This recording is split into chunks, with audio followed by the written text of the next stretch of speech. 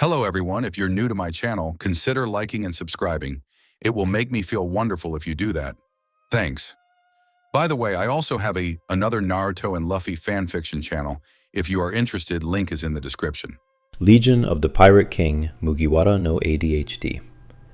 With a larger crew come unique challenges and obstacles they must overcome together, including conflicting personalities and different wants and needs to have an enjoyable and sustainable journey.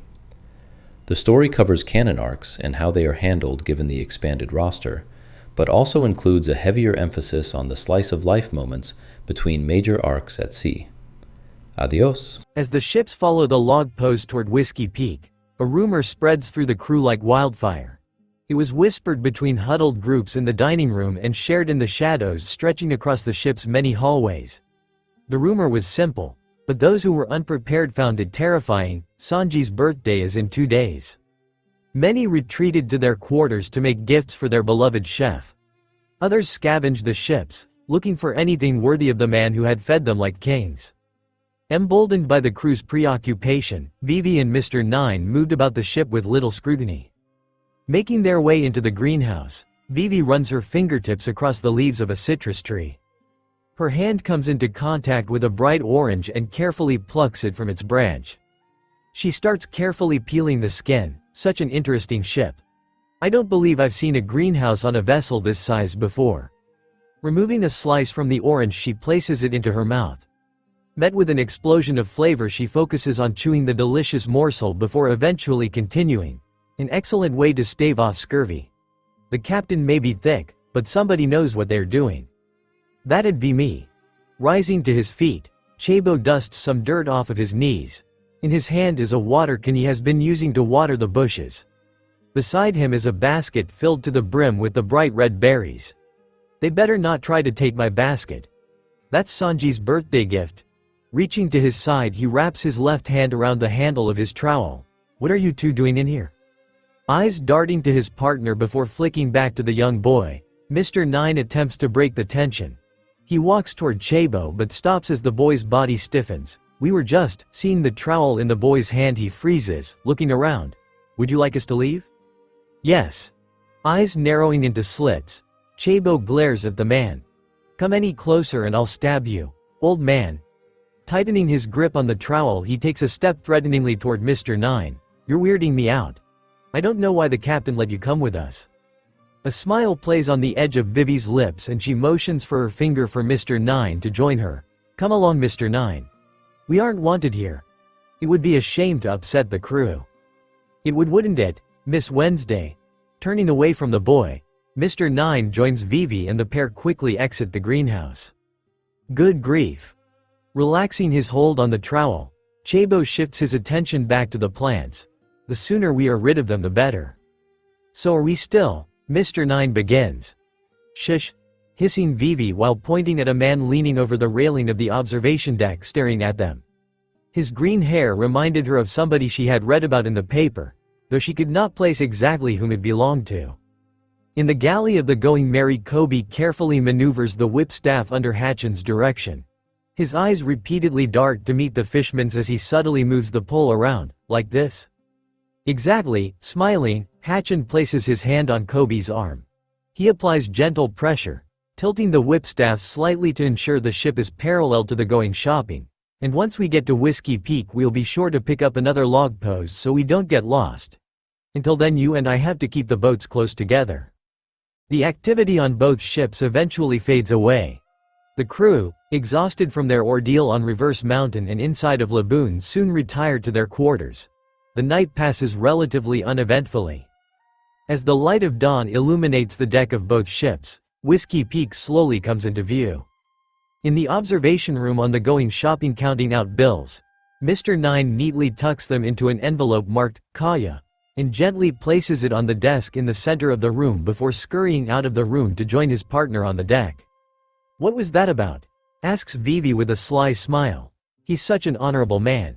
It's a shame he was sucked into Crocodile's scheme. I was, blushing. Mr. Nine tugs at his crown. He didn't want to admit to paying for their stay, but found it hard to lie to his partner, using the restroom. Avoiding eye contact, he makes his way to the railing. Resting his elbows against the metal bar, he watches as the desert city comes into view. Joining her partner, Vivi places her hand on Mr. Nine's arm and feels goosebumps erupt across his skin. On either side of the ship, buildings made of clay and rock line the shore. Behind the buildings, round green mountains that resemble cacti dot the landscape. I'm far from Alabasta, but this island reminds me of home.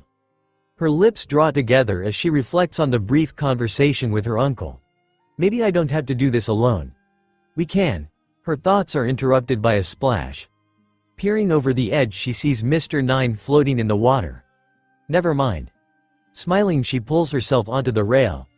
Placing her hands together above her head, she gracefully dives off the side and into the water. She emerges a moment later, and after exchanging a look with her partner, the pair begin swimming for shore. On the first level of the going shopping. Where did they go? Taipan mutters as he wanders about the ship looking for Vivi and her partner. Having finished his third traversal of the vessel, he was starting to get frustrated. Maybe I need to try something else. Stopping beside the stairs on the first level, he closes his eyes. Focusing on the knot in the back of his head, he feels it extend away from him. A map of the ship forms in his mind. He can see two glowing dots on the flying bridge, likely Mary and Nami. Several more dots were in the kitchen. Washing dishes left by the crew after breakfast. In the training room, two dots that both glowed bright red indicated a sparring match between crewmates. A warm green dot glowed in the greenhouse, almost certainly from young Chabo. Several more dots were scattered across the ship. But none matched the familiar hue he had learned to associate with his niece. That's odd. Face hardening, Taipan focuses on expanding his observation haki until it encompasses the going Mary and beyond. Eventually, his niece's aura appears beside a white dot that he can only assume is her partner. She seemed to be traveling away from the ships toward the island they were approaching. Opening his eyes slowly, he mumbles, "Interesting." "What's interesting?" asks Kaya, approaching the drunkard from behind. Reaching into his pocket. Sam pulls out a wad of bills and hands it to the blonde. "I forgot to." A loud hiccup escapes his lips. "Pay my fare today."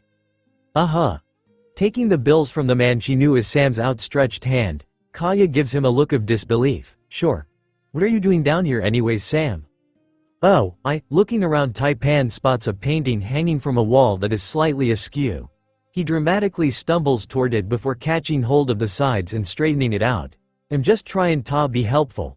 Turning back to the young woman, he gives what he hopes is a convincing smile, only to find that she has already started up the stairs. His smile shifts into a grimace. "I can't wait to be rid of this ridiculous charade. Maybe I can catch a ride with Vivi back home." At the Whiskey Peak dock, it doesn't take long for the ships to dock and the crew to descend to the ground. Johnny and Yosaku stay behind to guard the fleet while a welcoming party forms on the docks. Noting that Mr. Nine and the woman she knows as Miss Wednesday did not debark the ships, Nami thinks to herself, "I shouldn't be surprised that our new companions took off without us." Her thoughts are interrupted as the local citizens approach. "How exciting to meet you," shouts a young woman.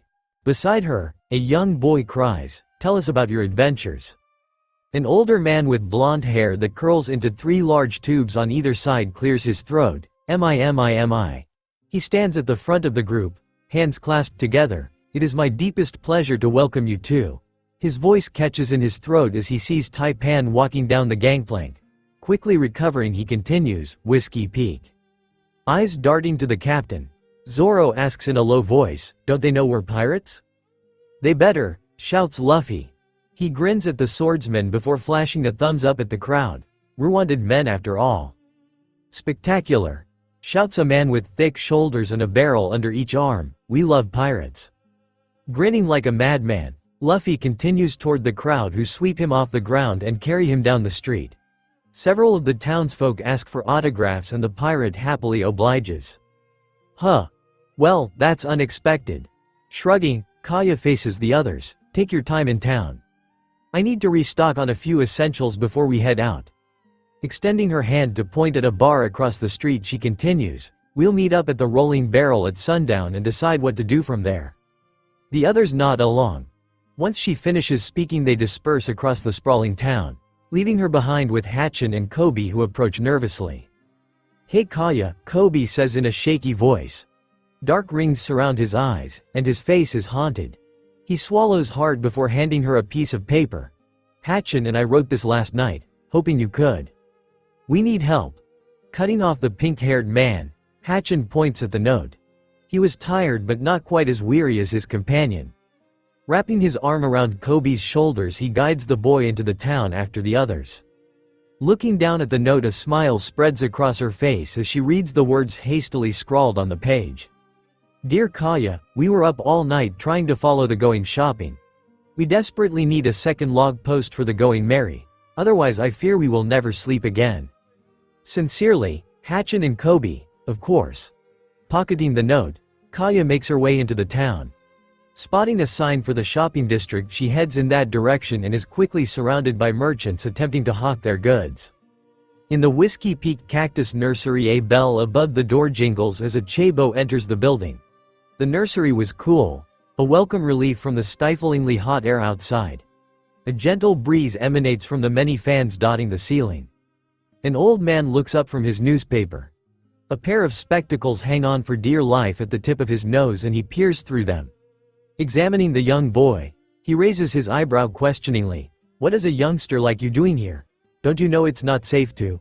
His voice trails off as the Chabo walks to the cacti nearest the door and begins examining them closely. This plant, leaning close, Chabo studies the specimen in front of him. It's almost as if two plants came together to make it. Reaching into his pocket, he withdraws a gardening glove and carefully slips it onto his right hand. It's beautiful. Do you mind if I touch it? Pushing his glasses up the bridge of his nose, the old man sets aside his paper and walks over to the boy.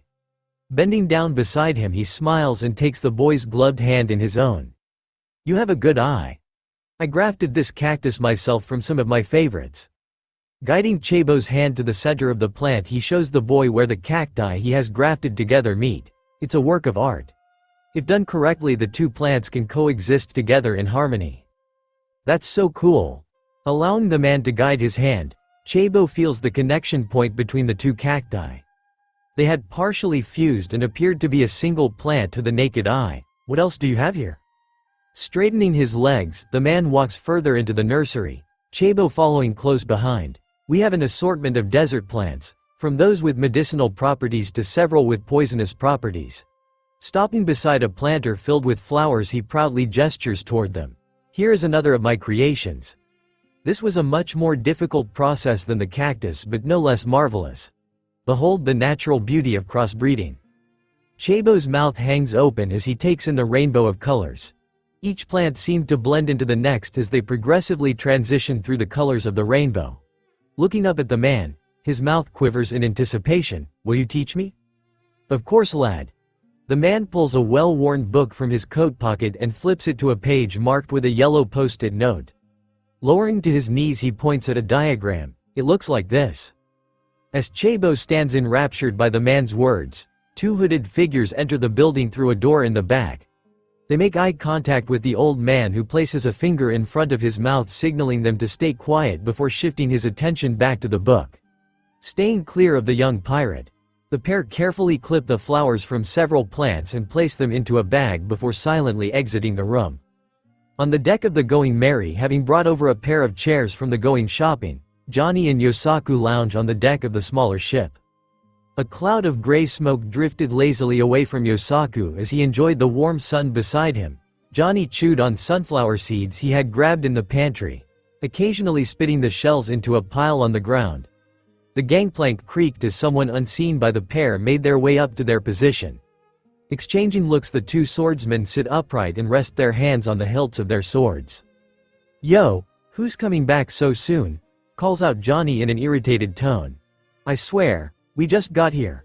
Maybe somebody forgot something? His question goes unanswered as the footsteps continue toward them. Raising his eyebrow at Yosaku, the men both rise from their chairs. Pulling the cigarette from his mouth, Yosaku shouts, Come on, tell us who it is. I swear we won't make fun of ya. He smirks at his friend. At least not to your face. The request is again met with silence. Shit. This could be bad. Wrapping his fingers around the hilt of his blade, he prepares to draw. Really starting to freak me out.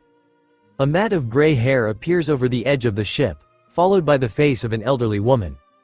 Upon seeing the intruder's age, the swordsmen relax their bodies. As she steps onto the deck, they see her holding something wrapped in a blanket. The old woman speaks in a near whisper. "So sorry for not answering. I didn't want you to mishear me." Grabbing hold of the blanket, she unwraps it slowly while maintaining eye contact with the men. "I heard 2 brave pirates were staying on the ship and thought I should bring you something special for your dedication." Pushing his sunglasses on top of his head, Johnny stares in confusion as the woman reveals what appears to be a hairy hand. The hell? He looks back up at the woman. What the fuck is that thing? He feels Johnny's elbow hit him in the stomach and doubles over in pain. "Sorry about that. What my friend meant to ask is, the fuck is that thing?" Turning to his friend, Yosaku grins and says in a condescending tone, "Ma'am." The old woman purses her lips, clearly irritated at the men's crude language. A moment later her face relaxes and she explains, "It's a monkey's paw. They say if you make a wish it'll." Sick. Leaping forward, Yosaku snatches the monkey's paw from the woman. He turns to face Johnny, who is still recovering. "Check it, we get a free wish." The old woman attempts to get their attention. "I must warn you. Shit, we could wish for anything, like money, women or even booze." O has recovered enough to join his friend. He attempts to grab the monkey's paw from Yosaku, but the red-haired man yanks it out of reach. "Bro, let me hold it." "Nah. I got it first so I get tall, make the first wish." Lifting the monkey's paw over his head, Yosaku dodges as Johnny attempts to take it from him. "You really shouldn't," the old woman attempts to warn the pair, but it is clear they are completely ignoring her. Rolling her eyes with an exasperated huff, she returns to the gangplank, muttering, "Idiots." "Fine." With a huff, Johnny gives up trying to take the monkey paw. Crossing his arms, he glares at his friend. "You better hurry up, I want my turn." "Great, now I have to come up with something fast or he'll be pissy all day." Yosaku racks his brain trying to come up with something. "We got plenty of chicks on the ship and enough booze to last us a lifetime. It would be tight if I had more money though." Deciding to wish for money, he clears his throat. "Alright, I think I know what I want." His eyebrows pinch together as he studies the paw. "Wonder how this thing works." Pressing his lips together, he places a hand on the paw. "I wish it came with instructions." The monkey's paw begins to glow a warm blue light in Yosaku's hand. "Oh come on. That doesn't count." A finger curls toward the palm. Suddenly the paw vanishes, leaving in its place as a note. Monkey's paw instructions. Step 1. Touch the monkey's paw. Step 2. State your wish starting with the phrase, "I wish." Step 3. Receive your wish. Note: wish is subject to the interpretation of the monkey's paw and may or may not meet the intention of the wish maker. "Are you serious? Where the hell did it go?" shouts Johnny in a rage. Snatching the note from Yosaku, he quickly reads it over before crumpling it into a ball and tossing it at his friend. "Good job, idiot. You just wasted our wish and now the damn thing is gone." The old lady. Rushing over to the gangplank, Yosaku looks down at the dock, but the old woman is nowhere in sight. Pointing down, he shouts, "We gotta find her. She'll know where we can find the paw so you can make your wish, bro." The pair charge down the gangplank and race into the city, searching desperately for the old woman. In the Whiskey Peak shopping district, crewmates hurry past one another as they go from shop to shop, comparing their selections and trying to find the best deals. Those who haven't managed to make something for Sanji are desperately searching for the perfect gift, while others look for knick-knacks and personal items. A small bag slung over his arm filled with items he had purchased at another stand, Jin walks across the street toward the local blacksmith shop. He stops in his tracks as Rika nearly collides with him, bags filled with candy slung over both shoulders. "Watch it!" he shouts as she passes. Once the path is clear, he continues to the other side of the road and casually pushes the shop door open. A heavy-set man with a thick black mustache leans against the counter, a bored expression painted on his face. Along one wall, Hatchin is investigating a length of chain. On the opposite side of the shop, Zoro examines a sword sharpening wheel. The blacksmith glances up at Jin and gives him a subtle nod. "Feel free to look around. If you need any help, I'm here." "I would like some help." Making his way to the counter, Jin drops a sack filled with coins onto its wooden surface. He grins, meeting the blacksmith's eyes. "I'm looking for some lightweight armor." Inside Whiskey Ware's in the shopping district. What do you mean you're out? Spittle flies from Sanji's mouth as he glares at the shopkeeper who is edging backward in fear toward the corner of the small shop. Stabbing his finger at the man, the chef marches menacingly toward him. First the chef coats, then the knives, and now the spices. What in the hell do you have? It's not my fault. The others. Sweat runs in streamlets down the man's face. He trips and falls backward onto a shelf, knocking over several vases which fall to the ground with a loud crash. Frantically looking around, he sees something on the other side of the shop. He screams in desperation, pots and pans. Huh? Turning, Sanji sees a set of 12 matching pots and pans bundled together. A smile spreads across his face. I'll take him. Pulling a purse filled with money, he tosses it onto the terrifying shopkeeper before crossing the room. Picking up each piece, he examines them. Stainless steel. Non-stick coating. A thick layered bottom so the cook will be even. Sturdy handle. Tight-fitting lid. They're perfect. Opening the purse, the shopkeeper quickly counts the money. I don't think this will cover. He stops dead as the chef glares at him. Swallowing hard, he decides to cut his losses. I mean, it's exactly right. In the Whiskey Peak shopping district, Taipan and Ninjin slowly walk down the street together. They pass Glamour Grove, where Najiko has just finished having her nails done and is now getting a haircut. On the table next to her is a small stack of books. Mary is in the shop talking to the receptionist about hair maintenance products. On the other side of the street, Kobe and Tamanegi look through books in Whiskey Peaks and Pages. Kobe has amassed a small collection of fictional stories starring Garp the Fist, and Tamanegi's backpack is filled to bursting with blank notepads. Staring at the ground, Ninjin carefully kicks a rock forward with each step. Something's wrong. Sam is acting strange. He runs into Taipan's outstretched arm and, glancing up, sees Jimmy Scoops cross in front of them, admiring his newly purchased camera accessories. He grins, seeing Piaman drag a cart down the street loaded with the parts of a disassembled cabinet and several woodworking tools. Yo Pepper, don't break your back. Letting go of the cart, Piaman flips his friend off with both hands. With a grin matching Ninjin's, he shouts, "Don't worry, I ain't a shrimp like you, Carrot." Bah-ha-ha-ha-ha-ha. Ninjin laughs as he passes his friend and continues down the street with the man he knows only as Sam. Eventually, his mirth dies down and he looks up at the older man wearing an uncharacteristically serious expression. He tries to break the awkward silence. Thanks for buying the shot glasses for Sanji. I don't think I could have. Noticing that the man is not paying attention, he trails off and bites his lip. Is he mad at me? What did I do? Where the hell did he go? Taipan narrows his eyes as he searches the crowd. I could have sworn I saw him back at the docks. Spotting the familiar curls jutting above the crowd, his lips curl into a grin. Found you.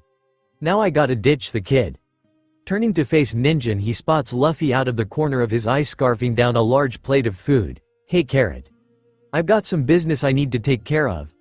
I bet the captain will share if you ask. I'll be back soon. He stares deep into the boy's eyes. I'm sorry kid. But I can't have witnesses. Business? Ninjin opens his mouth to protest, but seeing the intensity behind the man's eyes, he snaps it shut. He licks his lip nervously. Promise? He holds out his hand. Of course. Forcing a smile, Taipan grabs the boy's hand and shakes it. Order me something good. I'm thirsty. He winks at the boy before miming taking a swig from his flask. I guess he's not mad. Smiling, Ninjin nods at his friend. You got it. He turns and bolts for Luffy, who is hard at work on his 6th plate of food. Several waiters hover around the table, fresh food in their hands, staring open-mouthed at the ravenous pirate. On the table beside him is a book filled with pictures of exotic bugs. As soon as Ninjin is out of sight, Taipan darts into the crowd after his target. A Monto lockstep with the large man. As they move through the crowd, he focuses on the knot in the back of his head. There are too many eyes here. I need to find. His lips curl into a smirk as he senses an empty building to their left with his observation hockey. We need to talk. Grabbing the man's wrist, Taipan darts to the side. Throwing open a wooden door, he drags his target inside. What? Startled, the large man tries to protest as he is shoved roughly into the center of a medium-sized room. He stares as a dart is launched from Taipan's right arm. The blade sinks into the door. Once it stops moving, he sees a thin rope wrapped around the handle that runs back to Taipan's sleeve. Grabbing the rope, Taipan yanks it toward him, slamming the door shut. He flicks his wrist upward, causing the blade to dislodge from the wooden frame and retract toward him. It vanishes up his sleeve, leaving no evidence of its existence behind. Turning to face the tall man, he glares, rage evident on his face. "Why aren't you in Alubarna? You have 10 seconds to convince me not to slit your throat." Igaram. Running her fingertips across a crate of wine bottles, Kaya watches as the sales associates scurry around the room. Several crates filled with top-shelf alcohol are loaded onto a cart to be delivered to the storage room on the going shopping. A sales associate from a shop down the street throws open the door and frantically looks around. Spotting Kaya, he quickly approaches her. "I've been looking all over for you. We delivered the first aid kits and log poses to the finance office. Is there anything else I can assist you with?" "That is all I need. Thank you for your time," Kaya says in a calm voice. "If you hadn't wasted so much of my time haggling, I would have spent more." Seeing the man's outstretched hand, she rolls her eyes. Of course, he wants a tip. Digging into her pocket, she pulls out a roll of bills. Counting out 1,000 per worker, she meets the man's eyes. "I am trusting you to share this with your staff." The man nods vigorously and she hands him the money. Greedy bastard. I bet the minute he walks out of this store it's going into his pocket. Her suspicions are immediately confirmed as he shoves the money into his wallet on his way to the door. Shifting her focus back to the wine, Kaya peers into the crate. A bottle with a long neck bearing a name she wouldn't dream of trying to pronounce catches her eye. A wiry man with glasses appears beside her holding a clipboard. As the owner, he had been laser focused on her since she entered the store. Pointing at the wine, she says in a calm voice, "I'd like a bottle of this on ice in my room." "Of course, miss." Scribbling something on his clipboard, he gives her a disarming smile. "Would the lady like to close out her tab or continue perusing our wares?" Glancing around at the mostly empty shelves, Kaya can't help but smile back. "I pretty much cleaned you out, but I respect the hustle." Reaching into her pocket, she pulls out the bundle of bills and again counts out tips for the hard-working employees. "I think we are good. Please ensure that the help is compensated for their effort." She liked this man. He had been nothing but honest with her and she had no doubt he would treat his employees well. "I will." Opening the clip at the top of the board, he slides the money in before letting it snap closed, pinning the bills in place. "It was our pleasure. I look forward to working with you again in the future." He slips a card with his contact information into Kaya's hand, which she immediately pockets.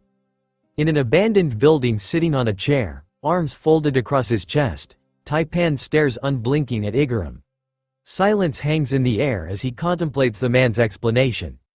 Letting out a deep sigh, he hangs his head. "I should have been there." Crossing the room, Igaram places his hand on Taipan's shoulder. "It wouldn't have." "It would." Head snapping up, Taipan brushes off Igaram's hand and rises to his feet. "Never show weakness." His eyes narrow and something burns behind them as he stares at the man. "I should have been the one infiltrating Baroque works. I used to be part of Cypher Pole." His words trail off and he casts his eyes to the side as memories of his time with the agency course through his mind. It's no use lamenting the past. Shaking off the thoughts, he again focuses on Igaram. "This crew. What do you plan on doing with them? Grown fond of them, have you?" Am I? Igaram chortles to himself but quickly regains his composure. "We are going to do the same thing we do to every pirate crew that comes through our town. Get them drunk enough to pass out, then turn them over to the Marines for their bounties. By our estimate, the crew is worth almost 110 million belly. Hey, you'd be better off thinking better of calling attention to the money stored in the vault." Taipan quickly shifts gears. "Anyways, if you are serious about this, you are going to need more than alcohol to handle these guys. The green-haired swordsman knows how to handle his liquor and a few of the others don't drink." Am I? Igaram chuckles to himself in response to Taipan's statement. He smiles at the man. "This entire town is filled with assassins. We can handle 1 or 2 pirates, especially ones from a rookie crew fresh out of the East Blue." "You think so?" A sly smile spreads across Taipan's face. According to the logbook, that same swordsman went head-to-head against Mahawk and lived to tell the tale. He watches as the color drains from Igaram's face and the man's joy gives way to fear. "Let me balance the odds in your favor. If you promise to put Vivi and me on a ship back to Alabasta tomorrow morning, I'll ensure tonight goes according to plan." Still smiling at Igaram, he feels a knot form in his stomach. "Forgive me, friends. Alabasta is my priority." That evening in the Rolling Barrel, the members of the Straw Hat crew trickle into the bar alone or in small groups after dropping off their things on the ships. With each new arrival, the locals let out a loud cheer before resuming their mingling. A self-playing piano hums away in the corner, belting out familiar tunes, and several younger townsfolk dance beside it. A prominently displayed banner along one wall reads, "Welcome Straw Hat Pirates. Set sail for adventure." A buffet beside the bar counter has a small placard indicating that all food and drink is on the house. Behind the counter, Ninjin watches as the bartenders walk him through the process of making their signature cocktails. He had spent his winnings on professional bartending lessons. A dartboard hangs from the wall opposite the buffet. Piaman, Rika and Tamanegi take turns trying to hit the target with a stack of darts. Each success earns a cheer and each miss is met with a chorus of boos. Darting between legs and under tables, Chow Chow chases a terrified lizard around the bar. Every time he gets close to his prey he backs off, not wanting to lose his source of entertainment. Sitting with his back against the wall, Hatchin smiles as 4 men attempt to wrestle his arms to the table. Pumping his 2 half-grown top arms in the air, he cheers on his competitors. "Come on. You almost have it. Dig down deep." The men strain, beads of sweat rolling down their bodies, as they try to overpower the fishman. "Fire!" shouts Jimmy Scoops as the flash of his camera lights up the room. He checks the picture and smiles before moving on to the next table. Morgans will have a field day with these. A whole town turning out to celebrate pirates. What a wild place. Maintaining eye contact with Mary, with whom he is deep in conversation, Igaram flashes a hand signal to a pair of burly men who march menacingly across the room toward the photographer. Not missing a beat in the conversation, he replies to Mary's question. "I suppose politics out here on the Grand Line aren't too different than they are in the East Blue. We have the same problems as anywhere else, just at a different scale."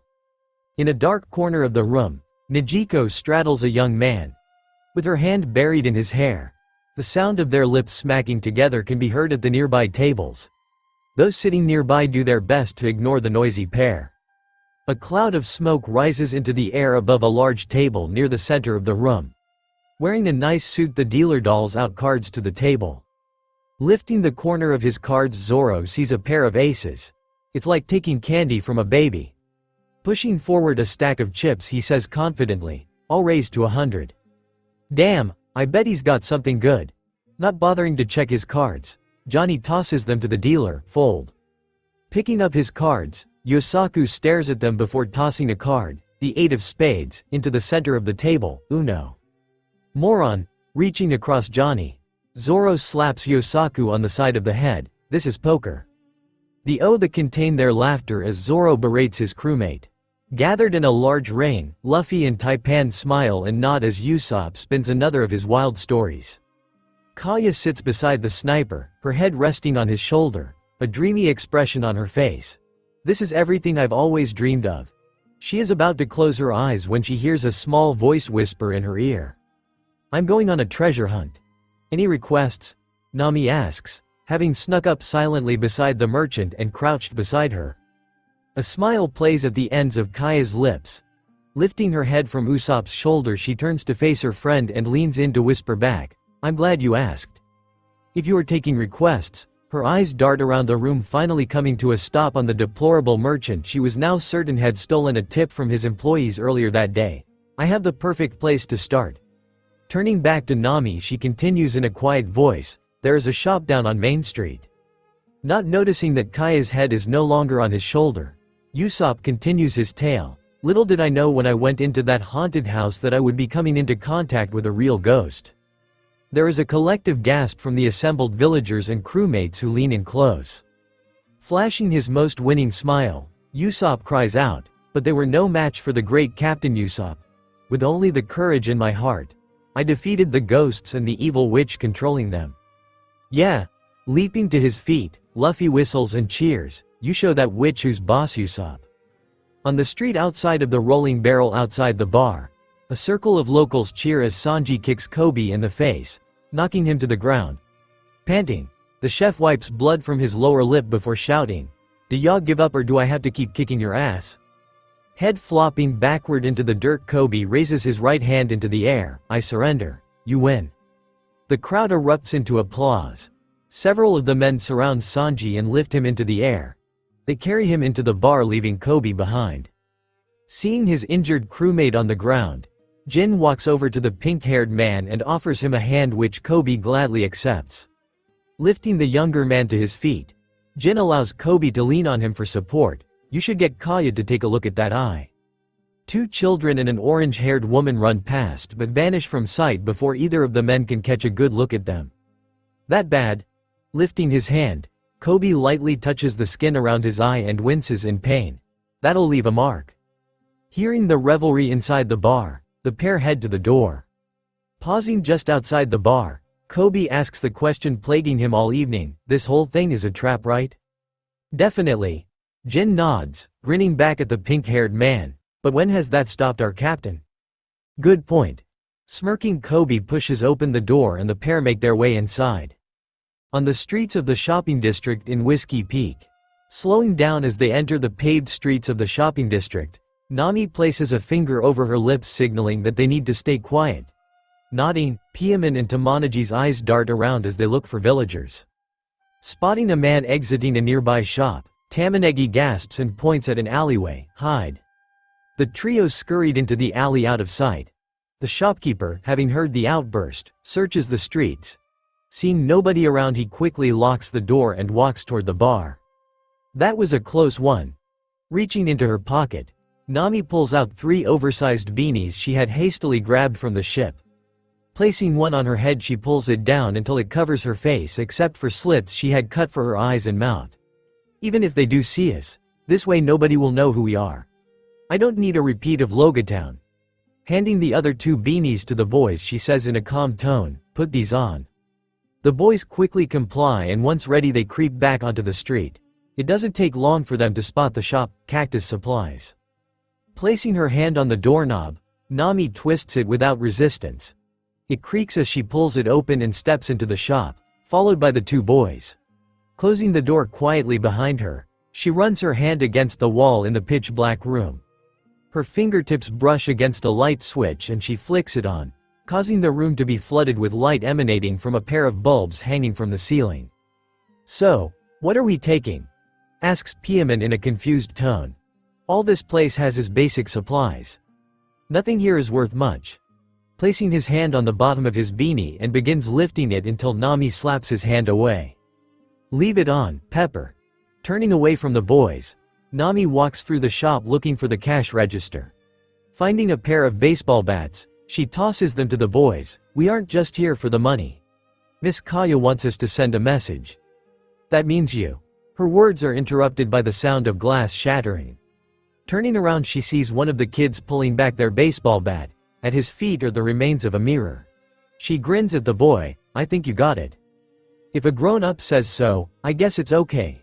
Shrugging his shoulders, Tamanegi follows his friend to a display shelf along the wall that is filled with merchandise. The boys begin swinging at the objects inside with their bats, sending glass and porcelain hurling to the ground. With the boys preoccupied with their destruction, Nami continues through the store. Finding the register, she bends down and examines the machine. A bored-looking Den Mushi stares back at her and she attempts to avoid eye contact with the creature. "Don't look at me like that. I'm not the bad guy here." As if reading her thoughts, the creature rolls its eyes and closes them, returning to sleep.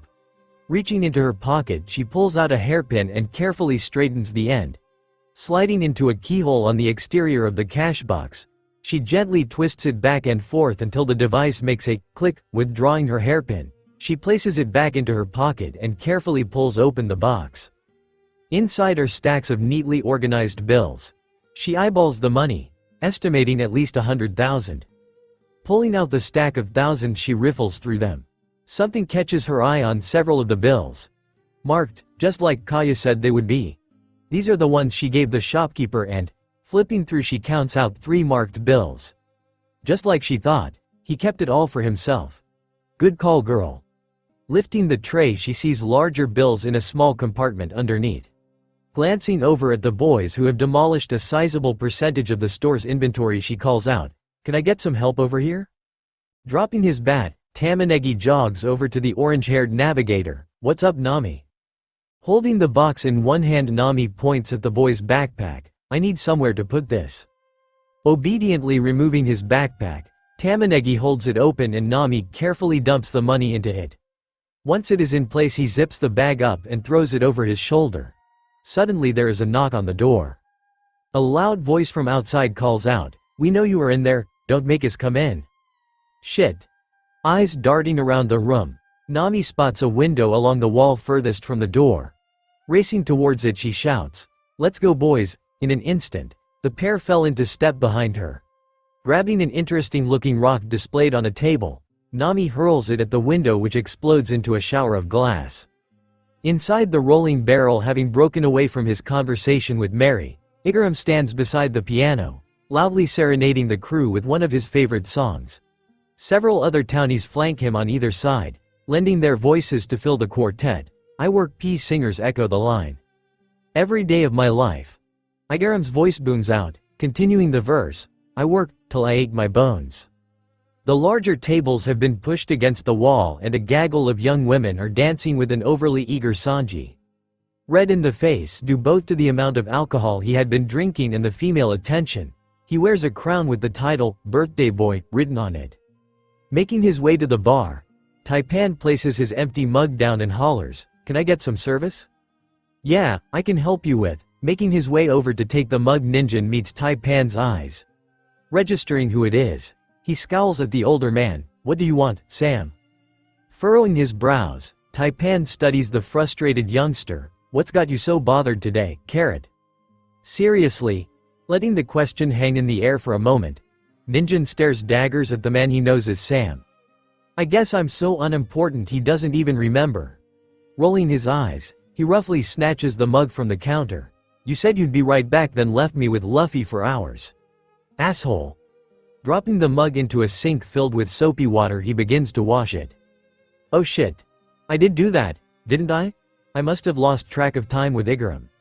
Biting his lip, he tries to think of a way to break the tension. "I'm sorry, Carrot. Why don't we talk about it over a?"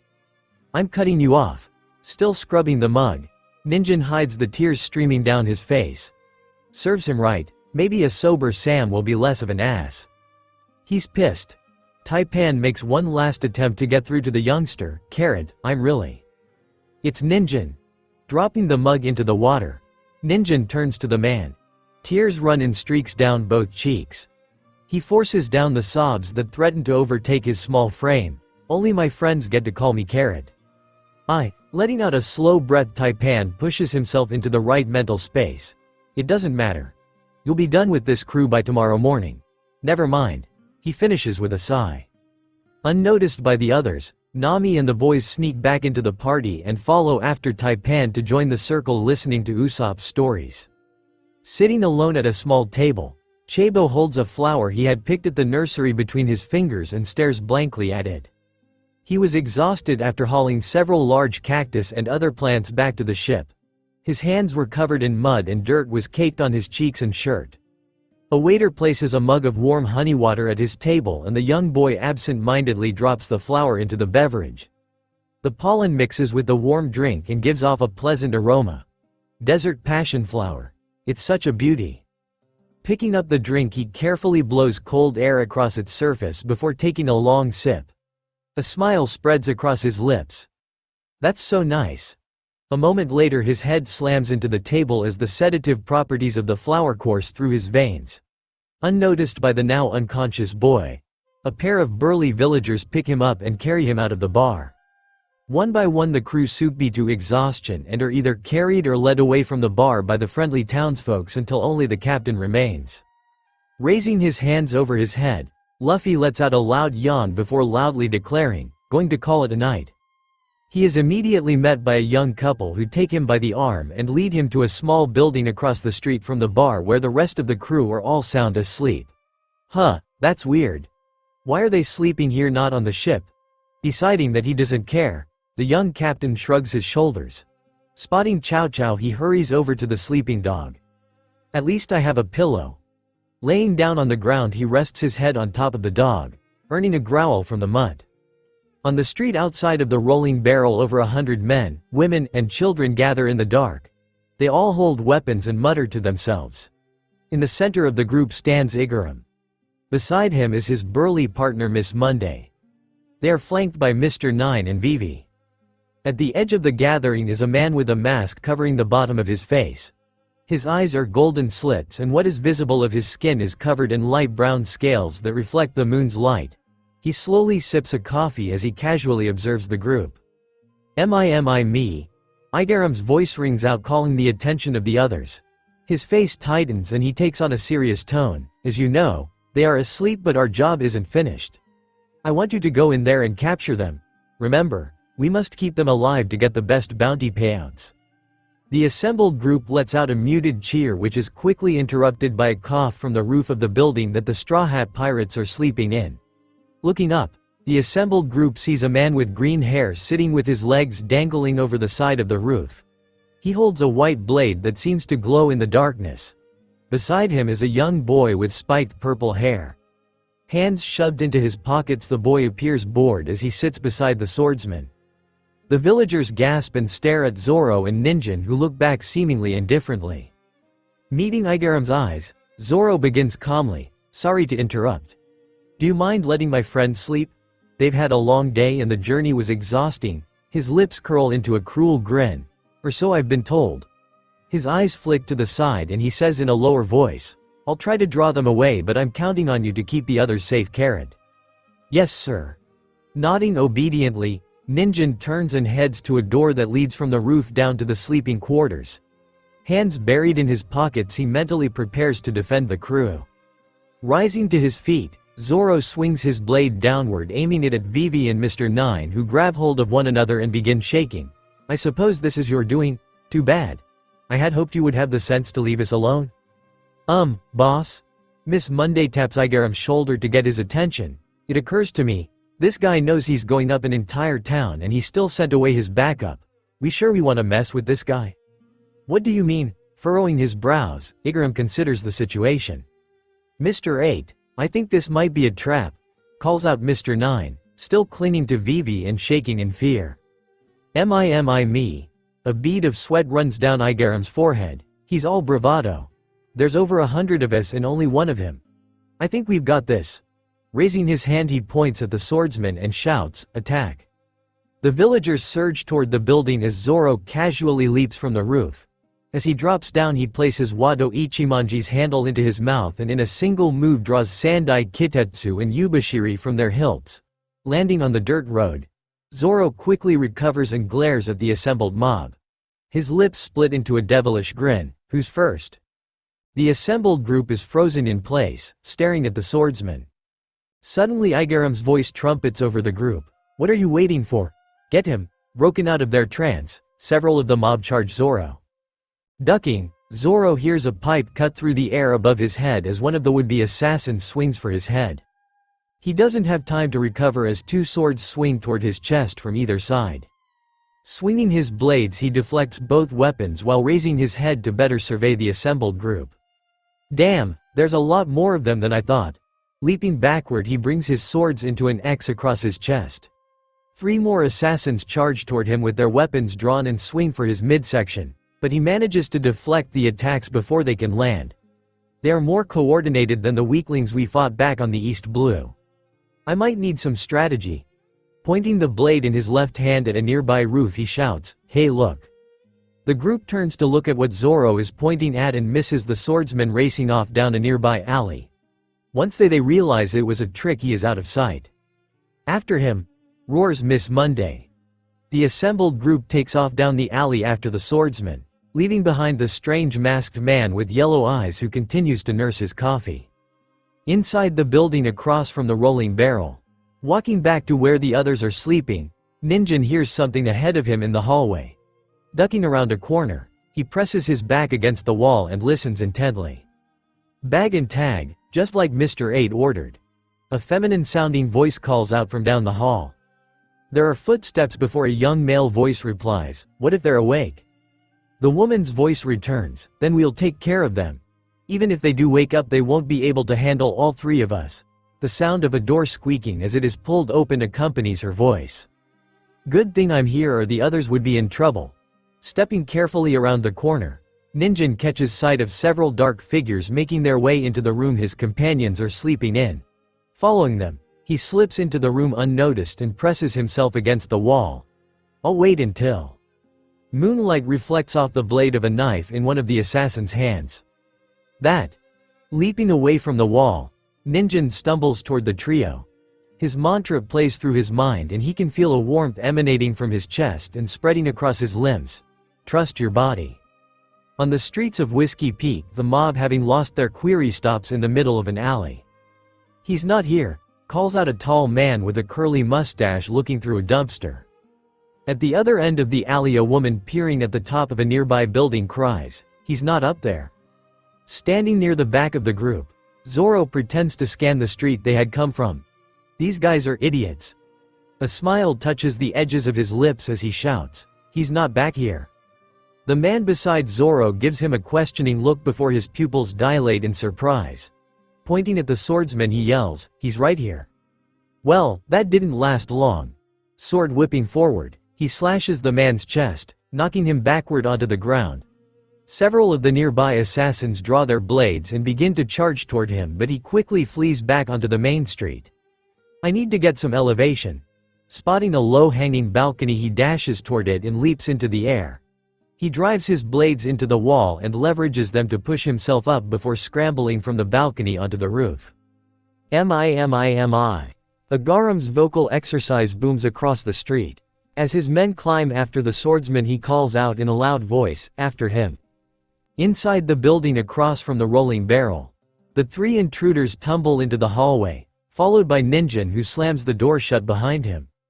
Shit, I hope that didn't wake anybody up. Stumbling to the side, Ninjin quickly regains his balance as the young man lunges at him, knife in hand. The two older assassins fall back, allowing the youngsters to tussle. "Get him, Mr. Beans," calls out the woman who is wearing a nun's uniform. Mr. Beans? What kind of name is? Ninjin's thoughts are interrupted as the man slashes at his chest. His body lurches to the side and he can feel his mind drift as the warm aura from his chest continues pulsing to his extremities. The young man slashes at him again, but this time Ninjin body slams him into the wall, causing him to drop his weapon. Damn it! Retreating to the safety of his companions, Mr. Beans hides behind his friends. "Miss Katharina, it's your turn, do it." Gladly. The woman in the nun outfit, Miss Katharina, steps forward. Pushing the cross that hung around her neck in front of herself, she presses a button on the top. God's blinding protection. Smoke is sprayed into the air toward Ninjin. Ah! As the smoke hits his eyes, Ninjin realizes immediately that he cannot see. He stumbles to the side and hears the sound of a katana slicing through the air. Ducking, he again hears the whoosh of air as the katana glides just above his head. Changing forward, his forehead slams into the woman's stomach, knocking her down. The clatter of steel fills Ninjin's ears as her weapon drops to the ground. The haze of his vision slowly clears and he sees Mr. Beans standing at the other end of the hallway, his finger on the trigger of a pistol that is aimed at his chest. The older man stands behind him, hands in his pockets, casually observing the battle. "Don't move, I'll shoot, I swear."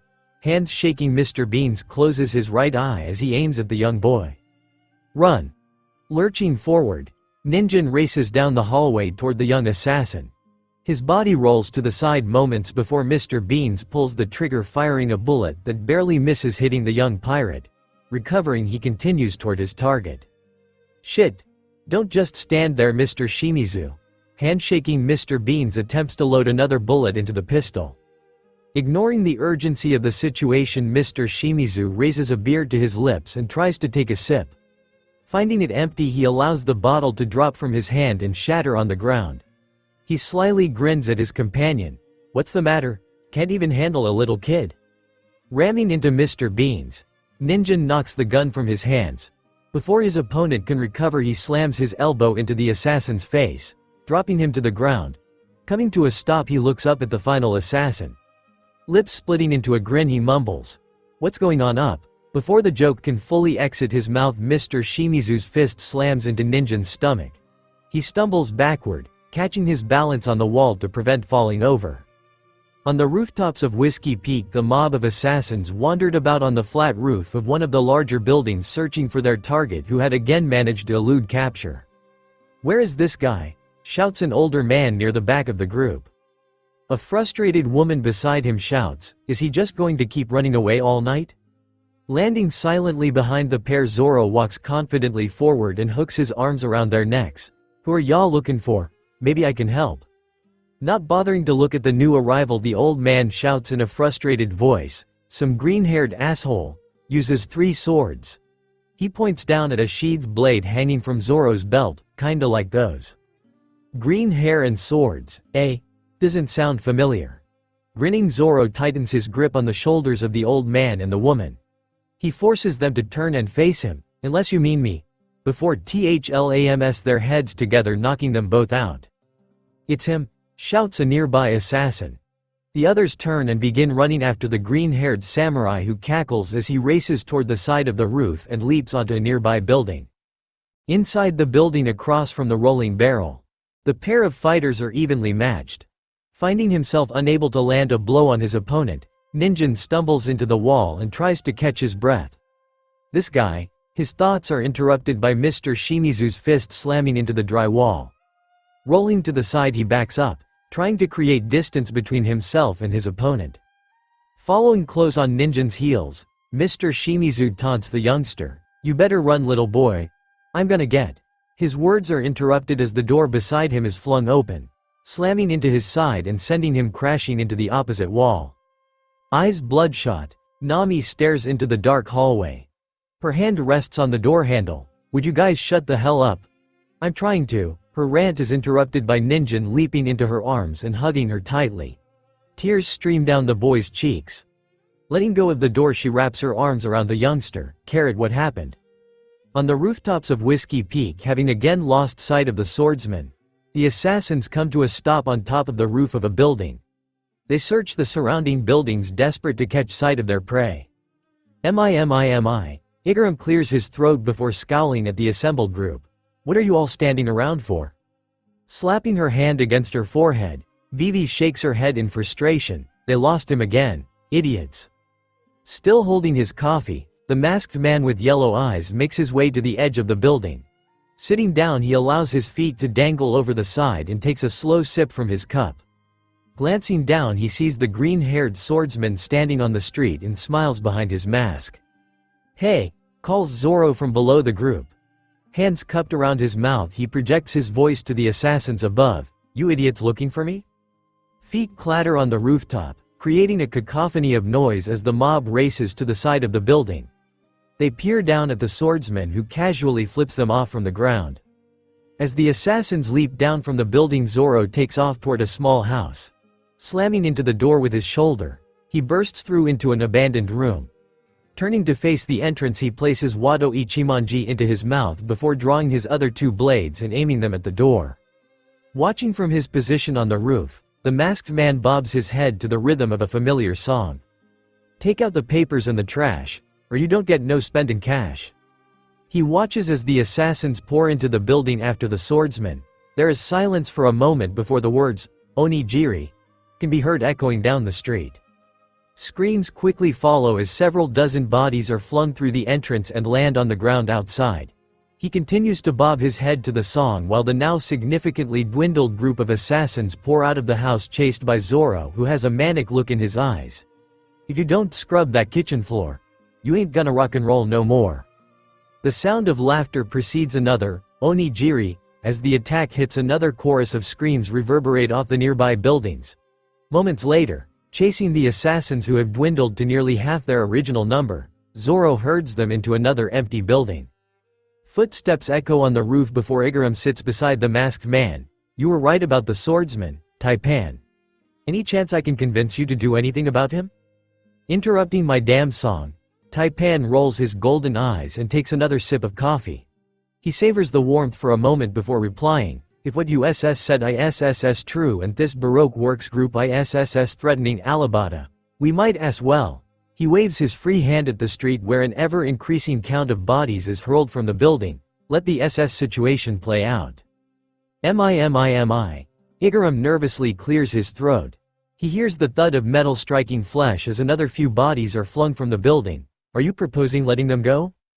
No, putting down his empty coffee cup. Taipan pushes himself to his feet. The sound of battle below has faded away, replaced with the groans of the injured assassins lying prone on the ground. But we need to make this look convincing. If I took him out too early, your Mr. Zero might realize something ISSS up. Stepping out of the building, Zoro wipes the blood of his would-be assailants off with his sleeves. Glancing up at the rooftops, he quickly spots Igaram and a strange hooded man along with several figures that appear to be standing behind them. An evil grin spreads across his lips. I dealt with your grunts. Think you'll do any better than them?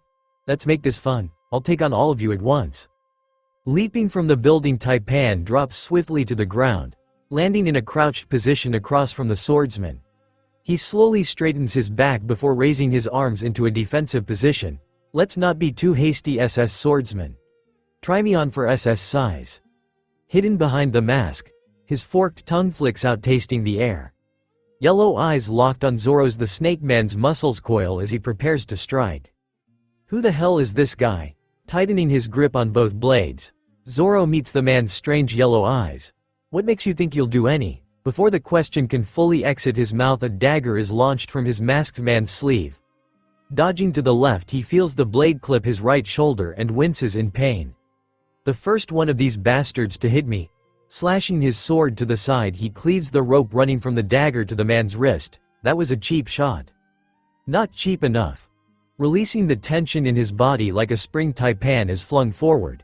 His shoulder connects with Zoro's chest, and a moment later he has the swordsman pinned to the ground.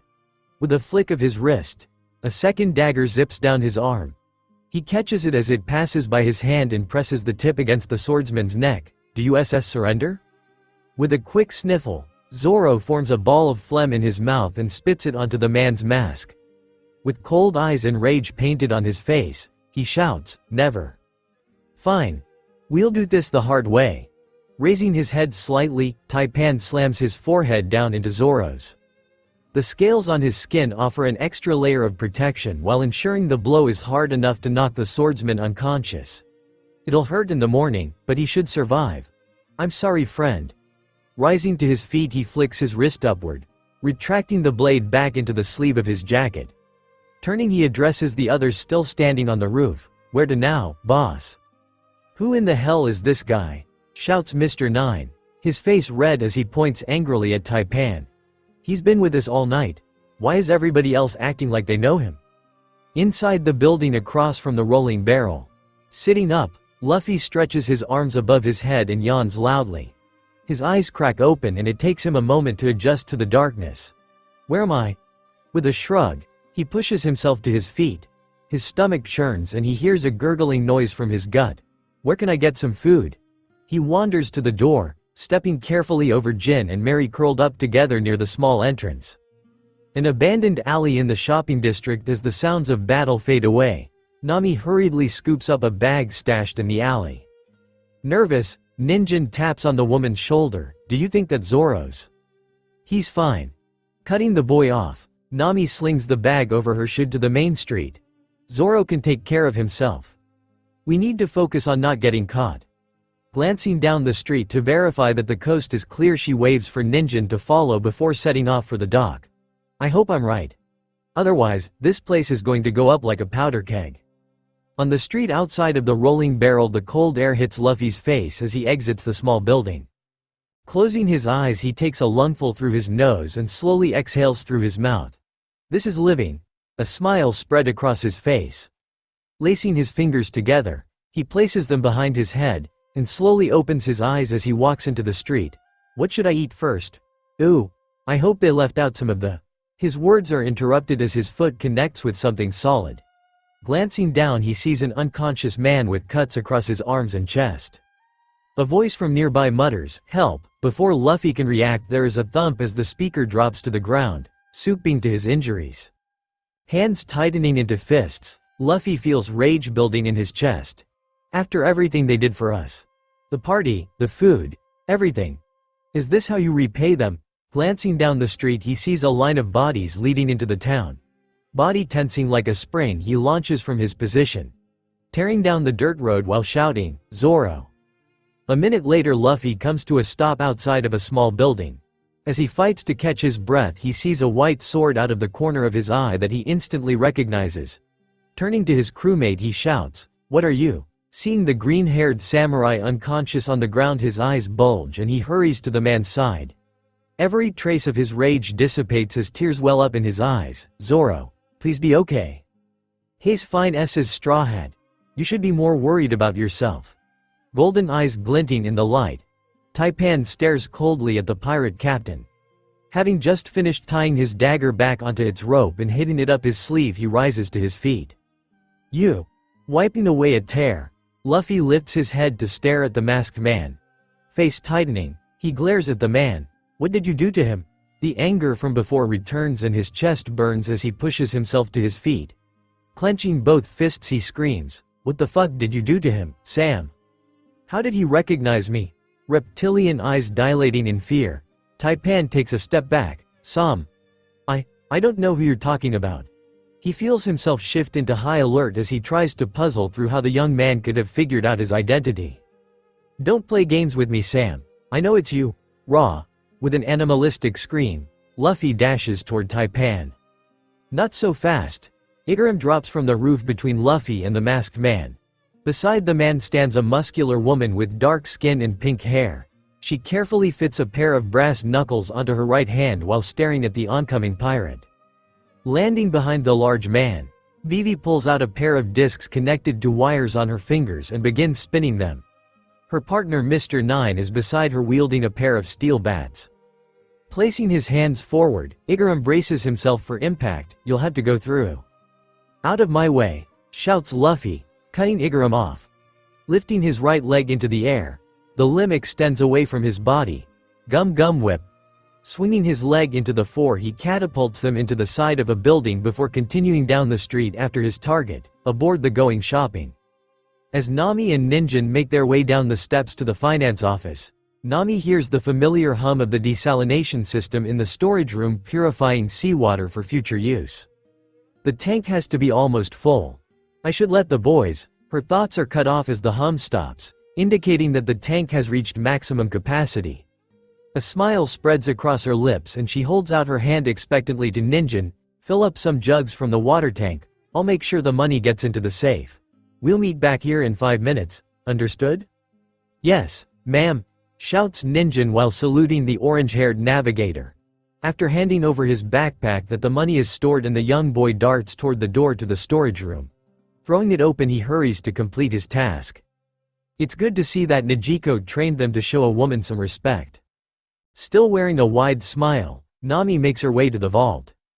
Entering the familiar code, she opens the heavy metal door and quickly slips inside.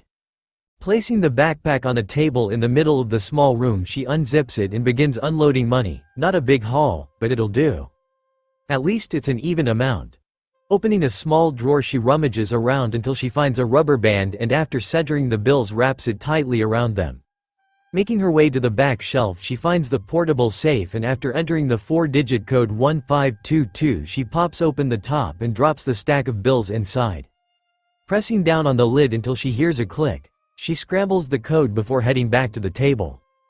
Grabbing Ninjin's backpack, she swings it over her shoulder and exits the vault, taking care to close and lock the door before walking to the still open door to the storage room. It was dark inside, but she could see movement near the water tank. Leaning against the doorframe, she calls out, "Hurry up, Carrot. We haven't got all night." "Don't you though?" calls out an unfamiliar female voice. A muffled struggling noise is followed by the slow fall of footsteps approaching Nami.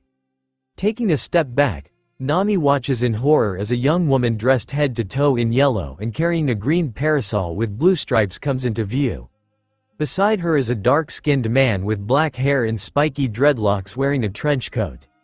In his hand is a gun pressed against Ninjin's forehead, who, glancing at Ninjin who looks terrified, she adapts to the situation. "Do you think you are pointing a gun at one of your men? What will the boss say when he hears about this?" Raising an eyebrow, the dark-skinned man glances at his partner and shrugs his shoulders. The woman's lips curl into a grin.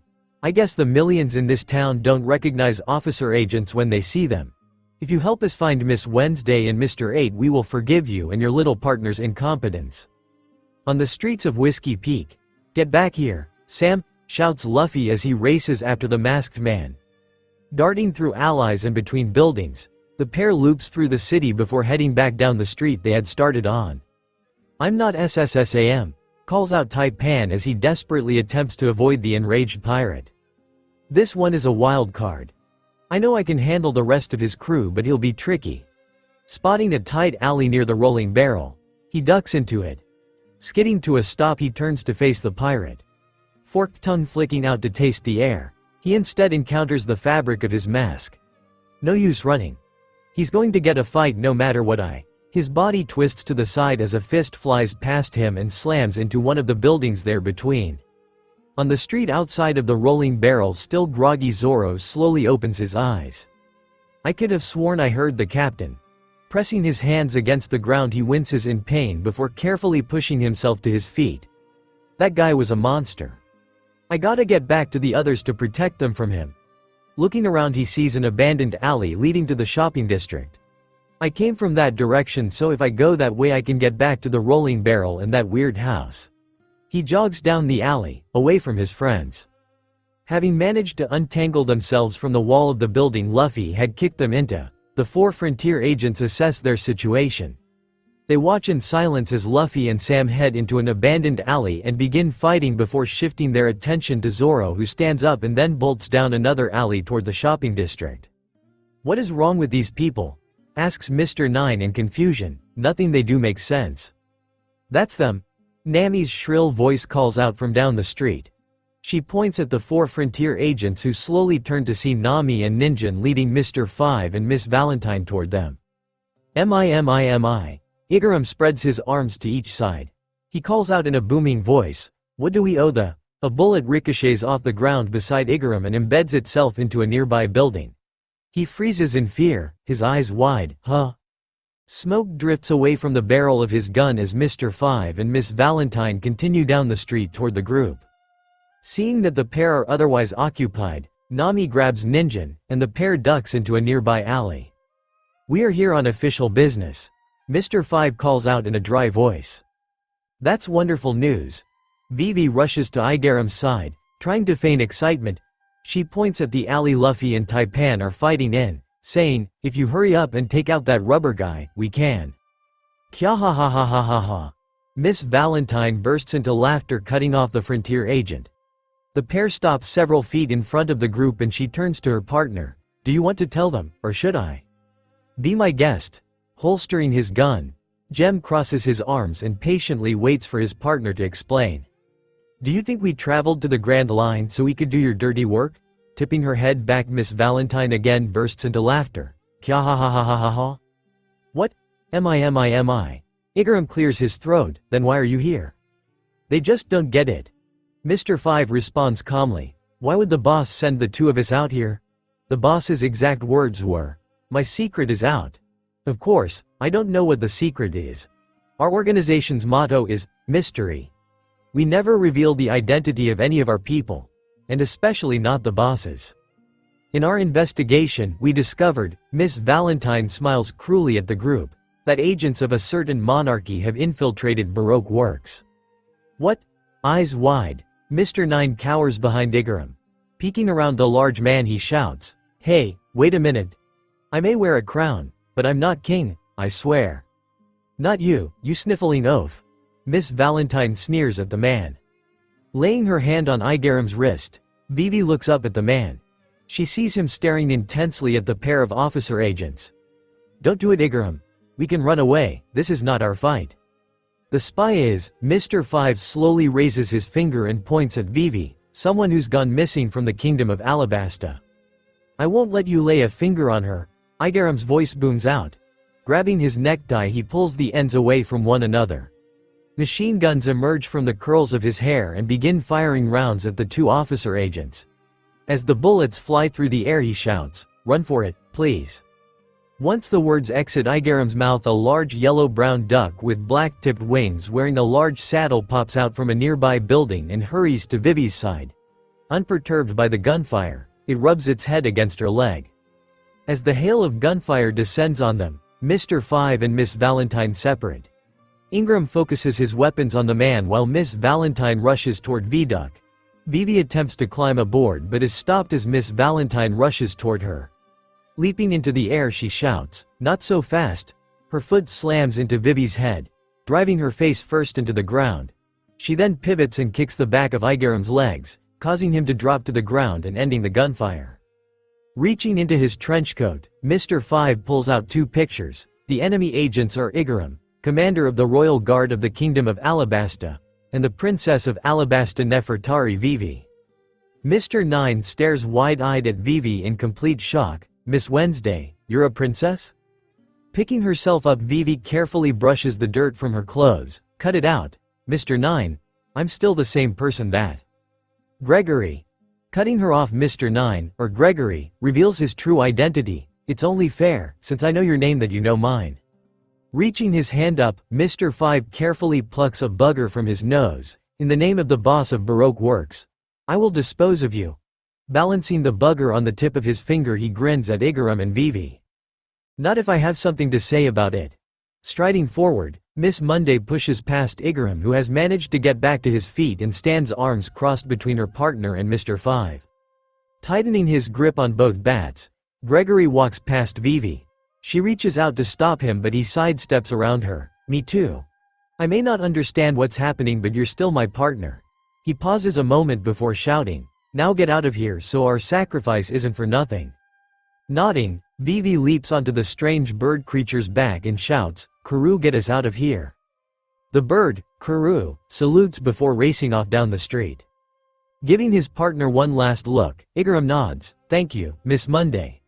Turning, he races after Vivi and Kuru down the street. "And that's our cue to go. Let's get out of here," Nami whispers into Ninjin's ear. The young boy nods and the pair creep down the alley, trying not to make noise until they reach the next street, where they promptly begin running in the same direction as Kuru, Vivi, and Igaram. In an alley near the rolling barrel, "Hold still, damn it, Gum Gum pistol," arm flying forward, Luffy attempts to hit Taipan, who dodges out of the way at the last second. "S's still think you can beat me, rubber boy?" With an upward flick of his wrist, Taipan sends a dagger flying at Luffy, who leaps out of the way. It lodges into the exterior of the building beside him. Maybe this will work. He flicks his other wrist upward and sends the other dagger into the opposite building before flicking both wrists down.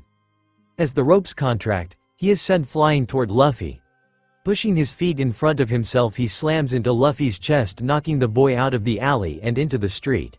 He lands several feet away from the boy as the movement causes both daggers to dislodge themselves from the building and disappear up his sleeves. On the streets of Whiskey Peak, frustrated Zoro glances from side to side only to see identical buildings to every other building in town. Damn it. Where is that stupid bar? Spotting a man chasing a woman riding on a duck, he shouts, "Hey, can I get some help over here?" Skidding to a stop, Igaram, Kuru, and Vivi turn to face the swordsman. Oh no, not him. Vivi places her hand over her face and is given a comforting pat by Igaram. "Let me handle this. If things go sideways, I need you two to run," Igaram says in a low voice before striding toward Zoro. Raising his right hand, he clears his throat. "Mi. Hello, swordsman. It is a pleasure running into you." "Sure." Visibly irritated, Zoro pushes his tongue against the roof of his mouth. "Pleasure my ass." He points at a nearby building. "Do you know where that bar went? I can't find the damn place." Does he mean the rolling barrel? Confused, Igaram stares at the swordsman, who glares back at him. "Would you like help finding your way back?" "Do you listen? That's what I just said." Gritting his teeth, Zoro can feel a vein bulging on his forehead. This guy is so annoying. "I think we can help you out." Glancing at Kara and Vivi, Igaram motions for them to join him. "But I need a favor from you first." Eyes narrowing, Zoro feels his fingers twitch and the urge to draw his sword swells up inside him. "What kind of favor?" Mi. Igaram swallows hard. He watches the swordsman's fingers creeping slowly toward his sword. His gaze rises to meet the swordsman's. "I would like to pay for your services to keep my companion here safe." "Not interested." Zoro answers coldly, "I've got enough people to care for without." "Hold it," shouts Nami as she darts out of a nearby alley and races toward the group. Are you turning down money, Zoro? Waving her arms, she does her best to interrupt the swordsman. Ninjin follows silently behind, embarrassed at abandoning his post and unwilling to look Zoro in the eyes. As the pair reach the group, Vivi shifts her focus from the swordsman to Igaram. How much money are we talking about? I bet you have plenty to offer, don't you? A grin spreads across her face as she slowly turns to Vivi. Princess? Oh no, she knows. Panic rises in Vivi's chest and she glances at Igaram, who smiles back at her. Am I? With fear on his face, Igaram glances down the street, checking that they are not still being pursued before refocusing on the orange-haired navigator. What's your price? I'm not too sure. She is a royal after all. Everybody knows royals have a lot of money. Placing her finger against her chin, Nami tilts her head as she feigns thinking hard about the question. A smile spreads across her face and she meets Igaram's eyes. How about $1 billion belly? Inside the building across from the rolling barrel. Money, cries out Kaya as she sits bolt upright. Sweat is pouring down her face and her heart is racing as whatever dream sparked her outburst fades from memory. Looking around in the dark room, she sees the bulk of her crewmates sleeping peacefully. Why aren't we on the ships? She feels a hand on her leg and glancing down sees Usopp sleeping peacefully beside her. I guess that question can wait until morning. She carefully lays back down and wraps her arm around Usopp's midsection before drifting back to sleep. On the streets of Whiskey Peak, Nami and Vivi both turn in the direction of shouting coming from several streets over. Raising her eyebrow, Vivi asks in a coy voice, "Isn't that your captain? What do you think he's doing and who is he shouting at?" Her pupils dilate. "Uncle Taipan." Pointing, she shouts, "We have to stop them, go Kuru." "Quack," chirps Kuru before taking off at what to him was a relatively relaxed pace in the direction Vivi was pointing. The others sprint after, trying to keep up with the princess and her speedy mount. On the street outside of the rolling barrel, Gregory groans as he desperately reaches toward Mr. Five and Miss Valentine, who are casually walking away down the street. In a weak voice, he calls out, "Stop! Come back!" The pair continued onward, either not hearing or not caring enough to respond to his protest. His hand drops back into the dirt and his eyes close as exhaustion overtakes him. Continuing down the street, the officer agents encounter Luffy and Taipan, who are still locked in battle. "Take this!" Gum Gatling. Luffy's fists fly toward Taipan in rapid succession, who dodges each attack.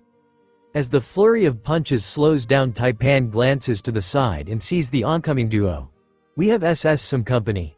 He ducks as a fist flies over his head before launching a dagger into his right hand and slashing Luffy's arm with the blade. "Who cares?" screams Luffy. Rage fills his body and he renews his assault against Zoro. "You bastard!" "Ehem!" calls out Mr. Five as he and his partner approach the duo. "Excuse me, you two haven't seen a blue-haired woman riding a duck, have you? We have some unfinished." He's talking about Vivi and Kuru. Before the man can continue, Taipan throws the dagger at him. Aiming his other arm at the woman, he flicks his wrist upward and a second dagger flies out toward her. The blades pass harmlessly beside their targets and embed themselves into the side of a building. The pair breathe a sigh of relief. Grin plastered across his face, Taipan flicks both wrists down, sending himself flying at the pair. Clothes lining both officer agents, he skids to a stop behind them. Grabbing the ropes, he yanks backward, pulling them free from the building and allowing them to return to their resting place up his sleeves.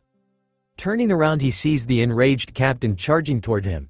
Shit, I shouldn't have taken my eyes off of him. Glancing down at the pair attempting to push themselves to their feet, he gets an idea. His serpentine limbs tense before he launches toward Luffy. His arms wrap around Mr. Five and Miss Valentine and hoists them into the air as he again skids to a stop. Let's put Straw Hat's anger to use. Whoa, hang on, shouts Miss Valentine as she struggles to get free of Taipan's grip.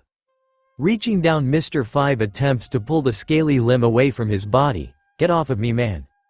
I don't care who I have to go through, screams Luffy as he pulls back both arms and tightens his hands into fists.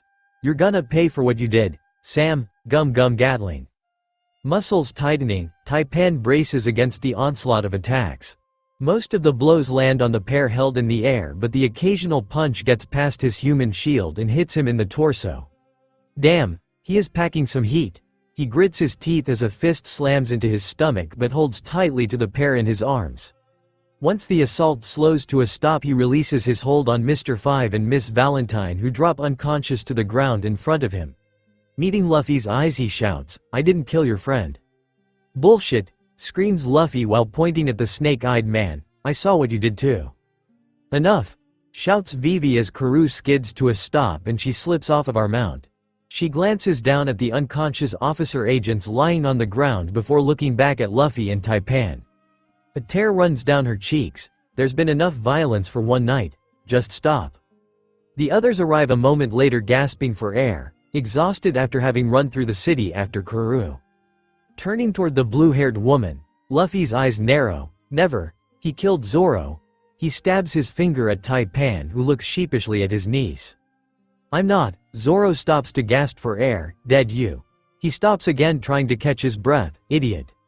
"Shut up," shouts Luffy, shifting his focus to Zoro. "I saw you dead. You can't change my mind." He glares at the green-haired swordsman. Taking a deep breath, Zoro raises his head to meet the captain's eyes. "Do I look dead to you?" "Maybe." Charging at Zoro, Luffy's rage dissolves and he leaps onto the swordsman, wrapping his arms around him. "But now you're alive. Watch it." Stumbling backward, Zoro attempts to remain upright as the captain hangs from his torso. "Our captain is wild, but I wouldn't have it any other way." Ignoring the commotion between Luffy and Zoro, Vivi raises her eyebrow at Taipan. "I suppose this was your doing?" She motions at the unconscious bodies of the two officer agents. "Mostly, I got a bit of help from," nodding with his head at Luffy, who is giggling like a madman while still clinging to Zoro. Taipan continues, "Luffy over there. That's weird. His voice is so familiar, but I can't place it." Eyebrows narrowing, Nami studies the scales covering the man's skin. "Is he some sort of fish man? Maybe he was part of Arlong's crew at one point?" She tilts her head in confusion as another thought occurs. "How do you know our captain's name?" "Well," glancing at Vivi, Taipan sees her nod and mouth. "They know everything, to him. Here goes nothing." He turns his attention back to Nami. "The thing about that ISSS." The scales sink into his skin as his eyes shift back to their natural black and the rest of his body transforms into the form the navigator is more familiar with. "I am very familiar with your captain." Mouth agape, Nami, Ninjin, and Zoro stare as the person before them transforms from his reptilian form into the man they know as Sam. "Sam?" Nami wonders aloud. "What is happening? Is he a devil fruit user like the captain?" A memory flashes through her mind and her eyes widen in shock. The hand language from the other day. He must know Vivi. Surprise shifts into concern, followed by rage. What in the hell is going on? "Sam, you better explain." Sam, lips curling into a smile. Taipan chooses his words carefully, "is a name I have used. But it's not who I am." "It's Taipan," whispers Ninjin. Tears well up in his eyes and he wipes them away with the back of his hand. "I overheard them name yesterday when he was talking to." He points at Igaram, him. "Clever boy." Nodding at Ninjin, Taipan affirms his words. "That's mostly right. My full name is Nefertari Taipan. I believe you've met my niece, Vivi." He points at Vivi, who nods and smiles back. "And Igaram." He aims his finger at Igaram, who gives a sheepish smile. "Commander of the Royal Guard of the Kingdom of Alabasta." Nami and Ninjin say in unison, cutting off Taipan. "Oh wow." Taipan raises his eyebrow at Vivi. "They do know everything, don't they?" Nodding, Vivi smiles back at her uncle. "Yep." She turns to the others and spreads her arms wide. "They have gracefully agreed to keep me safe." "Which we have," interjects Nami, cutting her off. She glances at Ninjin. "Hey Carrot, wake up the others.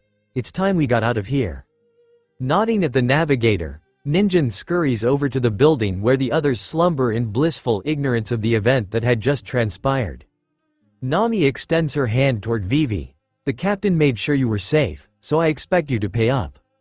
About that, Vivi's smile falters as she stares at Nami's outstretched hand. "It may not be possible to get you." "I thought you were a princess," shouts Nami, clearly irritated. Eyes narrowed into slits, she stabs a finger into Vivi's chest. "What's a billion belly to somebody like you?" "It's not that simple." Stepping back from the angry navigator, Vivi explains. "You see, Alabasta was the most civilized nation on the Grand Line and the most peaceful. Unfortunately, the people have grown rebellious. Riots and uprisings have thrown the entire kingdom into turmoil. Then one day, I learned of a secret organization called Baroque Works. The rumor was that agents of Baroque Works had been stirring up the citizens, but no matter what we tried, my father and I couldn't uncover anything to help us fight these criminals. Igaram and I decided to infiltrate Baroque Works together and figure out who was pulling the strings. While undercover, we learned that Baroque Works has lied to its minions. The boss tells them they are building an ideal country, but the true aim of Baroque Works is to conquer Alabasta. A tear runs down her cheek as her voice picks up. I have to get home and stop the rebellion before Baroque Works hurts more of my people. So you're saying, with all of the turmoil, there is no money to be made in Alabasta? Placing her hand on her hip, Nami purses her lips. Well, that sucks. Leaping down from Zoro, Luffy races over to the group. Who's behind it? I want to know. Tell me, tell me, tell me. Waving her hands emphatically at Luffy, Vivi attempts to dissuade him. I can't tell you the boss's identity. Don't ask me that. If I tell you, they'll hunt you down. Please, begs Luffy. He gives Vivi his biggest puppy dog eyes while subtly moving his hand behind his back and crossing his fingers. I promise I won't tell anybody else. I can't, shouts Vivi, exasperated. You're no match for Sir Crocodile, and if I tell you. Her eyes bulge and she slaps her hand over her mouth. Oh no, what have I done? Crocodile, comes Gregory's familiar voice from behind Vivi. He and Miss Monday approach, limping in pain after their earlier skirmish. Is that who's been pulling the strings? Who's Crocodile? Asks Luffy. He scratches his head in confusion. Do you seriously not know who Crocodile is? Zoro asks as she strolls toward the group. You must live under a rock straw hat. No, I don't. Pointing at the docks, Luffy shouts, I live on a boat. The crew slap their heads as they let out a collective groan. With a sigh, Nami again focuses on Vivi. It doesn't matter. Outside of this group, nobody knows that. There is a scratching noise from down the street and the group turns to see a bird and otter writing something on a piece of paper. Upon being spotted, the otter jumps onto the bird's back and the pair fly high into the air. Who are they? Grabbing Vivi's shoulders, Nami shakes the blue-haired princess. Are they going to report that you just told us the secret? What secret? Calls out Jin as he makes his way down the street followed by the rest of the crew. Several of the crewmates yawned as they attempted to stay awake. Chow Chow races ahead of the group and leaps into Igaram's arms, snuggling close to the large man's chest and promptly falling back asleep. I'm sorry. Vivi pleads with the navigator, tears streaming down her face. I didn't mean to tell you. Her body flails as Nami continues shaking her. That's it. Dropping Vivi onto the ground, Nami turns her back to the group. I'm out of here. You guys are on your own. They don't know what I look like and I'm keeping it that way. She begins walking into town away from the group. Maybe I can join this Baroque Works organization, make some extra money, then sneak back home. And, her thoughts are interrupted as she sees the otter from before holding a notebook and pen. Feigning a smile, she says in what she hopes is a friendly tone, Hey little guy, what do you have there? The otter flips the pages in his hands towards her, showing a sketch of her face along with the faces of everybody else in the crew. Wow, those look great. You are an amazing. Her eyes bulge. Damn it. She turns back to the others. Stop them. Usopp. Pepper, do something. While her back is turned, the otter again leaps onto the bird's back and the pair rise into the air and begin flying toward the ocean. Huh? Usopp looks up at the retreating creatures. Do what? Shoot them down, screams Nami at the hapless sniper. Quick, before they get away. Shrugging his shoulders, Usopp raises his hands apologetically. Sorry. I left my slingshot on the ship. What's the big deal? It's just a. His words are cut short as Nami races over and smacks him across the head. You idiot. He has drawings of all of us and is taking them back to his boss, Crocodile. Nami grabs Usopp's shoulders and shakes, causing his head to whip back and forth. You've doomed us all, Usopp. Now we'll have a warlord hunting us down. Neat, shouts Luffy, a grin plastered on his face. He looks around at the others. Everybody here is a target. If I want to fight that crocodile guy, I better keep them close. I wonder what part of him is a crocodile. I bet it's his skin. He's probably green and scaly. This is so exciting. He smiles. Guess that means we're all going to Albuquerque. Alabasta, corrects Vivi in what she hopes is a helpful tone. That's what I said. Luffy smiles back at the princess. Shaking his head, Zoro loops an arm around the captain's shoulders. Never change Straw Hat. Stirring, Mr. Five and Miss Valentine groan and attempt to stand. Finding themselves tied together, they try to protest as Taipan shoves socks into their mouths. Ignoring the commotion, Luffy presses his hand against his chin as he looks over the assembled group. He points at "Gr guy, you're coming too. You'll be our." He thinks for a moment, "Janitor." Seriously?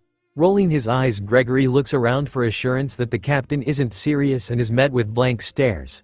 He crosses his arms and huffs. This is humiliating. Not acknowledging the man's protests, Luffy points at Miss Monday. "Strong girl, you'll be our secondary helmsman." It's Fiona. Miss Monday, otherwise known as Fiona, says in a calm voice. "I'm not turning down a free ride to Alabasta." "Whatever you say, strong girl." Luffy ignores Fiona's eye roll and points at Igaram, who is scratching the sleeping Chow Chow behind the ear. "Curly hair. You'll be our beast tamer." The large man shrugs his shoulders, not breaking his attention from the dog in his arms. Luffy points his finger at the duck between Igaram and Vivi. "You're our new pet." Karoo snaps a wing to its forehead in a salute as Luffy finally aims his finger at Vivi, "And the princess will be our diplomat." "Did he say diplomat?" Kobe asks, confused. He stares at Luffy. "Who gave you a dictionary?" Grinning at the pink-haired boy, Luffy points his thumbs at his chest. "I learned that one all by myself." "What do you think a diplomat is, Luffy?" asks Kaya in a somewhat worried tone.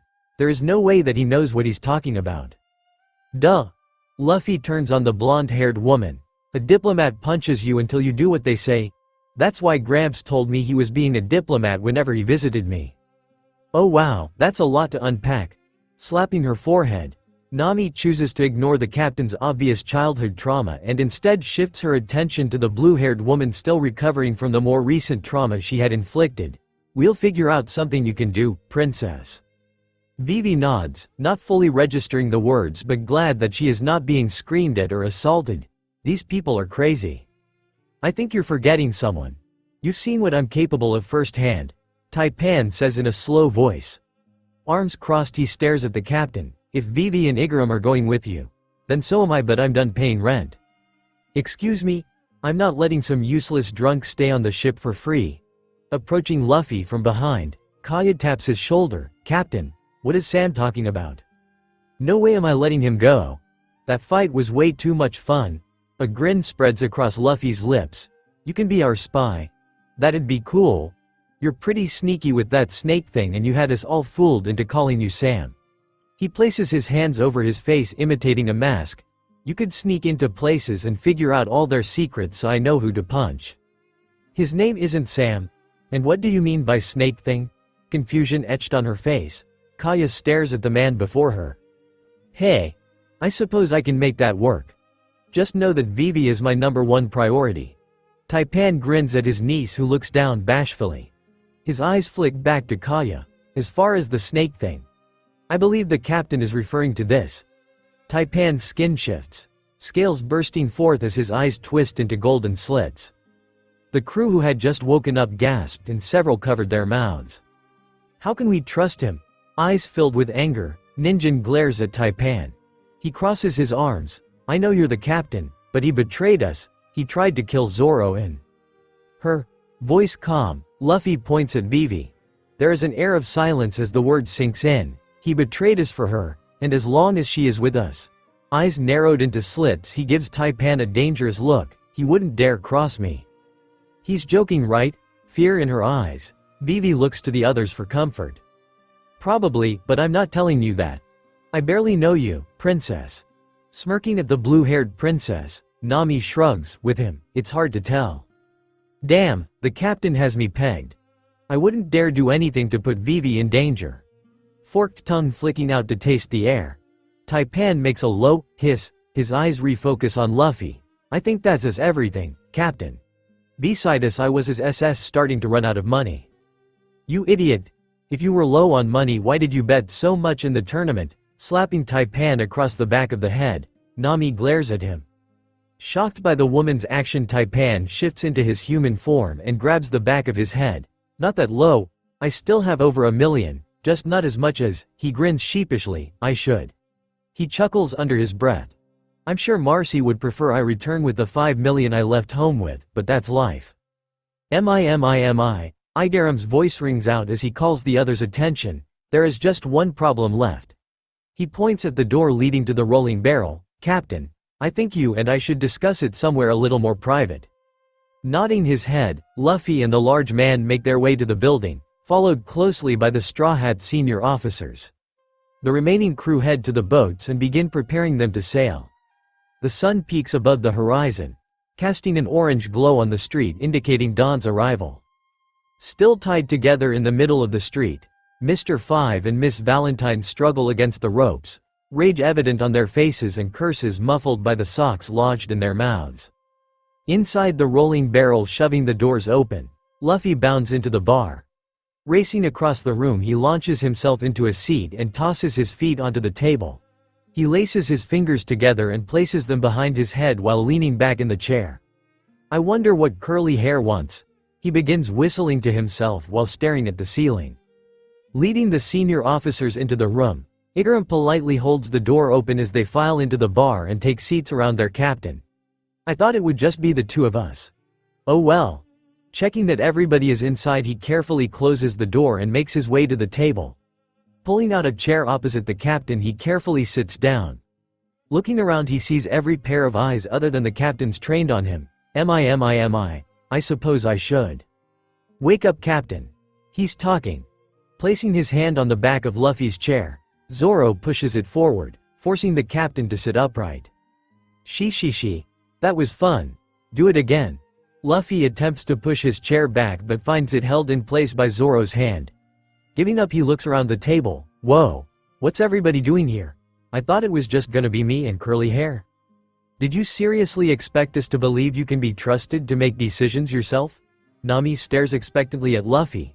You're the one that almost got the ships torn apart by Sea Kings after your last brilliant choice. Shrugging his shoulders, Kobe gives Luffy an apologetic look. Sorry, Captain, she's right. You aren't exactly known for your decision-making. Come on, guys. Do none of you trust me? Looking around the table, Luffy sees Jin, Kaya, and Sanji's apprehensive looks. This isn't fair. I'm the captain. They can't treat me like a little kid. Humph. With a scowl, he crosses his arms and leans back as much as Zoro's arm will allow. Fine. Well, that was awkward. Igaram allows a moment of silence before continuing. He coughs before belting out. Mi. I wanted to talk to you about how to get off this island safely. What do you mean? Lacing his fingers together, Jin rests his elbows on the table and leans forward. As the master at arms, it's my job to keep the crew safe. Is there something I should be aware of? Eye flickering between Jin and Luffy, who is still sulking in his chair, Igaram tries to formulate an answer.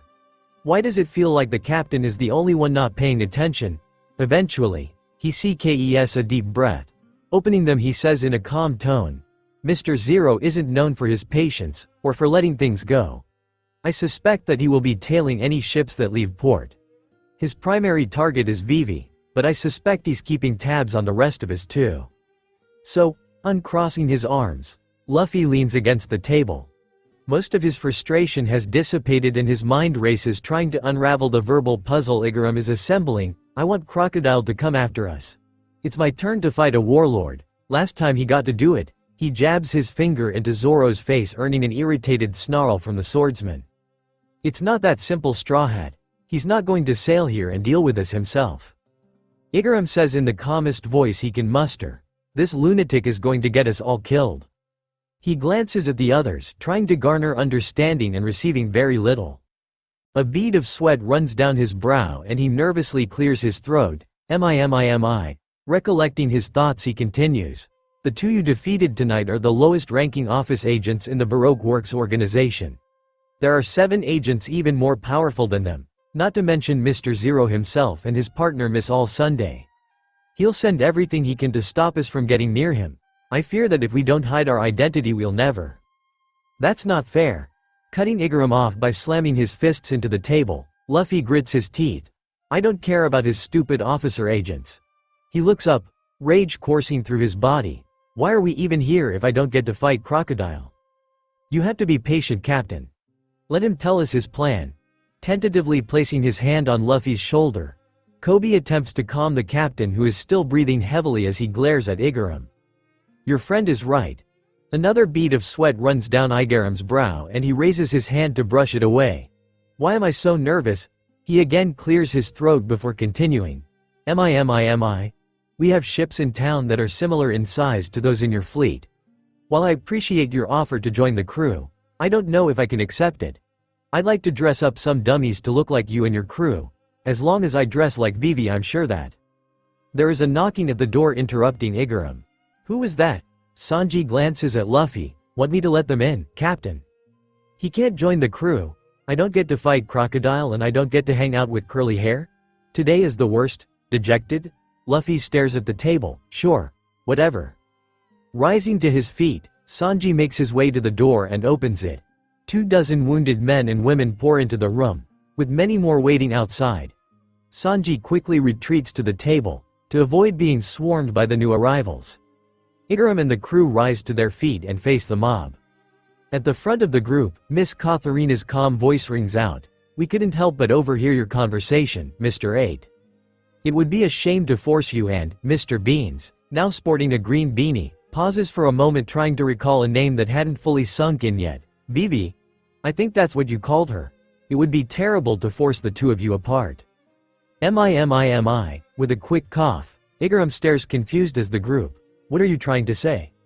Well, removing her habit, Miss Katharina reveals a long blue wig that ends at her midsection. Since you've done so much for us, we wanted to say, reaching up, Mr. Beans removes his beanie, revealing that his hair has been dyed purple and styled to match Ninja's. Thank you. The others carefully remove their coverings, showing dyed hair and temporary tattoos that they have applied to their bodies to mimic the appearance of different crew members. Tears roll down Igaram's cheeks and he rushes forward, sweeping Mr. Beans and Miss Katharina into a crushing hug. He begins sobbing uncontrollably while squeezing the pair. Thank you. His tears eventually slow down. Placing them on the ground, he reaches into his pocket and pulls out what appears to be a log pose. Handing it to Miss Katharina, he loudly declares, "This is an eternal log pose I've been hanging onto for a while. We will meet again in Alabasta." Smiling, Miss Katharina takes the eternal log pose from his hands before her and Mr. Beans rejoin the others. In Alabasta, the crowd shouts before scrambling out of the bar and hurrying to the dock. Turning to the others, Igaram beams, "I guess I can join you after all." Awesome. Rushing across the room, Luffy leaps into the air and wraps his arms around the massive man. Looking up, he grins. "I'm so excited to get piggyback rides from you, curly hair. Or I guess this would be a piggy front ride, huh? She. The others laugh and make their way to the door while Igaram awkwardly turns around, Luffy still clinging to his chest, and follows them to the ships. On the Going Merry, carrying the last of his belongings up the gangplank of the Going Merry, Taipan smiles to himself. It'll be interesting sharing a room with the others after last night, especially Luffy and Zoro. He continues onto the ship, passing by Karoo, who is following Chow Chow as the dog guides him on a walking tour of his favorite spots to nap. I'm glad those two are getting along. Elsewhere on the deck, Kobe makes his way into the galley room. Upon entering, he sees a pair of log poses on the table with a note lodged beside them. "Dear Kobe and Hatchin, I bought you an extra just in case. Try not to lose them, they aren't cheap. Sincerely, Kaya." With a smile, Kobe takes hold of a log pose and slips it onto his wrist. Pulling the band tight, he glances down to see where it is pointing. "I guess this means I'll get some sleep tonight." On the flying bridge of the Going Shopping, placing her hands on the wheel, Fiona carefully moves it from side to side, causing the boat to rock back and forth. Stumbling as he rushes across the bridge to her, Mary shouts, "Be careful, the steering column on this ship is very sensitive." Is he trying to tell me how to do my job? The boat stops moving as Fiona tightens her grip on the wheel. She turns and smirks at the man. "I think I've got it, but thanks." On the main deck of the Going Shopping, the crew let out a cheer as Jin, Kaya, Nami, and Sanji arrive on the deck. "Took you guys long enough," shouts Yosaku as he plunges his hand into a jar of stuffed olives he had raided from the pantry. "We thought you fell asleep." "Where the hell did you get that?" shouts Sanji, pointing at the jar. Is he talking to me? Withdrawing a fistful of olives, Yosaku shoves them into his mouth and begins chewing. Juice runs down his chin and he watches in horror as the cook sprints toward him, with murderous intention in his eyes. The sound of a massive explosion interrupts Sanji and he skids to a stop. Eyes wide, he and the others dash to the side of the deck. Leaning over the railing, he sees smoke rising from a ship flying a crudely made replica of their Jolly Roger. Is that the decoy ship? Oh no. Placing her hand over her mouth, Kaya watches in horror as the ship splits down the middle and begins sinking into the ocean. A tear runs down her cheek. We have to. She feels a hand on her back and cuts off her words. Crown perched on top of his head, Gregory attempts to comfort the distressed woman whose name he had not yet learned. They're there. They knew what they signed up for before ever getting on that ship. Ew, get your hands off me. Upon hearing the unfamiliar voice, Kaya pushes the man away before turning and running for the stairs that lead down the living quarters. Confused and a little hurt, Gregory mumbles, "Was it something I said?" On the deck of the Going Merry Hands, Classivy's voice is muffled by her fingers. Igaram. Mi. Wrapping an arm around Vivi's shoulders, Igaram hugs her tightly to his chest. His shirt dampens as it soaks up the tears streaming down her face. He attempts to encourage her. They did that for us. We have to honor their sacrifice by saving our people. Standing beside the pair, with tears streaming down his face, Luffy throws his arms into the air and shouts, "Damn you, crocodile. You'll pay for this." His attention is drawn to Hatchin and Kobe gathered together on the rear deck watching the boat sink. "We can't waste any more time. The faster we leave, the faster I can get to Alabasta and punch Crocodile in his stupid face." His crocodile face? With crocodile teeth? What part of him is crocodile? Cupping his hands around his mouth, he shouts, "It's time to set sail. Let's go." Aye, Captain. The pair say in unison. They throw open the door to the bridge and dart back inside. A moment later, the ship shifts as it detaches from the dock. Igaram and Zoro scramble to pull up the gangplank before it is crushed while the others finish the final preparation work for the ship. Beside them, the Going Shopping also detaches from the dock, and the two vessels turn in unison toward the next island catalogued by their log poses. As both ships head to sea, a thin fog partially obstructs the crew's view. Once they have traveled away from shore, the crew resumes their usual tasks, knowing that they may be at sea for a long time. "Be sure not to run up on the rocks," says an unfamiliar voice from the rear deck of the Going Merry. "I'm so glad you managed to escape. By the way, nice ships." Surprised Igaram, Luffy, Nijiko, Taipan, Usopp, Vivi, and Zoro turn to see a beautiful yet unfamiliar woman perched on the railing looking down at them. "Who the hell are you?" shouts Zoro, hands resting on the hilt of his swords. Ignoring the question, the woman smiles at Vivi. "I had a nice visit with your friends. That Mr. Beans is a cute kid. It's too bad that." "What did you do to them, Miss All Sunday?" shouts Vivi. Reaching into her shirt pocket, she slips her fingers through rings at the end of her peacock slashers. "Who is she?" asks Luffy, confused but not quite as tense as the others. "She looks fun." Of all the people, it had to be her. Body tense, Igaram reaches for the saxophone kept at his side. His fingers twitch, ready to use the weapon if needed. She's Mr. Zero's partner. The only one in Baroque works authorized to know his true identity. That's why, gritting her teeth, Vivi lets out an animalistic growl. "We tailed her and found out who he was." Actually, with a bored expression, Miss All Sunday corrects the princess. "I let you follow me." "That seems nice," Luffy says with a grin. He flashes a thumbs up to Miss All Sunday. "You're nice." He wasn't sure why the others were being so rude. It sounded to him like she was quite friendly. "We knew you did that," shouts Vivi enraged. "But then you told Mr. Zero that we knew his identity." "That's not very nice." Luffy's grin falters and he flips his hand so that the thumb faces down. "You're not nice." Ignoring the pirate with the straw hat, Miss All Sunday continues addressing Vivi. "You're an interesting girl. Declaring war on Baroque works just to save your country." Her tone sours. It's pathetic. In an instant the crew leaps into action. Blades in hand, Zoro points them at the woman. Usopp pulls out his slingshot and aims it at her face. Pulling out his saxophone, Igaram places the end into his mouth and takes a mouthful of air, preparing to blow into it. Lifting his arms, Taipan aims at the woman. Nijiko slides the protractor from her pocket and presses a button extending the blades along its surface. Vivi pulls out her peacock slashes and begins spinning them beside her. Luffy stares blankly at the woman, his thumb still aimed downward at her. "Let's not be so hasty." Crossing her arms, Miss All Sunday says calmly, "Cease fleur." Arms sprout from each of the crew, except for Luffy. Weapons drop to the ground and Taipan's hands are held in place as she simultaneously incapacitates the group with her ability. "A devil fruit user," shouts Vivi in disgust. "That's why you're so cocky." "Maybe I am. Foo.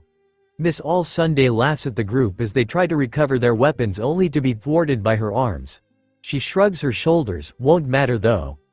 You're on your way to Little Garden and once you're stuck there you'll never make it to Alabasta." "That shows what you know," shouts Luffy, still holding up his thumbs down of disapproval. "I'm going to be king of the pirate. A garden isn't going to stop me." Shifting her attention to Luffy, Miss All Sunday grins. "Is that so? If you change your mind, here's a little gift." Her attention snaps back to Vivi, who discovers that the hand protruding from her chest is now holding out a mysterious log pose. It's an eternal log pose pointing at a small island one stop before Alabasta. It's a route even our officer agents don't know about, so you won't need to worry about being followed. "It might be a trap. We can't trust her," Taipan growls as he fights to pull his arms free of Miss All Sunday's grip. "Mi. Beads of sweat run down Igaram's forehead as he reaches for his necktie only to be thwarted by Miss All Sunday's arms. She could be trying to help. She did help us uncover Mr. Zero's identity. "Tick-tock," says Miss All Sunday, a mischievous look on her face. "Mr. Zero isn't going to wait around for you to show up." Ignoring the bickering, Luffy rushes across the deck to Vivi and snatches the log pose out of her hand. He glares at Miss All Sunday. "You know what I think about this?" He holds the device in the air and squeezes, shattering the glass and spraying its contents across the ground. Tipping back his head, he screams, "Nobody's deciding what course we take but us." "I see." Smirking at the pirate, Miss All Sunday stands up and hops backward onto the deck. "That's too bad. We'll meet again." She scurries toward the side of the deck and leaps over the railing, landing on the back of a massive turtle waiting for her. "If you survive, let's go, Banshee." The arms vanish and the crew race to the railing of the deck. Peering over the side, they spot the woman waving farewell as she is whisked away from the ships. From the deck of the Going Shopping, Jin calls out, "Everything okay down there? We heard a lot of commotion." Not bothering to respond, Luffy stares after the retreating woman and her turtle. A thought floats through his head. "I don't care what happens. I'm riding that damn turtle." World Economic Newspaper Headquarters. Along the wall, snails buzzed as calls came in. Staff members rushed back and forth writing down information and filling out order forms. In his office, Big News Morgans puffs on a cigar as he reads through yet another stack of papers dropped onto his desk. Pulling the cigar from his mouth, he picks up a snail and quickly dialing a number sets it down on the table beside him. The snail wore a small top hat and a fake beak tied around its head. Its eyes glowed as it attempted to place the call. "Buddha, Buddha, Buddha, Buddha. Buddha, Buddha, Buddha, Buddha." Click. On the other end of the line, a confused voice answers. "Hello? Who is this?" "Jimmy, you crazy bastard, it's me," shouts Morgans at the snail. He places his cigar into an ashtray and leans back in his chair. "Your editorial was a huge hit. I don't know how you did it, but I've been getting orders all day from across the Grand Line." "Seriously? I mean, great. That's exactly what I thought would happen." The line is silent before Jimmy's voice returns. "Is it an issue that I couldn't send any pictures? I know I took some last night, but something happened to my camera, and before you ask, I did not leave the lens cap on this time." "I meant to ask you about that, Jimmy. Are you sure you have nothing? I'd love a shot of these Baroque works, guys," replies Morgans in a tone that indicates he didn't completely believe Jimmy's story but wasn't going to push it. A woman knocks on the door to Morgan's office holding a stack of papers, and Morgan holds up a single feathered finger. "Unfortunately, I've got nothing," comes Jimmy's sad voice. There is a pause before it brightens back up. "Speaking of the article, I haven't received payment yet. Should I expect it with today's news coup?" "You let me worry about that, Jimmy," quahahahaha, laughing to himself. Morgans leans back forward and picks up the snail. "I included something extra for you since it was such a hit." I can't wait to read the next one, Jimmy. Pressing the end call button, he again bursts into laughter. Quahahahaha. That idiot's going to make me a trillionaire. Somewhere on the Grand Line, sitting on the barrel at the back of a small ship, a young man wearing an orange hat reads through the day's newspaper. The article from Jimmy catches his eye, and as he reads through its content, a smile spreads across his lips. Dang. Looks like we are on the same path. I guess we'll see each other sooner than I thought, little brother. Flames run down his arms and ignite the paper, which quickly burns away in his hands. He releases the last piece, which drifts on the wind for a moment before dissolving into ash. In Marine headquarters, an old man picks up the newspaper and quickly skims the first few pages before finally spotting Jimmy's article. Pulling out his reading glasses, he kicks his feet onto the table. Let's see what Garp's grandson is up to now. As his eyes run across the text, they slowly widen until he reaches the end. With a deep breath, he carefully folds the paper and lays it on his desk. Mumbling to himself, I should have known. Reaching forward, he presses a button on his desk. Moments later, a young woman enters the room and snaps into a salute. What can I do for you, sir? At ease.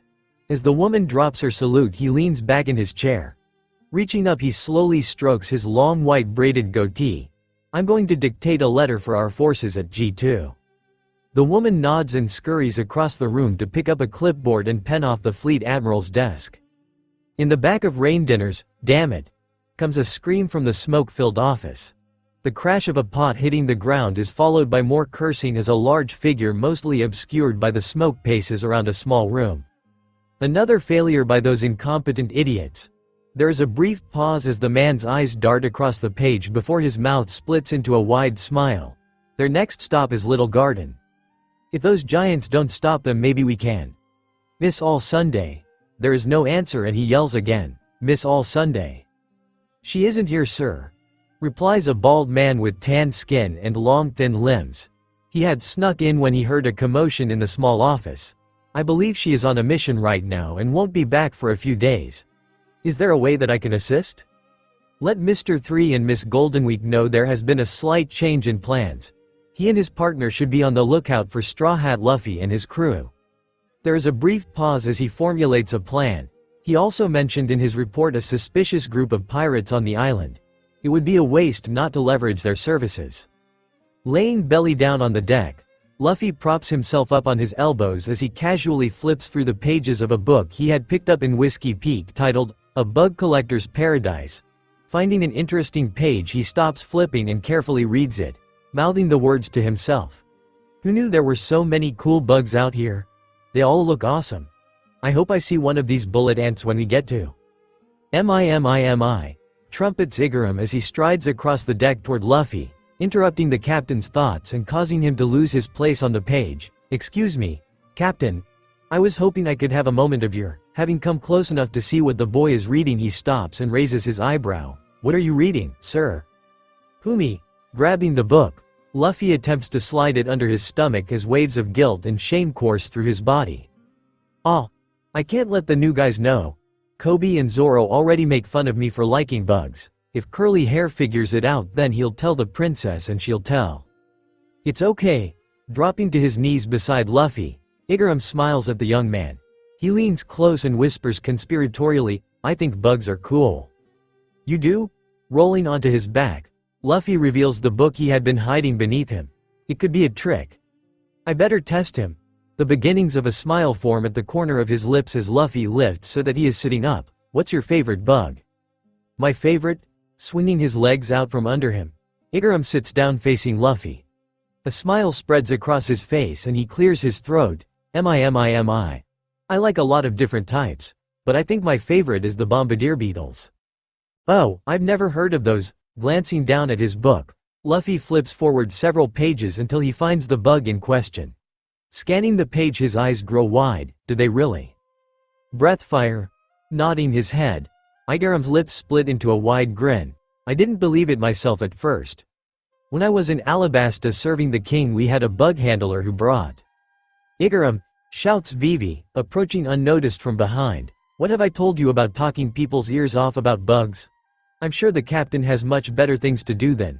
Spotting the book held tightly in Luffy's hands, her eyebrow raises. Talk about. Her eyes drift upward and she sees Luffy glaring at her. Bugs. Captain, I'm so sorry. Go away, shouts Luffy. This is bug business. The most important business of all other than being king of the pirates. He watches as Vivi scurries away before shifting his gaze back to Igaram. The rage melts away and he grins at the large man. More. What other bugs did he show you? Glancing over his shoulder at the retreating Vivi, Igaram bites his lip. Sorry, princess. He turns his focus back to Luffy and begins scooting his butt across the wooden floor until the pair are side by side. May I? He reaches toward the book that Luffy happily hands over. Another one of my favorites is the Titan roll. Flipping forward several pages, he stops upon finding the bug in question. In the observation room of the Going Shopping, staring aimlessly out the window at the wave passing by the ship, Jimmy Scoops thinks over his call with Morgans earlier that day. I'm sure he'll pay me peanuts. This is Morgans after all. I could have doubled his sales and he'd still try to shortchange me, the greedy. Hey, Jimmy. Kobe's calm voice calls out as he approaches the photographer from behind. In his right hand is a rolled-up copy of the newspaper and in his left an envelope. Something came addressed to you in the mail. Oh my. Leaping slightly at the sudden voice, Jimmy whips around to see Kobe grinning back at him holding out the envelope. You spooked me, kid. Taking the offered item, he quickly pocketed it, drawing a frown from the pink-haired man. Dang. I wanted to see what was in there. Meeting the photographer's eyes, Kobe points at the article. Good job, by the way. The captain may sound like a lunatic, but hopefully, people know to stay out of the way if they aren't going to help. Not listening to the man, Jimmy's eyes dart to the door. How can I end this conversation? I can't open the letter here without him snooping. He takes an awkward step forward. I need to go use the bathroom before. Give me a clue about what's in the letter. I promise I won't tell anyone, Kobe implored as Jimmy brushed past him, waddling awkwardly to the restroom at the far end of the room. Come on, Jimmy. We're supposed to trust each other. Choosing not to respond, Jimmy continues to the bathroom and throws open the door only to be met by a startled Jin whose face is covered in shaving cream. I'm so sorry, I was just. Before he can fully explain himself, the master at arms glares and slams the door shut. There is a metallic click as the lock is engaged. Well, shit. Turning around, he sees Kobe glaring at him with his hands on his hips. Before he can do more, a voice comes through the Den Den Mushi in the corner of the room. Somewhere on the Grand Line across both ships, Den Den Mushi lit up as Kaya's gentle voice called out, Please report to the dining room for an emergency meeting. I repeat, report to the dining room for an emergency meeting. We are celebrating a very special birthday. Cheers erupt on both ships as the crew members scatter to their rooms, eager to retrieve the presents they prepared for Sanji. On the deck of the Going Merry, engrossed in his conversation with Igaram about bugs, Luffy misses the announcement. So Igaram, what bugs do you have in Alabasta? I bet there are some fun ones. Flipping from page to page, the young man scans them for the name of his crewmate's homeland. Captain, placing his hand over Luffy's to stop him from flipping the pages, Igaram tries to get the young man's attention. I think the others are waiting for you. Huh? Lifting his gaze, Luffy sees the others on the ship staring down at him and Igaram. Oh no. They probably came to make fun of us. Cheeks glowing red, he stutters. What are you all doing here? Rolling his eyes, Zoro points at the Going Shopping. We are waiting for you, dumbass. Didn't you hear Kaya's announcement? He stares at the captain, who appears obviously. Slapping his head, the swordsman lets out a frustrated groan. Idiot, it's Sanji's birthday, remember? Oh yeah. Luffy shouted, leaping to his feet as he handed the book to Igaram. Birthday cake. His face flushed crimson as he noticed the presents in everyone's hands. I gotta grab something. Wait here, he yelled, darting towards the men's quarters hatch and disappearing inside. Where else would we? Usopp says to the captain's retreating form. Go. You're the only one who can get us. Kobe gave a small shake of his head and clapped a hand on the sniper's shoulder. Save your breath, he advised. He then looked at Igaram. Hey Igaram, would you mind steering for a bit while we do gifts? Vivi's got the extra log pose, but she's a little nervous about the whipstaff.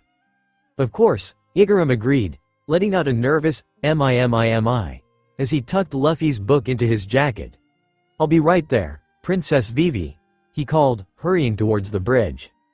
Luffy burst out of the men's quarters, dropping a hastily wrapped gift on the deck before scrambling up. "All right," he exclaimed, joining the others. "So, what's the plan? Everyone else is on the going shopping, but we're here. Do we go to them, or are they coming to us? When's it happening?" "Calm down, Straw Hat," Taipan replies in a sharp tone. Hands empty, he glances at the going shopping. "I know you're mad, Ninjin, but you better not take my name off our gift. HD the captain, we need to get over to the other ship. Everybody is meeting up in the dining." "Great," stretching his left arm, Luffy encircles the group, pulling them all toward himself. His right arm extends to the railing of the going shopping. "No, no, no, no, not again." Squeezing his eyes shut, Kobe's body tenses in anticipation. "Damn it." Elbows from his fellow crewmates dig into his sides as Zoro attempts to squirm free of the captain's grip. "You said you'd stop doing this." Ignoring the protests, Luffy grabs hold of the metallic bar and shouts, "Gum Gum Rocket." The others scream as they are launched violently into the air, wrapped in the captain's unbreakable hold. She. The wind whips against their faces as they zoom through the air before landing with a thump on the deck of the going shopping, releasing the others, who fall into a heap on the ground. Luffy starts running toward the dining room. Last one there is a rotten egg. Slapping a hand over her mouth, Nijiko tries her best to prevent herself from vomiting onto the deck. "Damn it, Luffy, never again." Inside the dining room on the going shopping, the posted battle ranking has been updated to reflect several fights earlier that day to rank the new crew members.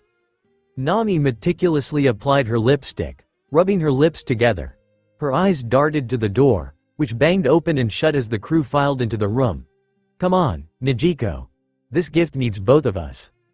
The door swings open again and Nijiko stumbles through, still recovering from being flung onto the ship by the captain. Raising her hand, Nami waves to get her sister's attention and pats the seat beside her. "What a stupid gift. There is no way he'll go for it." Rolling her eyes, Nijiko walks across the room and sits beside her sister. Holding out her hand, she says flippantly, "Lipstick." The tube is placed in her outstretched hand and she quickly applies it before leaning back in the seat. Glancing at the orange-haired navigator, she asks, "Where's the birthday boy?" Pointing at the door, Nami cracks a smile. He insisted on making the birthday cake himself. Carrot and Rika tried to convince him to let them do it, but he said it was his role as the chef. Foo. Nijiko places her hand over her mouth to stifle her laughter. Once she has settled down, she smiles at her sister. Her eyes drift down to Nami's dress. Cute outfit. Mom would have approved. Her cheeks grow hot as a blush runs up Nami's neck. Thanks, that means A. Kicking open the door to the kitchen, Sanji wheels out a cart topped with a large cake. Conversations around the room stop abruptly as every eye is drawn to the delicious-looking dessert. "Happy birthday, Sanji!" shouts Kaya from the back of the room. The rest of the crew explodes into applause and cheers. "You don't have to do all of this." Cheeks red from embarrassment, Sanji wheels the cake into the center of the room. Drawing a knife from his apron, he prepares to cut into it. "Who wants the first?" "Presents first," shouts Luffy, lifting his poorly wrapped gift into the air. The others let out a loud cheer. But Sanji hesitated, glancing at the cake he'd painstakingly prepared. "This is so embarrassing. All I want is to feed them." He carefully placed the knife on the cart, forcing a smile as he turned to the group. "If you insist. Gifts first, then." He crossed the room to the tables, finding the only open seat was in the thick of the crowd. He sat down carefully, extending a hand. "Who's first?" he asked calmly. "Me," Luffy yelled, shoving past Kobe and Mary, who stood between him and Sanji. He dropped the gift into Sanji's lap. Open it, open it, open it." "Relax, Captain." With a smile, Sanji slid his finger between the tap and the packaging, freeing the end before carefully removing the wrapping paper, making sure not to tear it any more than the captain had while wrapping the gift. He stares in wide-eyed shock at the book in his hands. Mama Stave's Family Recipes. Flipping the book open to the first page, he sees line after line of handwritten recipes. "Where did you get?" "The restaurant back in Whiskey Peak." Beaming with pride, Luffy wraps his arms around the chef and gives him a tight squeeze. "Their steak was so good I asked for the recipe and the chef offered to sell me his entire cookbook. I thought you'd like it. Did I do good?" Tears well up in Sanji's eyes and he looks at Luffy. Nodding quickly he mumbles, "You did good, Luffy. You did really good." He hugs the captain back until the young man releases his hold and returns to his seat. Who knew the captain could be so thoughtful? Lifting his hand he wipes away the tears and again forces a smile. Who's next? Guess that'd be me, grumbles Zoro. The group splits to let him through and he drops his gift into Sanji's lap. The sound of metal objects banging together can be heard inside and he quickly returns to his seat. "I'm sure there's something in there you can use," curly brows. "Oh great. Knowing Moss Head it's probably garbage." Removing the tape he swiftly unwraps the packaging revealing an unmarked box. "That's weird." Eyebrows furrowing he carefully opens the box and reaches inside. "Ouch!" Yelping in pain he pulls his finger out. Blood drips from a small slit on his fingertip. "Are you trying to kill me, Moss Head?" "Oh, you should be careful." Smirking, Zoro spreads his arms to either side, resting his elbows on the table behind him. They're sharp. They're sharp. Realization dawns on Sanji's face as he remembers his shopping experience in Whiskey Wares. It can't be. Placing his thumb on the box lid, he carefully lifts it revealing a collection of chef-quality cooking knives. Eyes wide he looks up at Zoro. "Do you know what this is?" Still smirking, Zoro subtly nods. "You may be an insufferable asshole, but when it comes to sharp things I know quality when I see it." The lid clicked closed. He set the knives neatly beside the recipe book, casting one last, confused glance at Zoro. "All right," he continued, shifting his attention to the rest of the group. "Who's up next?" Sneaking through the group, Kaya grabs a bandage from her pocket and carefully wraps it around Sanji's injured finger. Trying not to pull attention from the birthday boy she keeps as low to the ground as possible before creeping back to her seat. "Us!" cries out Rika. She skips past her crewmates with Chow Chow on her heels before placing a neatly wrapped gift and a card into Sanji's hands. "I hope you like it." A blush creeps across her cheeks as he takes the gift and card. She scurries back to her seat. Opening the card, Sanji reads aloud, "I hope you have a pawsome birthday. Love, Chow Chow." Closing the card he smiles down at the dog sitting patiently at his feet, tail wiggling back and forth. "That's adorable. Good boy." He reaches forward and ruffles Chow Chow's fur before focusing on the package. He quickly unwraps the gift revealing a fancy chef's apron. Placing his fingers in his mouth, Jin lets out a loud whistle. "Put it on. We want to see." The others begin chanting, "Put it on," while stomping and slapping their legs. "Come on Jin." "Really?" Shaking his head, Sanji rises to his feet and carefully slips the apron over his neck. Reaching behind his back he carefully ties it together. "Wow, it feels fantastic, high quality. She must have spent a fortune." Smiling he turns to Rika. "Thank you, it's wonderful." Cheeks bright red, a smile spreads across Rika's face and she can feel her heart thump in her chest. He likes it.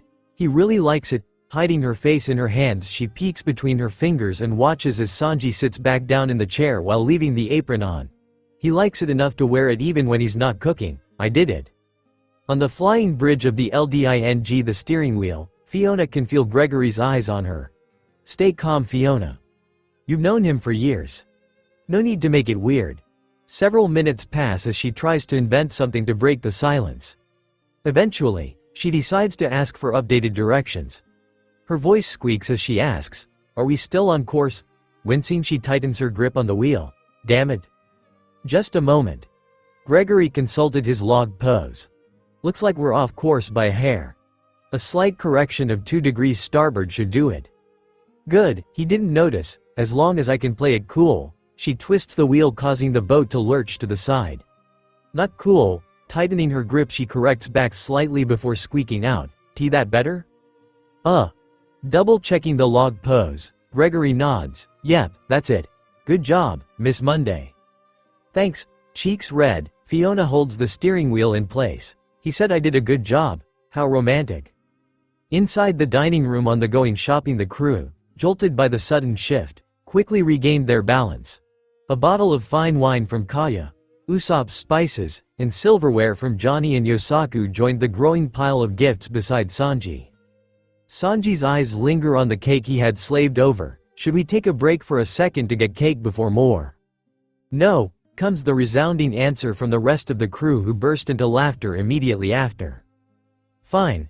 Smirking, Sanji raises his eyebrow. Who's next? Me. Popping out of his seat, Chabo scurries over to the chef and presents him with a basket covered in a checkered towel. Unfortunately, I couldn't wrap mine. Reaching forward, Sanji carefully takes the basket from the young boy. I'm sure it will be fine. Let me see if I can. Placing the basket on his lap, he picks up the corner of the towel. Just remove this and, with a single movement, he pulls the towel away, revealing a basket filled with fresh strawberries. Eyes wide, he looks up at Chabo. Is this what I think it is? Nodding his head, Chabo beams at the chef. The first harvest of fresh strawberries this season. Do you like it? Licking his lips, Sanji ran his fingertips across the fruit before finding the largest one and plucking it from the pile. It's amazing. I can't wait to cook with them. I'll be able to make tarts, cakes, pastries. Everything you can think of.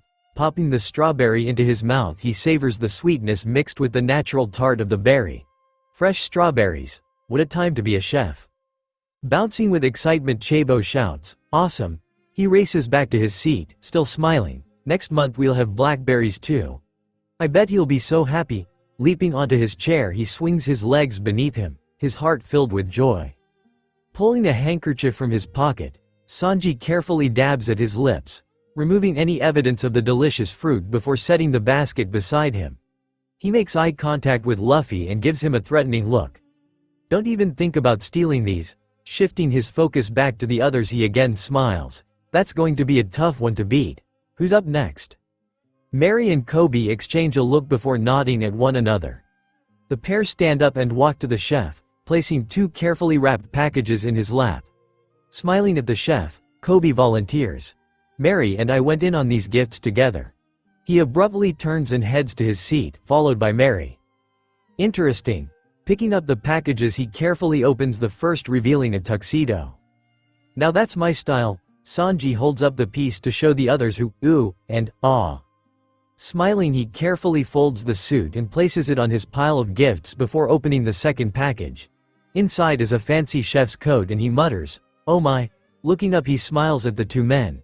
"Thank you so much, this will go wonderfully with my new apron." Folding the outfit, he places it on top of the tuxedo. Before he can speak, Hatchin rushes towards him and presents a small, messily wrapped box. "Sorry about the wrapping paper. I'm not so good at that," mumbles Hatchin as he hands over the gift. Taking it from the fishman's hands, Sanji slides off the paper which was hardly hanging on, revealing a white box. On the lid of the box was an unfamiliar signature. Interesting. What could this be? Placing his hands on either side of the lid, he carefully lifts it, revealing an ornate Takobiki knife engraved with his name. A grin spreads across his lips as he looks up at Hatchin. "Is this why you were so insistent that we not serve fish the last few nights?" Cheeks burning red, Hatchin nods. "I thought it would be nice to make sashimi together." "That it would." Sanji agreed, his smile unwavering. He slides the lid back on the box and places the knife beside the other items. As Hatchin steps back, he is replaced by Ninjin, who hurriedly shoves a container at Sanji. "This is from me," and the young boy's voice drops slightly and he says in a muted tone, "Taipan." Or whatever he's calling himself these days. Sanji takes the container from the Ninjin. Ignoring the jab aimed at Taipan, he opens the box, revealing a collection of shot glasses, each featuring a scenic view or landmark from Whiskey Peak. "Thanks. I'm sure we'll make good use of these tonight." He grins at Ninjin and continues, "But remember, not while you're on the clock." Cheeks flushing red, Ninjin nods and scurries back to his seat. Stepping forward, Jimmy Scoops fills the gap left by Ninjin. Reaching into his pocket, he pulls out several pictures and hands them to Sanji.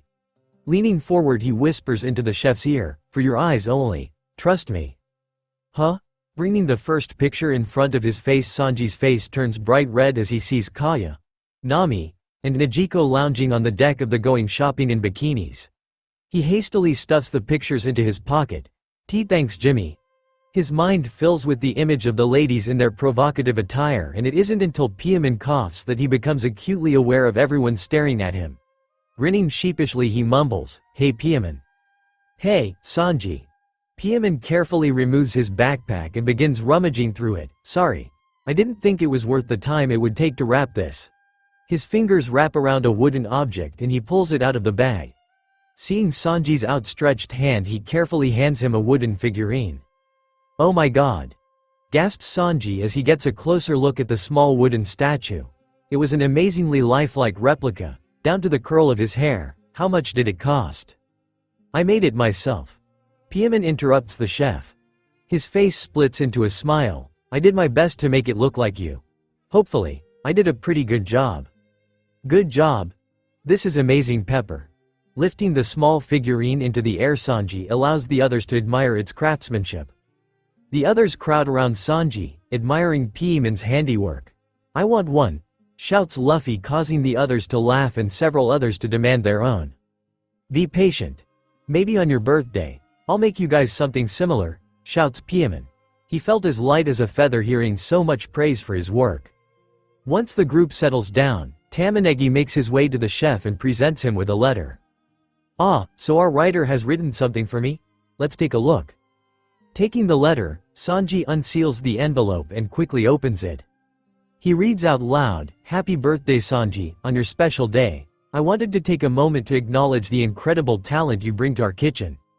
Your culinary creations are nothing short of masterpieces, and your passion for cooking inspires us all. I often find myself in awe of how you craft each dish with precision and love. Your recipes are not just instructions, but story, each one a chapter filled with flavor and emotion. I would be honored to help you don't these treasures, ensuring your culinary legacy is preserved for future generations. Thank you for sharing your gift with us and making every meal an unforgettable experience. Here's to many more years of culinary brilliance and shared memories. With love, Onion." Sanji looks back at Tamanegi standing awkwardly before him. "Onion, of course. I would be honored to take you up on your offer."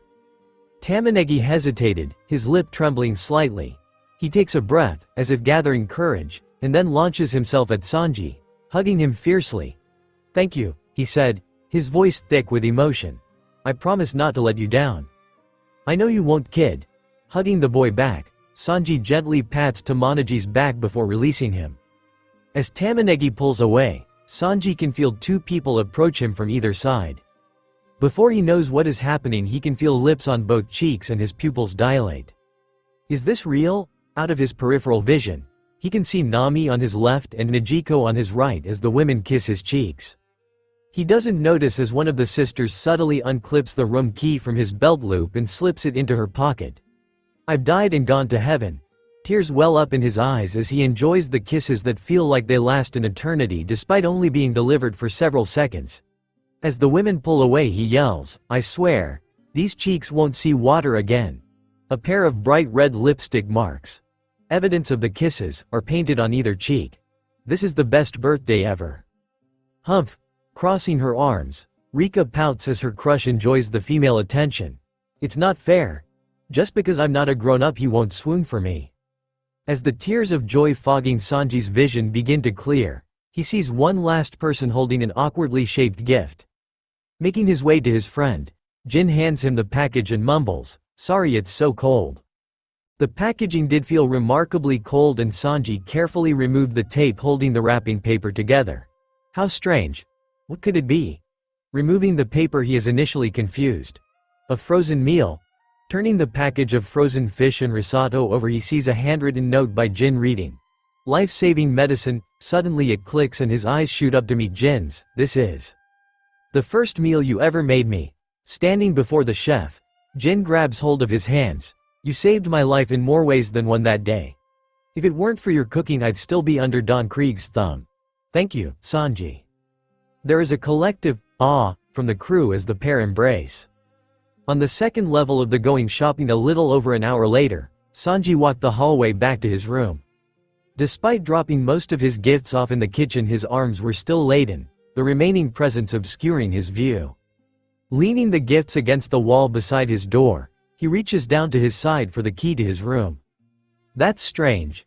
Feeling nothing, he tries the other side and again comes up empty-handed. I must have been in a rush and forgot to take it. Didn't lock the door, I guess. Twisting the doorknob and finding it unlocked, he pushes the door open. Readjusting his grip on the gifts before stepping into the room, an unexpected smell hits his nose. perfume that seems familiar yet out of place. Najiko. Hey, Sanji. Comes Najiko's soft voice from inside the room. There is a rustling of bedsheets before her voice returns. Close the door. I want to give you your real birthday gift. Oh my god. Oh my god. Oh my god. Kicking the door closed with his heels, Sanji drops the gifts onto a desk beside the door. Suddenly his mouth felt dry and he tried to swallow. Is she in my bed? What does this mean? Why am I just standing here? His legs suddenly move and he finds himself sprinting into the room. In the dim light, he can make out Najiko's bare shoulders and head peeking out from under the covers of his bed. She's naked. In my bed. Oh my god. You just going to stand there and stare, or are you going to come join me? Asks Najiko with a devious smile on her face. The day stretches on, with the crew eating dinner together before heading off to their chores. Walking across the flying bridge of the going shopping, Nami shouts, "Wind sure is picking up." What? Shouts Fiona, straining to hear the navigator above the wind whistling across the deck. I said, realizing that she can hardly hear her voice over the surrounding wind. Nami gives up. I guess we are doing this without words. Crossing the deck to stand beside Fiona, she places a hand on the woman's arm. As Fiona glances at her, she points starboard. Got it. Nodding in recognition, Fiona rotates the wheel clockwise until she feels another tap on her arm and sees Nami flashing a flat hand signaling her to stop. Nodding, she readjusts her hands and tightens her grip, stopping the wheel from turning any further. Clouds fill the sky and suddenly rain begins pouring down. The girls shriek. Letting go of the steering wheel, they race down the stairs to the lower decks in search of shelter. Wind continues to whip at their bodies, attempting to toss them from side to side as they desperately try to get inside. Suddenly the air temperature drops and the rain is replaced with hail. A burst of wind slams into Nami's chest, throwing her backward. Fiona looks back in surprise and sees the navigator pinned against the ship's railing. Nami. The door to the greenhouse is flung open, and Mary races out. Carrying Chabo under his left arm, he uses his right arm to shield himself against the hail as he sprints across the deck for the doors leading down to the lower levels. Squeezing her eyes shut, Nami grits her teeth as she tries to push herself off the railing. Damn it, I don't know how much longer I can take this. Managing to take 2 steps forward, her progress is immediately undone as she is flung back into the rail. The wind is knocked out of her lungs and she desperately gasps for breath. Just as abruptly as it began, the wind and hail ceased, and the storm clouds scattered, revealing a serene sky.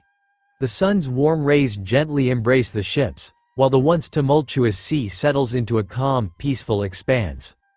What? Gasping for breath, Nami pushes herself off the railing. The fuck? She wobbles down the stairs, and falls toward Fiona, who catches her before she hits the ground. Was that? Climate types. Grunts Fiona as she stands Nami back up and carefully brushes the remaining hail off of herself and the young navigator. Do they not know? She furrows her brows. Are you not familiar? I'm not. Helping Fiona to brush the remaining hail from herself, Nami gives the large woman a questioning look. Care to explain? Hooking an arm around Nami's shoulders, Fiona walks toward the doors leading into the ship to get towels. There are 4 main climate types out here on the Grand Line. Winter, spring, summer, and autumn. The islands out here are tuned to a specific climate type and have weather conditions typically associated with that season. Out on the sea, the climate zones are much less predictable and it is easy to pass between multiple zones, leading to unpredictable weather patterns like we just experienced. Strange. So you're saying that it can be blazing hot one moment and a hurricane the next?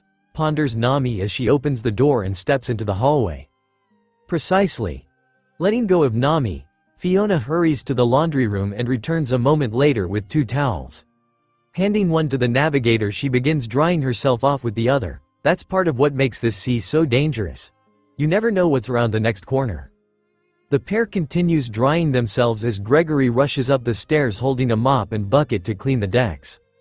On the main deck of the Going Shopping, as the crew finishes cleaning up and retires to bed, Gregory is met by Ninjin, who hands him an Inir Den Den Mushi.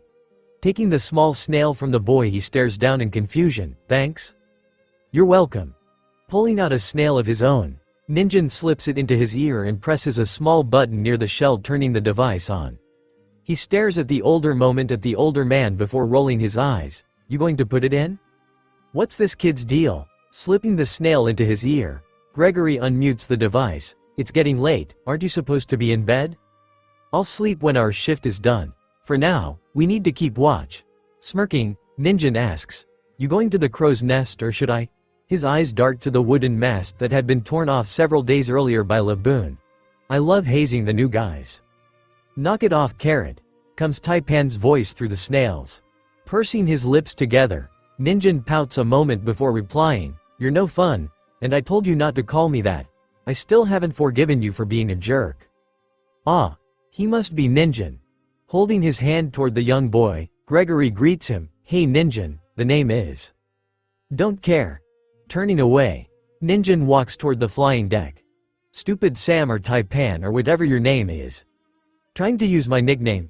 Jerk.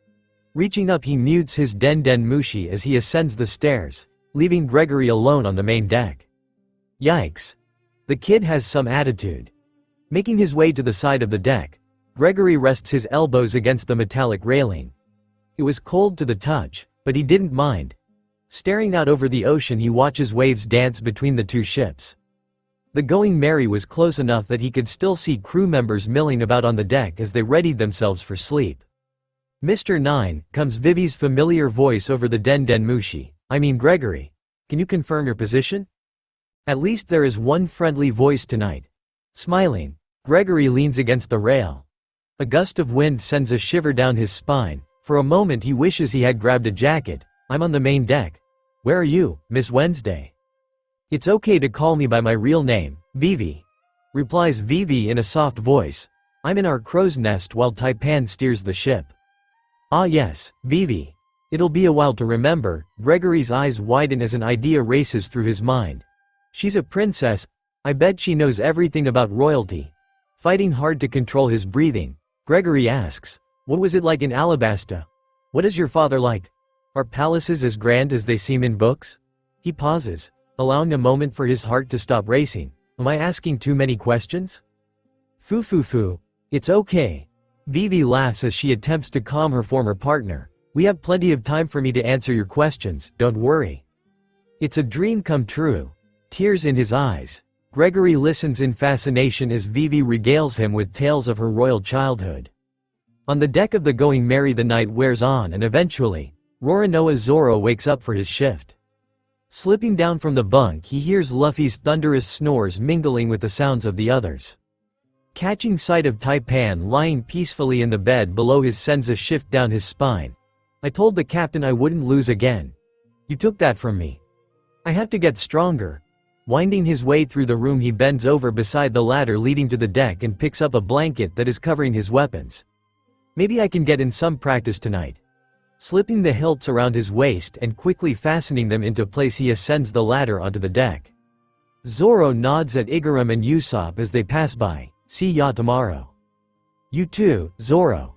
The pair reply in unison, not making eye contact as they make a beeline for the hatch leading to the men's sleeping quarters. Once alone Zoro scans the deck. Strange, I thought Najiko would be here. She must have slept through her alarm. Shrugging his shoulders he makes his way to the center of the deck. Reaching for the handle hand trembles as he recalls the fight between himself and Taipan back in Whiskey Peak. Get out of your head. Letting out a slow breath he closes his eyes as his fingers wrap around the handle of the white blade in a single motion he draws it. Eyes snapping open, he glides through his stances, swinging the sword first horizontally, then vertically through the air. The metal hums as it cuts through the emptiness around him. He opens his eyes, a wry smile on his lips. Suddenly charging forward he thrusts the blade at an invisible opponent before turning and slashing at another imagined enemy from behind. Crouching slightly he leaps into the air, doing a backflip before bringing the blade down vertically in front of himself. I still got it. Placing the white blade between his teeth Zoro draws his other two swords and suddenly his mind fills with laughter. Bahahahahahahaha. Weakling, taken down so easily. And now the man who humiliated you sleeps mere feet away. Have you no shame? What happened to the world's strongest swordsman? Shut it. It wasn't just me who lost. You were there too, Sandai. A poor craftsman always blames his tools. Prove yourself, Zoro? arms tensing. It feels as though Sandai Kitetsu is somehow pushing back against him with each thrust and slash. What are you doing? You need to learn, swordsman. If I have to fight to make you strong, then so be it. Grunts fill the air as he struggles against his blade while practicing his kata. The hour passes painfully slowly as Zoro struggles against his stubborn sword. His muscles ache and sweat runs down his brow. He is finally pulled from his trance by a familiar voice. Hey Zoro, what are ya doing? Grinning, Luffy walks toward the swordsman as Kobe slips around the pair and makes his way to the bridge. Panting, Zoro sheathes his blades as the captain approaches. His eyes flick toward Kobe as the pink-haired boy tosses open the door to the bridge before locking with Luffy's. It's now or never. A pit forms in his stomach. Luffy, I lost. Luffy finishes the sentence for him as he stops a foot in front of his crewmate. His grin disappears, replaced with a more serious expression. After your fight with Mihawk, you promised me that you wouldn't lose again. Casting his eyes to the ground, Zoro swallows hard. I'm sorry. Don't be sorry. Grabbing hold of Zoro's shoulder, Luffy pulls him close. There is a danger in his voice. Be better. To be king of the pirates, I need the world's strongest swordsman at my side. Luffy, lifting his eyes to meet the captain's, Zoro clenches his fists. I promise. Don't. Eye narrowing into slits. Luffy continues in a cold voice. You already promised me with your words back on the Baratie. Now promise with your actions. Tightening his grip on Zoro's shoulder, his voice begins to rise. If you get knocked down, you get up again. If they hit you, you hit them back. If your body wants to quit, you tell it no. The serious expression vanishes and Luffy's trademark smile again spreads across his face. Now go to sleep. You can't win if you're too tired to fight. Why do you always know the right thing to say? Fighting back tears. Zoro hugs Luffy quickly before jogging over to the hatch leading to the men's quarters and sliding down the ladder. Stashing his swords and covering them with the blanket, he scurries over to his bed. Giving Taipan one last glance, he flips the man off before scrambling up the ladder to his bunk and sliding under the covers. Sanji's room on the going shopping. Waking a few minutes before his shift, Sanji looks back at his bed. Through the darkness, he can make out the silhouette of Nijiko nestled beneath the sheets. Did last night happen? What does this make us? Shaking his head to dispel the thought, he walks across the room and carefully opens the closet. Reaching inside, he pulls out his new chef coat. It wasn't exactly what he had pictured in his head back when he was on the Baratie dreaming of one day taking over the restaurant, but it was certainly an improvement over what he usually wore in the kitchen. Slipping the coat over his head, he carefully slides his arms through the armholes. There is movement on the bed, but he ignores it while continuing to get dressed. Come back to bed. Nijiko purrs. It was still dark, but she could tell he had gotten up from the ruffling of clothes. Freezing in place, Sanji considers the offer. The crew can wait for breakfast, right? It won't be an issue if I just. The image of the captain's face, angry from not eating, fills his mind and he silently curses to himself. Damn it. If I don't make something, Straw Hat will eat me. With a sigh, he resumes pulling on his pants as he musters the strength to turn down a beautiful woman calling him to bed. I'm afraid I can't. You know how the captain gets when he misses breakfast. Always so responsible. I'll need to fix that. With a sigh, Nijiko curls up with the blanket. Suit yourself.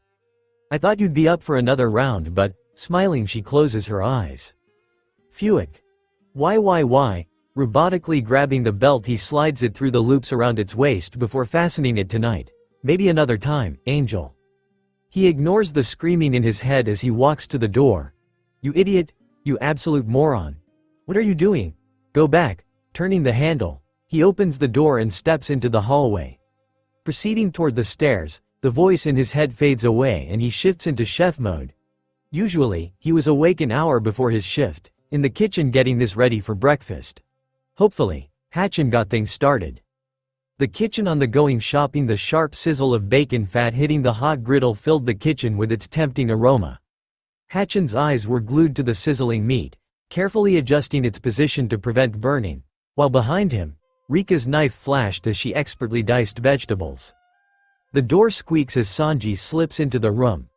Grabbing the apron Rika had purchased for him in Whiskey Peak, he slides it around his neck and fastens the tie behind his back.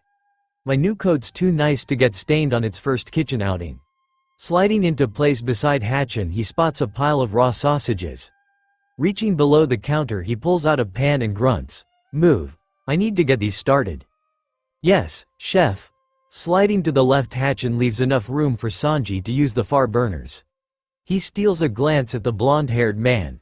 Spotting a bright red mark on the chef's neck, he asks, "Did you enjoy your birthday?" "It was fine." Placing the pan over the burner, Sanji grabs a bottle of olive oil and drizzles it across the pan before flicking the lighter to ignite the stovetop. Blue flames danced on the burner, quickly bringing the oil to a boil. Grabbing several sausages, he tosses them into the pan, which flares up. He immediately turns down the heat and listens to the raw meat sizzle as it comes in contact with the hot pan. "Fine." Snatching up his tongs, Hatchin swiftly transferred several slices of bacon, dangerously close to crispness, onto a paper towel-lined plate. Smiling, he replaced the cooked bacon with fresh slices. "It looks a lot more than fine to me." With a practiced flick of his wrist, Sanji lifted the pan and gently rocked it, causing the sausages to roll over and present their untouched surfaces to the heat. The pan clattered back onto the burner as he fixed Hatchin with an irritated glare. "What in the hell are you talking about, calamari?" Afraid to meet the chef's gaze, Hatchin stays focused on the bacon. "Somebody left you a gift on your neck." "Shit," Sanji muttered, his fingers instinctively going to his neck as a scene from the previous evening played out in his mind's eye. Now isn't the time to think about that. "You have work to do." Clenching his sand on his neck and resumes rotating the meat. "I'll deal with it later. For now, don't tell anyone." "Don't tell anyone what?" asks Rika, her curiosity piqued by the discussion. With a smooth, practiced motion, she swept the diced potatoes from the cutting board and into a waiting bowl. Taking the bowl between her hands, she carefully walks across the kitchen and sets it beside Hatchin. Resting her arms against the counter, she lays her head on top of them and lets out a loud yawn before continuing. "I can keep a secret." Spotting the red mark on Sanji's neck, her face scrunches up and she points. "What's that, Sanji? Did you get bit?" "Ha-cha-cha-cha." Grabbing his stomach, Hatchin roars with laughter. He used his two upper arms, now nearly fully developed, to gently wipe the tears from his eyes. A warm smile spread across his face as he looked at the young girl. "Something like that. Miss Nijiko will explain it all when you're a bit older." "Please stop," Sanji pleaded, his attention split between the sizzling sausages and the two figures beside him. He deftly tilted the pan to prevent the sausages from burning, all while carefully avoiding eye contact. "Of course. Nijiko will teach her." "Why is everything so damn?" Balling his hand into a fist, he slams it into the counter. "Difficult." His cheeks turn bright red and he squeezes his eyes closed. Inside thoughts stay inside. "Damn it, damn it, damn it." "Huh?" Confused, Rika looks at Hatchin for answers but is met by the fishman's shrug. With a sigh, she rolls her eyes and returns to her station to dice onions. Grown-ups are so weird. In the dining room of the going shopping, having woken up early that morning, Kayak carefully places a stack of envelopes on a cart beside the door. Each envelope had a name and inside was that person's salary. Having given it a lot of thought the night before, she had adjusted the crew's wages based on each member's responsibilities. "I need to figure out how to get these to the Going Merry. Maybe Hatchin can take them with him when he goes back." As she places the last envelope on the stack, the door opens and Nijiko steps through. Wearing the same clothes as the night before, Nijiko makes eye contact with Kaya. She hadn't expected anybody else to be up this morning but was glad that at least it was one of the women. "We've all seen you and Usopp sneaking off together. Please don't make this awkward." Forcing a smile, she greets her friend. "Hey Kaya." "Hey Nijiko." Studying the older woman's attire, Kaya raises her eyebrow. "Late night?" She stifles a giggle while crossing to the door and taking Nijiko's hand in her own. "I'm not sure if I can get you back on the Going Merry where you belong, but we can at least get you changed into something a bit more comfortable. It's not perfect, but it could always be worse." Cheeks red, Nijiko allows the blonde-haired woman to lead her out of the dining room and back to the sleeping quarters. On the deck of the Going Merry, after the crew on the going shopping had been served, Hatchin took a sealed platter of food along with an uncomfortable Nijiko back to their ship. He waits patiently on the main deck for the others to join him, having already eaten his fill before coming over. Out of the corner he sees something large leap into the air before vanishing beneath the waves. In the distance, an island begins to take shape against the horizon. First, to finish his meal, Taipan walks from the bridge down to the main deck and joins Hatchin. Placing a hand on the fishman's back, he stares at the island and watches as several of the largest trees come into clear view. It's quite the sight to behold. Do you think the stories are true? Stories? Confusion spreads across Hatchin's face and he gives Taipan his full attention. What stories? You've been in the East Blue a bit too long, Hatchin. Lips curling into a smile. Taipan explains. The rumor in Alabasta is that little garden is home to a pair of. His words are cut off as something large rams into the ship's hull. A piercing scream ripped through the air from the going shopping as it was struck, causing the massive ship to sway dangerously. Eyes wide, Hatchin looks over the side to see what appears to be a swarm of enormous dolphins swimming between the ships. Instincts take over and he lunges over the railing, falling toward the water. The water foams before a dolphin splits its surface, leaping high into the air. Landing on the creature, Hatchin balls his hands into fists and begins pummeling its body, causing it to shriek in pain before dropping back into the water. Sorry, my sea friends, but I can't let you wreck the ships. Mouth agape, Taipan watches as the fishman dispatches dolphin after dolphin with his bare hands. I knew fishmen were strong, but this is more than I expected. His focus on the fight happening on the surface of the water, he doesn't notice the bird swooping toward him from above. A loud explosion rips through the air as one of Usopp's gunpowder stars collides with the side of the giant bird, trying to snatch Taipan from the deck. I'm glad I brought my slingshot with me this time. Standing on the rear deck, Usopp loads a second red projectile into his slingshot and aims it into the sky. Take that, you filthy bird.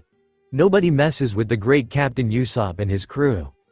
A frustrated squawk erupted from the bird as it beat its wings, rising once more into the air.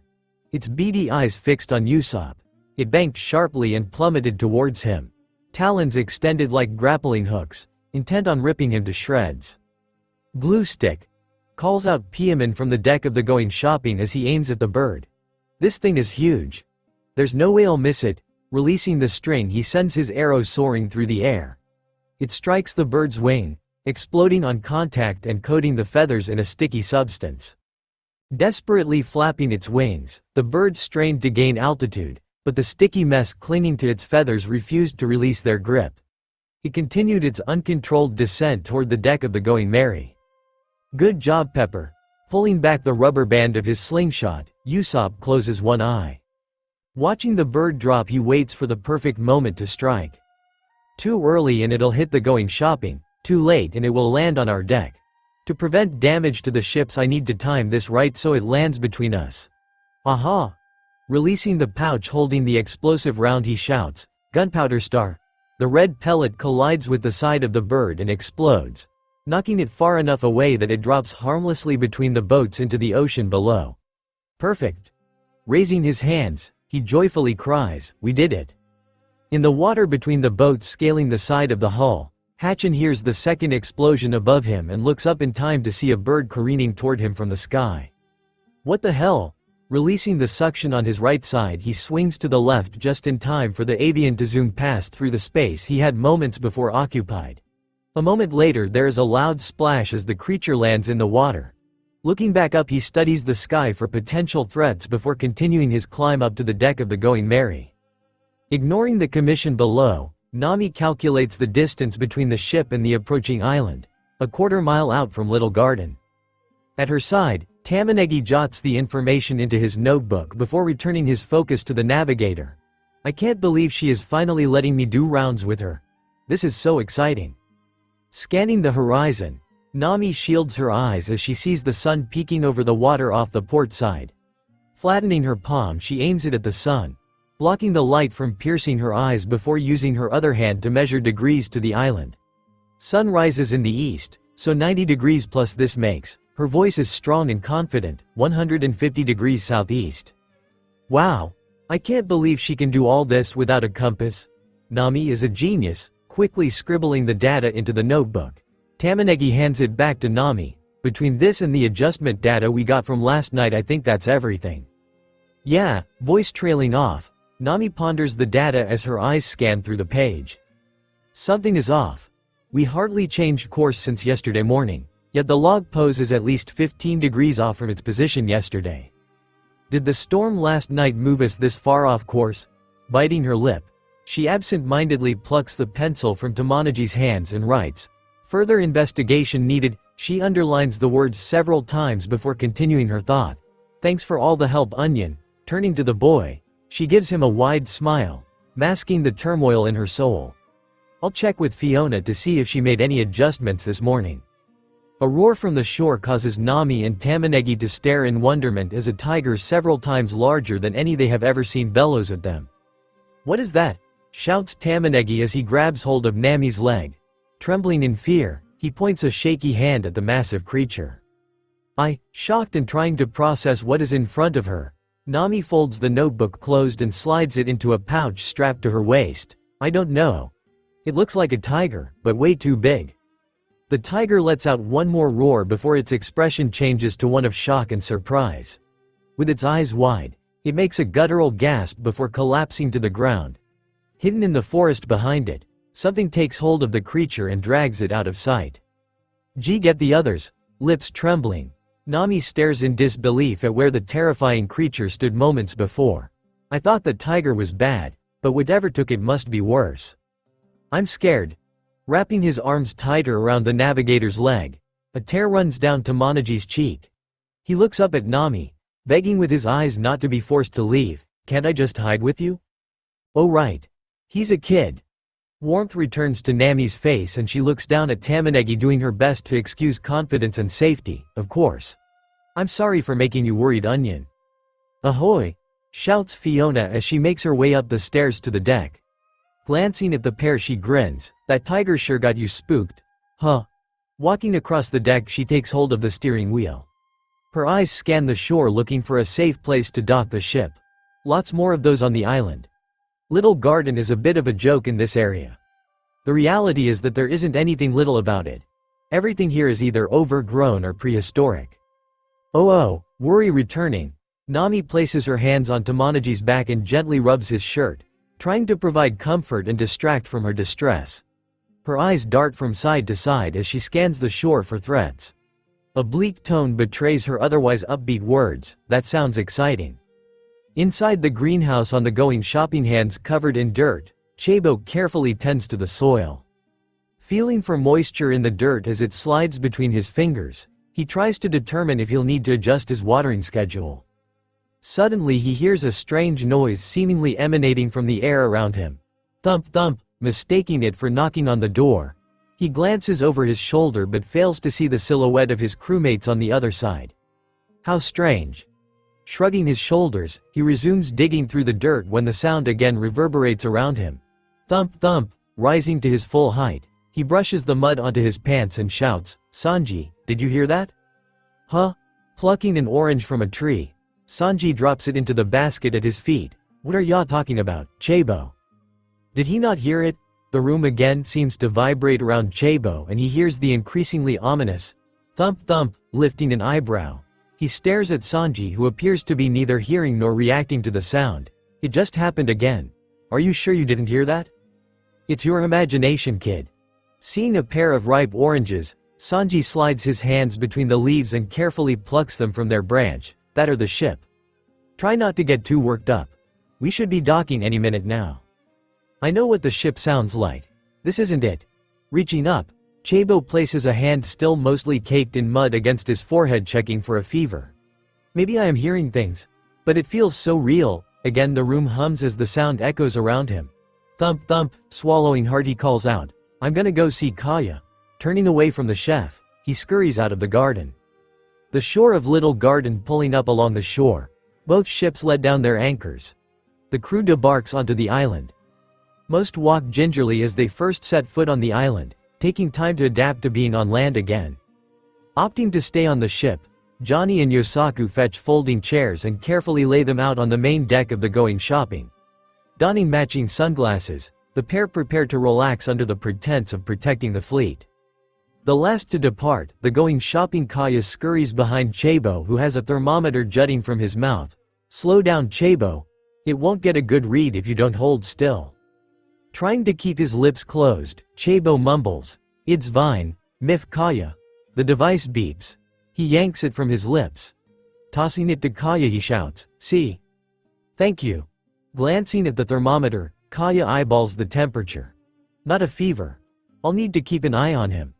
Whatever is causing that thumping noise can't be good. Pursing her lips, she looks up at the boy whose eyes keep darting toward the other kids playing in the sand. "No fever, so I think you should be fine.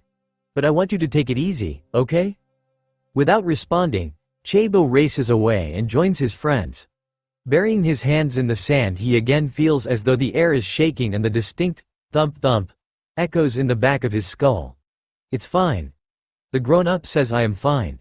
Squeezing his eyes shut, he waits for the noise to dissipate before grabbing a handful of dirt and moving it to the side. A warped, tinny melody rode the sea breeze, a fractured carousel tune that stumbled and swayed towards the beach. It began as a low, wheezing hum, then lurched into a series of bright, clashing notes, only to fade again, like a music box winding down. Furrowing his brows, Kobe scans the forest searching for the source of the noise. He glances at Jin and Mary. "Does anybody else hear that?" Now that you mention it, eyes darting around, Jin tries to locate the source of the disturbance. His eyes lock on a sign hastily nailed to a nearby tree with an arrow pointing further into the woods. "I think I hear it too. It sounds like music if I'm not mistaken." His eyes dart back to the shoreline and he scans it for Luffy. Spotting the man hidden beneath his straw hat sprawled on the sand beside the kids, he shouts, "Hey Captain, do ya mind if we check out shore?" "Whatever." Luffy absent-mindedly replies, hardly hearing the question. His focus was entirely on the sandcastle currently being constructed. Of course. Why would I assume he might have an opinion? It's not like he's our captain or anything. Letting out a loud sigh, Jin waves for Kobe and Mary to follow him as they make their way to the sign. Halting beside it, he reads aloud, "Welcome to the High Top Carnival. Free admission for children under 12 if accompanied by an adult." High Top Carnival? Kobe repeats, confused and intrigued. "What do you think that's all about?" Something seems off. Mary's voice trails off as he studies the sign. The letters looked like they had been hastily carved and the sign hung limply from the end of a nail. Somebody rushed to get this on here. Didn't even bother to nail it in all the way. Lifting his gaze, he squints at the surrounding forest, looking for any signs of movement that may give away the party responsible for this strange invitation. Overhearing the trio, several others wander closer to read the sign. Confused and excited looks spread through the small group. Cupping his hands together, Hatchin bellows, "Captain, I think you should come see this. There's a carnival in town." "A carnival?" Springing from the ground, sand falls from his shirt as Luffy races over to the group. "That's so cool. Do they have rides? What about shows? And popcorn? They have to have popcorn? This is so exciting." Face splitting into a grin, he bellows, "Last one, there is a rotten egg." Launching forward, he darts through the trees. Every few feet is another sign pointing the way. "Well, you heard the captain." Forcing a smile, Mary jogs into the forest after Luffy. "I sure hope this isn't a trap. But if it is, I'd much rather be with the captain than alone." He is followed closely by the rest of the crew. High Top Carnival entrance. A wooden fence surrounds the carnival. Beside the entrance is a small booth decorated with bright blue and red stripes. Written across the front are the words, "Tickets sold here." An older man is seated in the booth. Donning a gray hoodie, a single strand of black hair rebelliously peeks out from the edge of the hood. He is sporting a bright red nose and a look of annoyance. A pair of round glasses slowly slide down the bridge of his nose. Resting the palm of his hand against them with his fingers curled up toward the air, he carefully pushes them back into place. Behind him, the sounds of music can be heard bellowing from a speaker near the main entrance. The warm glow of string lights cast whimsical shadows across his face. Arriving first at the carnival, Luffy races over to the booth. A grin spreads across his face and he shouts, "One ticket please." His eyebrows twitch as he stares at the man. "Where do I know him from?" Shrugging and allowing the thought to drift away, he waits semi-patiently for a response to his demand. The man's annoyance grows upon seeing the straw hat wearing pirate. Sitting up straight, he points at a sign behind him. His formal tone does not match the irritation behind his eyes. That'll be 2,000 belly. Nice. Good thing Kaya gave me my allowance. Digging into his pants pocket, Luffy pulls out a wad of bills and slaps them on the table. Still grinning, he shouts, "That enough?" The man's eyes widen at the name, Kaya, but he quickly regains his composure. Reaching forward, he pulls the bills toward himself and counts them. Withdrawing the appropriate amount, he hands the remainder back to Luffy along with a ticket. "Thank you, sir, and have a nice..." Before he can finish the sentence, the pirate is bounding into the carnival. Rolling his eyes, he mumbles, just as thick-headed as ever. Shifting his gaze back to the woods, he sees another familiar man exit through the trees. A hint of recognition crosses his face, but he pushes it aside as the lamb-faced man approaches. Behind him, more pirates pour through the trees and head toward the booth. Slowing as he approaches, Mary's eyebrows raise as he takes in the attendee. Is that who I think it is? He pushes the thought aside. It can't be. He would never dress up like a clown. The others form a line behind him. Not wanting to cause a delay, he proclaims, "1 ticket please." Rolling his eyes, the man inside the booth again points at the sign behind him. "That will be 2,000 belly." Glancing over Mary's shoulder, he spots several of the younger crewmates. Smirking calls out, "Children under 12 are free with an adult ticket." There is a shuffling as the children pair up with adults in the line. In short order, the crew made their way into the carnival, tickets in hand. Last up, Chow Chow and Kuru approach the booth. Begging with their eyes, they occasionally glance back at the others making their way into the carnival. With a sigh, the booth attendant waved them through. "Fine, fine. Just go." High-top carnival concession stand, and a popcorn, 2, no 3 hot dogs, a hamburger, and a soda. Workers behind the concession stand scramble to make food as Luffy rambles off his order. Licking his lips, he watches them stack up the food. "That'll be..." The man freezes, eyes wide as a pink-haired man approaches Luffy from behind. Shaking his head, he continues, 5,000 belly. "Hey, Captain." Placing his hand on Luffy's shoulder, Kobe leans in close and whispers, "Something is off here. Like it doesn't belong here." "Duh, Kobe. Of course. It's a carnival." Waving his hand at the surrounding games and tents, Luffy bellows, "This whole place doesn't belong. That's what makes it fun. Quit worrying and have some fun." Luffy, wait. "I don't mean..." Kobe attempts to correct Luffy, but it is clear that the captain is beyond reason. He watches as the captain tosses a wad of money at the man behind the counter before grabbing a massive tray filled with food and sprinting off. "Oh well. I'm sure we'll figure it out. Maybe the captain is right and we should just enjoy ourselves." Sighing, he turns to the man taking orders. "I'll take." His mouth goes dry as he is met with an extremely familiar face. He sputters, "PP Pepoko?" The blonde-haired man who strongly resembled Kobe's former crewmate takes a step back and points at his chest. Putting on a fake Italian accent, he replies, "I don't know what you're talking about. I've never heard of that name before in my life. My name is..." He stares at the money in his hand, Cassius. Eyes scanning the other workers behind the counter, Kobe realizes that every face is familiar. Faces seared into his memory from before his fateful encounter with Luffy. That's Hepoko and that's Popoko. His hands begin to shake as memories of his time with the Alvida pirates flood his mind. This is fine. Maybe they've changed. Who am I kidding? These guys could never change. But if the captain isn't worried, I shouldn't be either. Swallowing hard, he licks his lips. "I'll take." He glances at the menu. The hot dog combo. His eyes shift back to the man he is now certain is Pepoko. They may not have changed. His hands squeeze into fists and a smirk touches the edge of his lips. "But I sure have." Feeling confidence swell within, he lifts an eyebrow at his former tormentor. "Think you can handle that, Cassius?" After paying for and retrieving his meal, Kobe gives his former crew one last hard look, spotting Pepoko avoiding eye contact. A surge of satisfaction fills his chest. "Who's the weakling now?" Face splitting into a grin, he calls out, "Try not to do anything stupid." He pauses, allowing Pepoko to meet his gaze. "Cassius." Turning away from the stand, Kobe heads toward the games area. High-top carnival main square street. A man wearing a vest with a red sash tied around his waist and arm guards bellows, "Gather round. Gather round." His left hand is tightly wrapped around the handle of 2 whips. Chabo, Rika, and Tamanegi approach and stare up with wide smiles. The air buzzes with an electric hum as Chabo again hears pounding resonating within his skull. Thump thump, his eyes bulge. He forces himself to stare up at the entertainer. Please be loud, I need this to end. Looking at the assembled group, the man with the whips struggles to hide his disappointment at the poor attendance. His natural showmanship shines through and he forces a smile back onto his lips.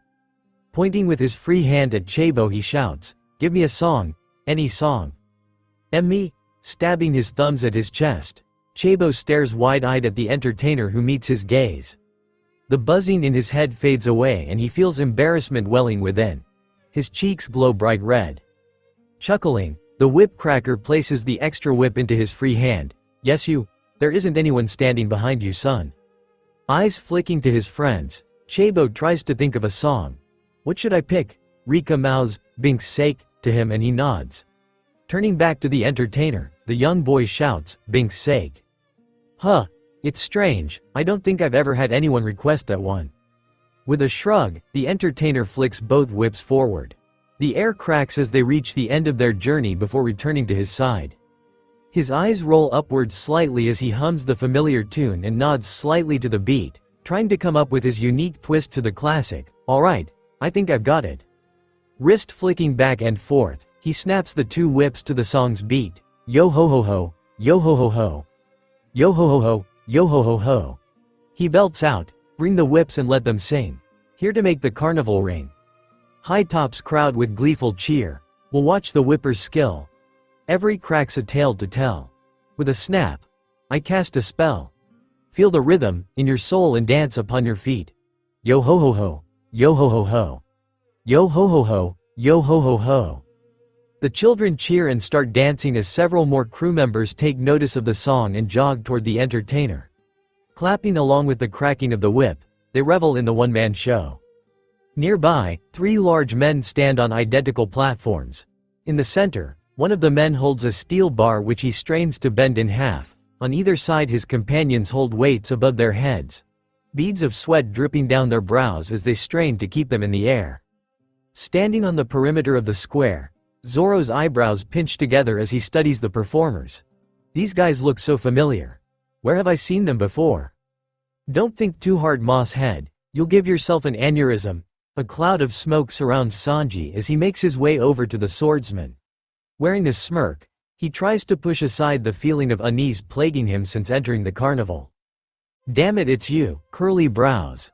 Sneering in derision, Zoro crosses his arms. The stench of the man's cigarette repulsed him, but he wasn't about to show weakness in front of the chef. Eyes locked on the whip cracker who has amassed a small crowd, he states coldly, "I've seen that guy somewhere." Not just him, that guy at the ticket booth too. I guess I'm not the only one who thinks something is up. Removing the cigarette from his mouth, Sanji blows a stream of smoke into the air. His vision narrows in on the strongman he recognizes from his fight in Logatown. Pointing the cigarette at the trio he replies, "Those three are from Buggy's crew." The cigarette is quickly returned to his mouth as he watches the men performing their strongman act. Zoro glances at the trio. He's right. It's those superhuman dingoes or whatever they're called. Lips drawn tight, he glances back at the whip cracker. "Should we tell the captain?" "It won't change anything." Drawing another lungful of smoke, Sanji lets it out through his nose. His eyes drift around at booth after booth manned by villains from their past. The guy working the high striker game looks more like a shipwright than a carny. I may not have met him, but that guy in the baseball booth matches the description of Axe Hand Morgan and his blood runs cold. The cigarette drops from his lips and falls to the ground as he sees the face of the man who had tried to destroy Zeph's restaurant. Don Krieg at the ring toss. Jin is going to shit a brick. We need to shut this down before. The thought floats away as he sees Nami and Najiko walk toward the whip cracker. Girls. With a goofy grin, he launches from his position after the sisters shouting, "Hey ladies." Dumbass. Rolling his eyes, Zoro uncrosses his arms. Screw this, if we're going to get jumped by these idiots I might as well have some fun first. Looking around, he sees a roller coaster behind several tents. A smile crawls across his face as he starts walking toward the ride. On the deck of the going shopping as the morning sun shines down on him, Yosaku smiles absent-mindedly. This island rules, warm sun, cool trees, and hanging with my best friend. It doesn't get any better than this. Hearing the sound of footsteps, he calls out to his friend, "Yo Johnny, you grabbing some snacks?" "Nah." Sitting upright, Johnny, who had also heard the footsteps, looks around puzzled. "That ain't me, bro. Bet one of the kids forgot something." "Huh?" Yosaku pushed himself to his feet, a low grunt escaping his lips. It wasn't that he didn't trust Johnny, but a gut feeling urged him to check things out. He scanned the deck, finding nothing amiss, then fixed his gaze on the gangplank. The rhythmic thump of approaching footsteps grew louder, and the plank vibrated beneath them.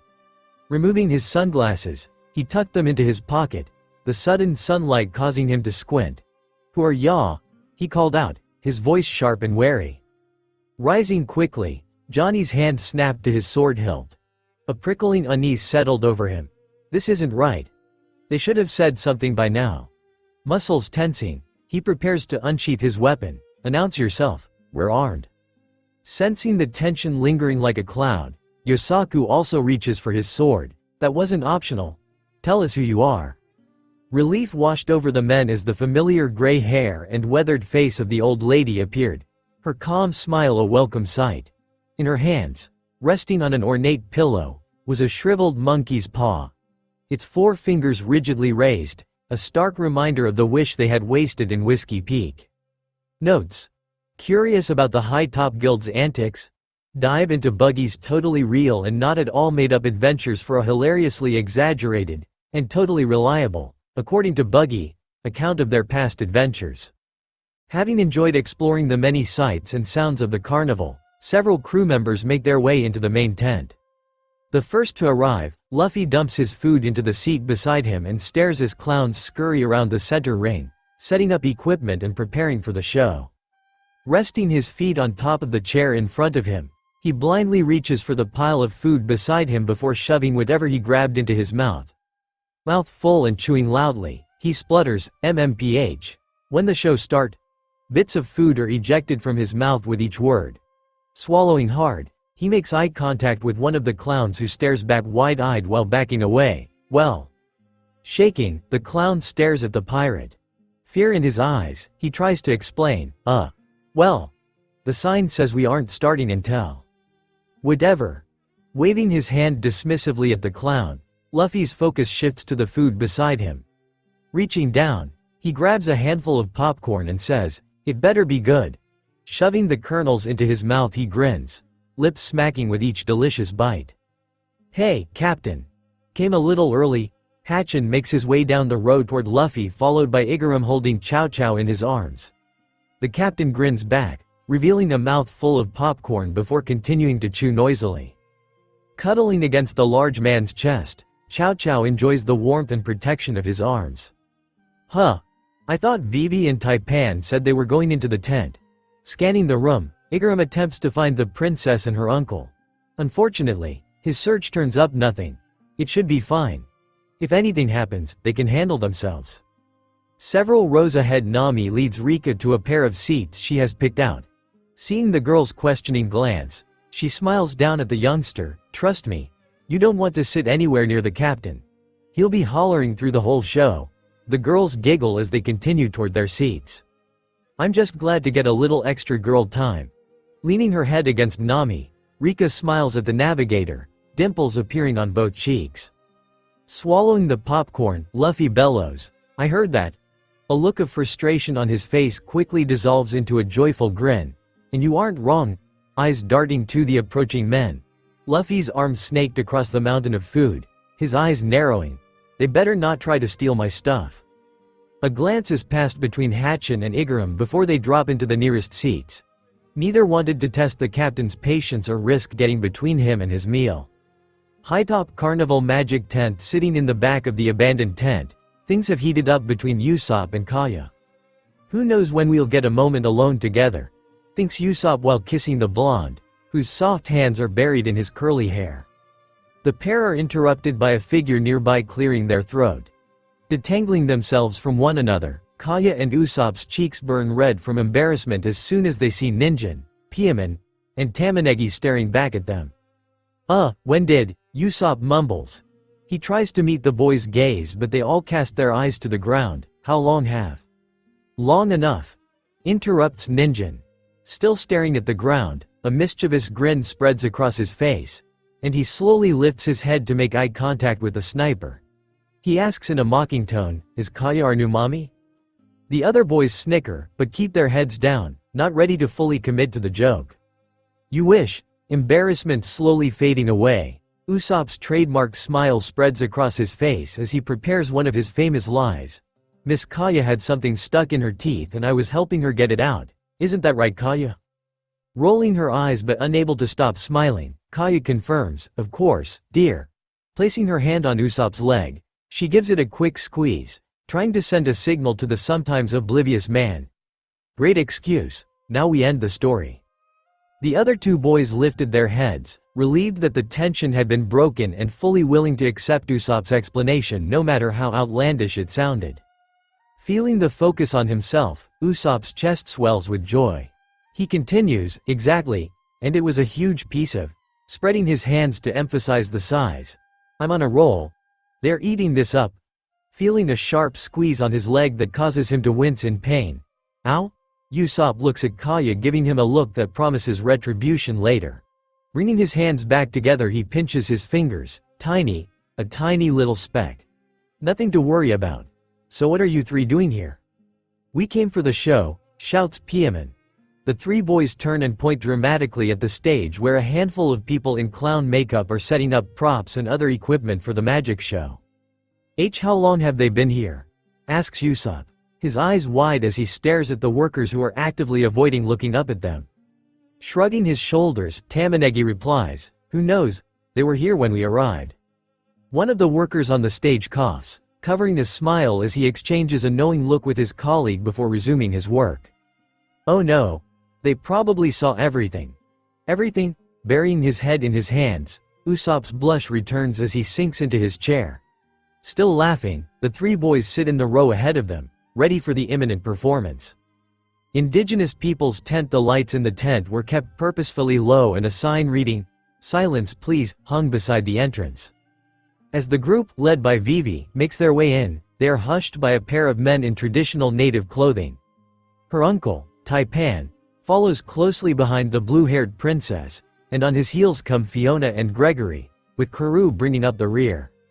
As one of the natives uses hand signals to guide the group, Vivi stops suddenly and peers at the man, trying to decipher his movements. He's just pointing wildly. "This isn't," before she can complete the thought. Taipan bumps into her back. Following close behind Taipan, Gregory smacks head first into the man. He had been trying to stay as close as possible to Vivi and her uncle, hoping they might drop a morsel of information about their lives as nobles in Alabasta. Bumping into Gregory's back, Fiona's cheeks burn red and she winces in embarrassment. "Hold it together. You're supposed to be the strong one." Gregory is way too cool to go for some clumsy nobody who can't stop herself from ramming into him. Last but certainly not least, Karoo collides with Fiona and lets out an annoyed quack. Stomping his foot into the ground in frustration, he glares at Fiona's back. "Move, you stupid human." The men who had previously hushed them again attempted to silence the group. Raising an eyebrow, one of them lets out a frustrated "tut tut," while the other crosses his arms and glares. Leaning forward, Taipan whispers, "Ignore the man, let's just find seats." Vivi nods and opens her mouth to respond but is silenced by another round of angry looks. "I wanted to learn about their culture, but this is ridiculous." Rolling her eyes, she pushes past the man and walks toward a row of seats that will accommodate their group. On the deck of the going shopping, glancing at one another and nodding, Johnny and Yosaku dash forward. Ripping the monkey's paw free from the woman's grasp, they grapple over possession of the artifact, paying little mind to the woman who they inadvertently knocked to the ground. "Ungrateful brats," shouts the gray-haired woman from the ground. Placing her hands behind her back, she pushes herself to her feet. Clicking her tongue against the top of her mouth, she watches in a mixture of horror and fascination as the men attempt to wrestle the paw away from one another. Tisk tisk. "You boys need to learn a little respect. This is no way to shut it," the two men shout at the lady. Their faces are red and sweat drips down their foreheads as they resume the tug of war. So rude. Lifting her chin, the woman turns with a flourish and marches toward the gangplank. You two deserve whatever happens to you. Paying no mind to the woman's rebuke, Johnny rips the monkey's paw from Yosaku's hands and glares at his friend. Eyes locking, he reaches threateningly down to the hilt of his sword. Last time you wished. Now it's my turn. Oh yeah. His anger giving way to a goofy grin. Yosaku places a hand behind his head and closes his eyes. Oops. I forgot. My bad, bro. Opening his eyes, he scans the deck. What happened to that old lady? Who cares? Staring at the paw in his hands, Johnny racks his mind for a wish. What do I want? Money is good, but hanging out with a bunch of hotties would be even better. Or maybe I could get powers like our rubber-brained captain? How awesome would it be to stretch my arms clear across the room? He stares at the paw, trying to recall the instructions they had received last time. The wish is up to the interpretation of the monkey's paw, and there was something about not always being what I intended. He mutters, I wish I had a way to figure out what would happen before I make my wish. The monkey's paw begins to glow a warm blue light. Eyes widening in surprise, he shouts, no, that's no fair. That doesn't count. Ignoring his words, the second finger of the paw curls toward the palm, leaving only 3 pointed up. Suddenly it vanishes, leaving behind an old leather-bound notebook titled, Wish Tester. Flipping open the cover, he sees a page littered with instructions on how to use the book. He spots at a few words, written down are not binding, beware of, fuck this, I ain't reading all that crap. I'll get Tamanegi to do it. Slapping the book shut, he stares at his friend. Biting his lip to fight back the laughter bubbling up inside, Yosaku asks in his most innocent voice, what have y'all got there, bro? Shut up. Staring at the notebook, Johnny's hand tightens into a fist. He considers punching his friend but changes his mind and instead says with a grin, at least it's better than some dumb instruction manual. He lets the words trail off as his mind finishes the sentence. Even if it was handy for my wish. I guess. Chuckling to himself, Yosaku steps closer to his friend so that he can see the notebook better. Want to try it out? Nah. Tossing the book onto his chair, Johnny turns toward the gangplank and starts walking toward it. Let's go find the others. I bet the captain's found something fun on the island. Shrugging, Yosaku follows his friend and the pair walk down the wobbly gangplank toward the empty beach. Neither of the men notices a small boat drifting away from shore, the gray-haired woman at the helm, and a strange glint in her eye. Beside her sits the pillow that the paw had previously been resting on, giving off the same blue glow the paw had just before vanishing. A familiar object begins to take shape on top of the pillow. High-top carnival main tent. I'm bored, yells Luffy as he stares at the tent's roof, absent-mindedly tossing bits of food into the air and trying to catch them with his mouth. It had been less than 10 minutes since he'd first sat down, but the pile of food beside him had shrunk significantly. What remained were mostly empty wrappers and discarded paper plates. Pushing back against his chair, he attempts to see how far it will lean before snapping, when is this stupid clown show going to start? Rolling her eyes, Nami mumbles, you'd think he was one of the children sometimes. Picking up the pitch of her voice she bellows, should be about to start, Captain. I see somebody. Her voice trails off as she realizes who she is looking at, walking toward. It was unmistakable. Between his nose and the outlandish outfit, the stage. Is that Buggy? Rika exclaims as she points at the clown confidently striding to the center where a microphone has been strategically set up. Leaning forward, she squints her eyes. That's Buggy. I thought we were done with him back in Logatown. Ladies and gentlemen, boys and girls, shouts Buggy. He takes hold of the microphone and with a cruel smile bellows, your attention please for the greatest show of the rest of your short lives. Yahahahaha. The flaps to the tent close and suddenly all of the light in the room is extinguished. There is a gasp from the crew before a spotlight from the ceiling illuminates Buggy in all of his glory. Shit. Arm instinctively flying across Rika's chest to hold her in place. Nami whispers barely loud enough for the young girl to hear, don't move a muscle. Heart beating quickly, Rika nods before dropping her hands to her sides. She traces her fingertips across the hilts of her swords. I'm so glad I brought these. Woof. It's a trap. Chow Chow angrily barks from Igaram's lap. recognizing the clown as the one who had sacked his village. "Shish," whispers Igaram, trying to calm the animal struggling to escape his arms. The show is about to start.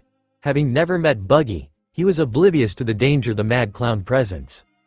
Huh, so it was too good to be true. Shrugging his shoulders, Hatchin reaches down and begins wrapping the chains of his swords around each wrist, preparing for the inevitable fight. "Boo!" calls out Luffy as a peanut smacks him in the face. "Turn on the lights, I can barely see." Sitting up straighter, he sees Buggy causing his face to split into a grin. Hell yes, I get to kick his ass again. Additional spotlights erupt from the ceiling, illuminating more familiar faces. Kabaji, his makeup pristine, wheels his unicycle while juggling 4 bowling pins.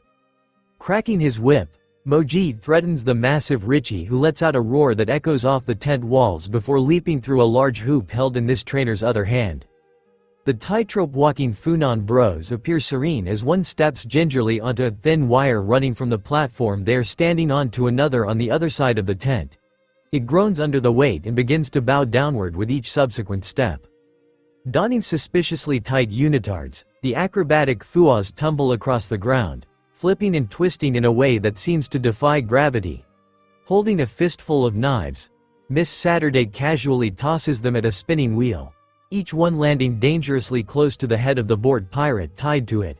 Several dozen clowns emerge from a small car that appears from a glance to be too tiny for even Rika to fit inside. Wide grin matching the smile painted on his face, Buggy stares at the Straw Hats who are still shrouded in darkness. "You dared to abandon us in Logatown as bait for the Marines." He points at Luffy. "For your treachery, I promise, Straw Hat. This show will be too flash I'll die for." Yahahahaha. He again cackles, a high-pitched and manic sound that echoes through the tent as plumes of flame erupt around him. Makeup melting under the heat causes it to drip down his face, making him look even more deranged than normal. She. His joyful laughter crashes against the chaotic screeching of the clown as Luffy rises to his feet. Lacing his fingers together, he cracks his knuckles and nods to himself before shouting, "Time to show that dumbass we know how to have fun too. Let's go." Aye, Captain," shout the others in unison as they leap to their feet and charge toward the clowns, their thundering footsteps a testament to the unified determination to put Buggy in his place. High-top carnival magical tent. The lights in the room dim as a man in a dark silk robe, a tall magician's hat, holding a long, thin wand makes his way to the center. He is followed closely by a tight, sparkly unitard and skirt that barely hangs low enough to cover both cheeks. "Is that?" Usopp's voice trails off as he squints, trying to make out the entertainers through the dim lighting. "That kinda looks like the guy from Logatown and his assistant. But how did they get way out here?" Smiling, Kaya rests her head on Usopp's shoulder and coos into his ear, "I'm sure it's fine. Not every magician is a threat. Besides, what are the chances of running into the same duo for a third time? Let's try to enjoy the show." Her heart leaps in her chest as she remembers the almost supernatural mind control they had experienced in Logatown, but she tries to ease her worry. "It's fine. It's all going to be fine." A spotlight bursts to life, illuminating the pair on the stage and confirming Usopp's fears. Standing before them, wearing obnoxiously flashy outfits, stood none other than Mr. Six and his partner Miss Mother's Day. Opening his mouth to speak, Mr. Six is interrupted before even a single word can pass through his lips. "Now!" roars Usopp as he springs into action. Launching from his seat towards the aisle, he hastily yanks the slingshot from his pocket and loads his first round. Aye, Captain Usopp," shouts the trio of boys who explode from their seats and scramble after the so-called leader of the former Usopp pirates. "Eek!" exclaims Kaya. Her eyes widen in alarm as she drops to the ground. Placing her hands over her head, she curls into a ball, trying to make herself as small as possible. Having avoided combat situations until now, she was uncertain what to do and her instincts screamed at her to hide. "This has to be fast. If they attack first, we're screwed." Pointing backward, Usopp screams, "Onion, defense."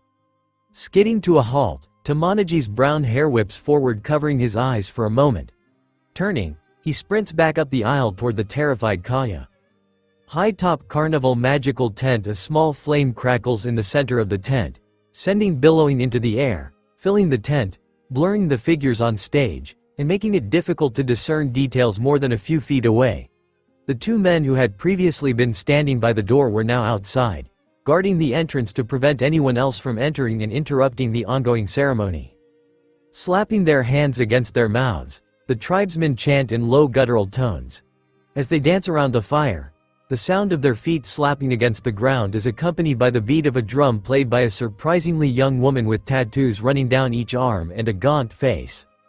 Atop the flames sat a cauldron with a thick green liquid that gurgled noisily. Occasionally a large bubble formed on the surface before popping, spraying a pungent mist around it. Pointing at one of the tribesmen wearing a particularly lavish headdress, Gregory whispers to Taipan, "I think that's the chief." Something is wrong. The guards at the door are way too tense and the dancers' movements are still, like they are waiting for a signal. What have we walked into? Hardly listening to the question, Taipan's eyes dart around the room trying to spot any exit other than the flap they had entered through. As he sees Gregory waiting patiently for an answer out of his peripheral vision, he decides to humor him with a response, "Sure, I guess so." "Huh?" asks Vivi, turning toward her uncle with a confused look. "Why'd I feel so lightheaded?" Her eyes struggle to focus as the smoke and fumes attack her olfactory system, causing them to water. Guys," prompts Fiona, pointing at the stage. The others turn to look. They see that the tribesmen have stopped their dance, drawn their weapons, and taken aim at them. Swallowing hard, she reaches into her pockets and slides her fingers through the iron knuckles that she kept hidden inside. "I think we have a problem." Time seemed to stop as the two groups stared at one another. A loud squawk from Karoo breaks everyone from their trance. In an instant, arrows fly through the air at the group, which scatters in either direction to avoid being struck down. High-top carnival main square chaos erupts across the carnival. The moment the three tents are sealed, the carnies attack, dumping their disguises, and launching an assault against the crew. Finding one another quickly, Chabo and Jimmy hide in an abandoned booth. Occasionally the lens of Jimmy's camera pokes above their hiding place, and unable to stop himself, he shouts, "Fire!" before yanking the device out of harm's way and studying the hard-earned shot. Beside the photographer, Chabo's body shakes as the noise that has plagued him since arriving on the island intensifies.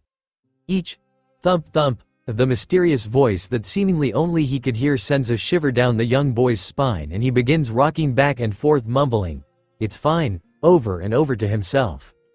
Several booths down, Don Krieg hurls rings at Jin, who easily sidesteps each projectile.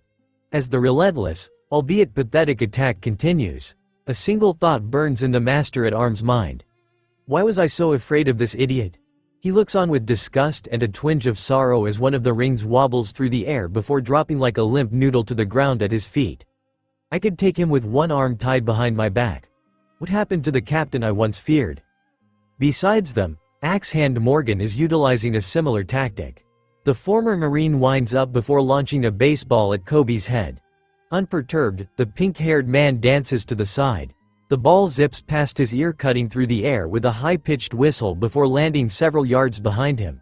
With a maniacal grin, he unstraps the club from his side and swings it over his right shoulder.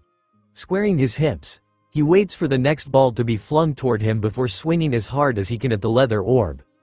Climbing out of the ticket booth, Kuro yanks the red ball off his nose and tosses it to the side as he makes his way into the fray. Spotting Mary, who is sliding a pair of brass knuckles onto his fists, the former butler's lips curl into a smile, and his pace quickens. As he nears his former colleague, Kuro calls out in a voice he had grown accustomed to over the years serving in Kaya's estate, "Fancy meeting you here? Are you having fun?" "Kuro," growls Mary as he turns to face the man who plagued his nightmares for weeks. "I'm going to knock your teeth in." Fists tightening around the weapons held in each hand, he feels the current of electricity leaping between strands of his hair as energy surges through him.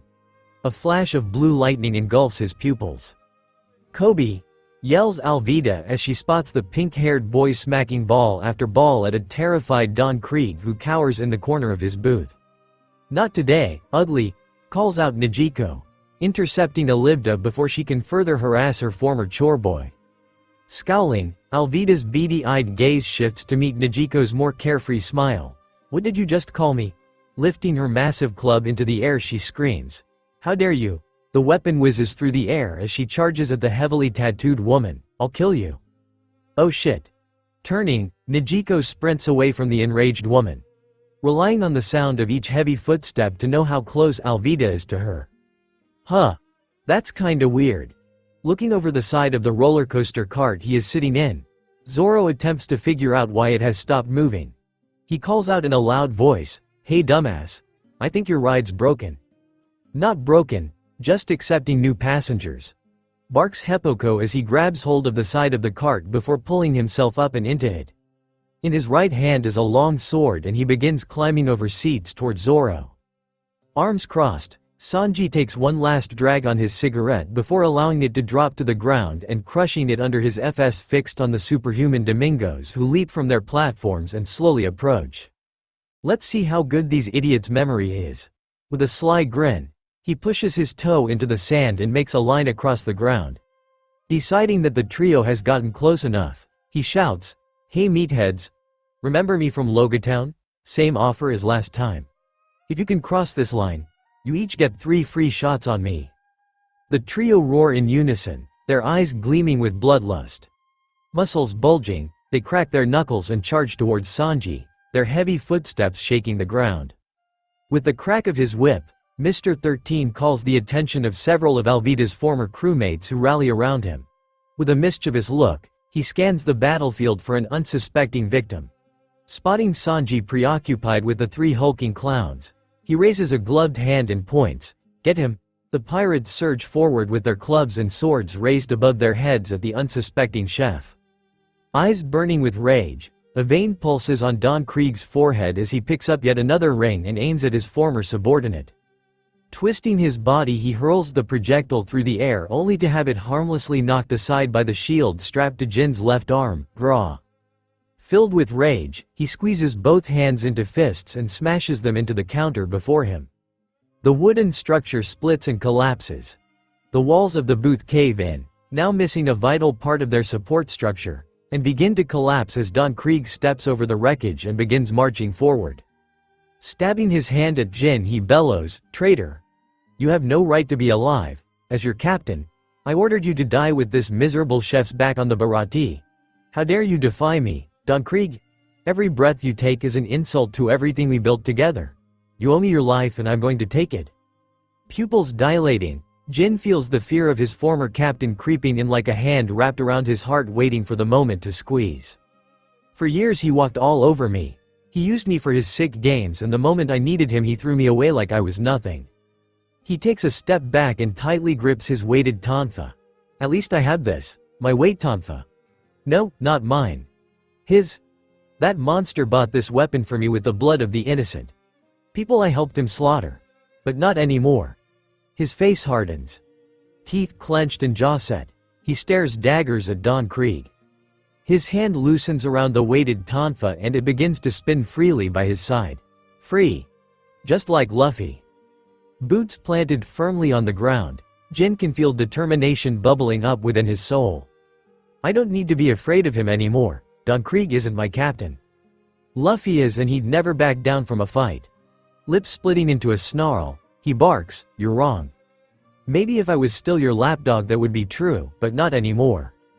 I don't care what you have to say and I don't care what you built. My loyalty is to Luffy. Do what you want to me, but I know that man will one day be the king of the pirates. I'd die for him.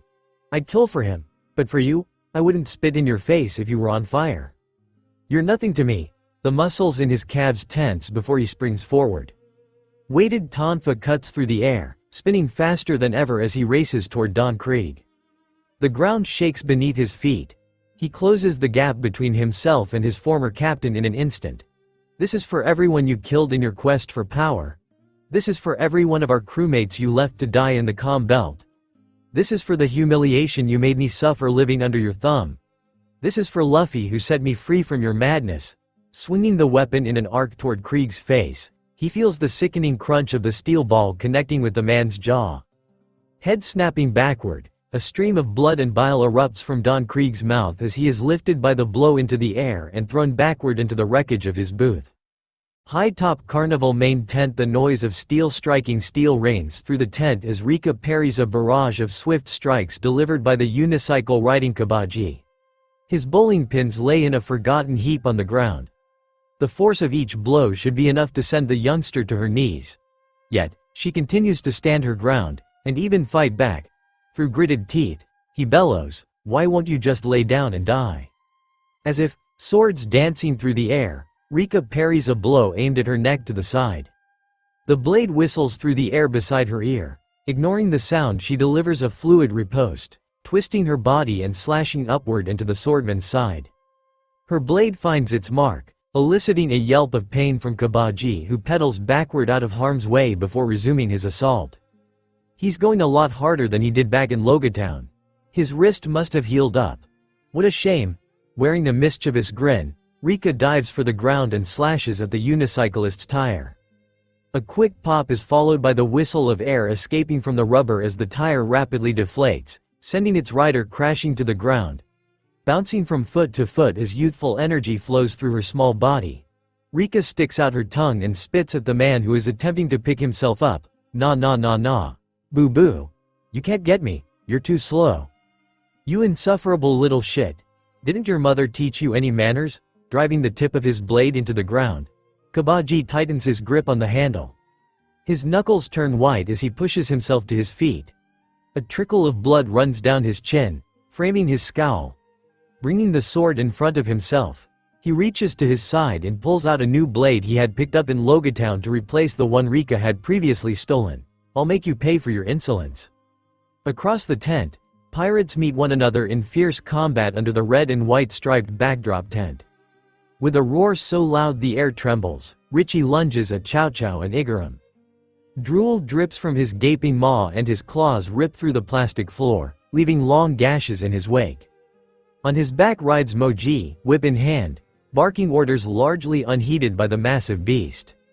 Bow staff whirling through the air, Nami deflects an avalanche of knives being tossed her way by Miss Saturday.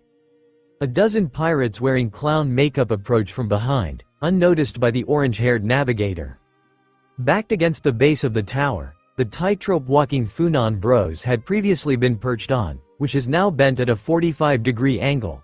Hatchin fends off a relentless assault from the trio of acrobats augmented by more gymnastically inclined crewmates, the acrobatic Fuas. Still hampered by his underdeveloped upper arms, remnants of the Sea King incident, he struggled to meet each attack. In the center of the tent, a tornado of fists and body parts is accompanied by chaotic laughter as Buggy and Luffy launch an all-out assault on one another. High-top carnival magical tent. A magical gust of wind whips around Mr. Six as his eyes lock with Piaman, who stands entranced by his spell. A desperate Usopp leaps over chairs and ducks under handrails as he races across the seats to the opposite side of the tent, hoping to get the drop on the magician before the young boy does anything he'll regret. Just a few more seconds, Pepper. As soon as I've positioned I can. An arrow slams into the chair in front of him and he glances over his shoulder to see the young archer notching 2 more arrows into his bow. Shit, that was close. Take this asshole down. Rounding the last corner, he dives beneath a chair as the young boy launches 2 more arrows that thud into the seat cushion and come to a stop inches from his face. Swallowing hard, he presses a button on a canister at his waist and snatches the small orb that pops free, loading it into his slingshot. Gotta make this one count. Leaping from cover, he gives himself a second to aim before firing the ballistic at his target, Smoke Bomb. Another arrow flies through the air, and while it appears that it will collide with his smoke bomb, thankfully the two pass harmlessly beside one another on the way to their destinations. Rolling to the side, Usopp attempts to avoid the arrow, which narrowly clips his arm. Pushing aside the pain, he waits with bated breath as his projectile carries into the wall behind Piaman and explodes, enveloping him in a cloud of thick gray smoke. On the ground, Ninjin stumbles to the side, narrowly avoiding a punch as Miss Mother's Day attempts to land a blow on the young boy. Eyes glazed over, he stares blankly at the woman before ducking beneath a punch meant for his head. In frustration, the former assassin screams, "Stand still, you little brat." Backing slowly toward the chairs, Tamanegi holds his pen tightly. Knuckles white and body tense, he weaned Kaya and the group of thugs, slowly creeping up the stairs toward him. Body shaking, he carefully presses his finger against the lever on the pen's side and slides it upwards, extending the blade hidden within. There are too many of them. I need to try something new. Placing his finger over the lever, he points the weapon at the approaching mob. Squeezing his left eye shut, he aims at the closest man's forehead before pressing the lever. A steel mechanism within the pen rapidly uncoils, launching the blade forward at a speed that surprises the young pirate. A moment later, a second sharp blade is aligned and slotted into position at the tip of the pen. Whizzing through the air, the blade embeds itself in the center of the thug's forehead. His eyes cross and he slurs, "Did ya any getcha catch name of that?" Knees colliding with the ground, he wobbles unsteadily before falling face first into the stairs. Menacing glares transform into looks of panic as the mob of men and women rush to their fallen comrade's side. A tall man, with red streaks peppered through his curly hair, turns angrily toward Tamanegi and points an accusatory finger at the boy. "You killed Kenny, you bastard." Interrupts a well-built blonde man on the other side of their fallen comrade. "I'm Kenny. This is Tim." "No, I'm Tim," shouts a wiry man who is missing several teeth. He slaps the blonde across the back of the head and points at the body. "Do none of you recognize Charles? You know Charles? He was just telling us all about his prize-winning goldfish." "Oh yeah. Charles," the group responds in unison. Watching the group huddled on the ground several feet away, Tamanegi tries to figure out what is happening. "Did I kill this guy? Wait, who's Kenny? And who's Charles? What is happening?" Eyes moist, the would-be assailants turn as one to face Tamanegi.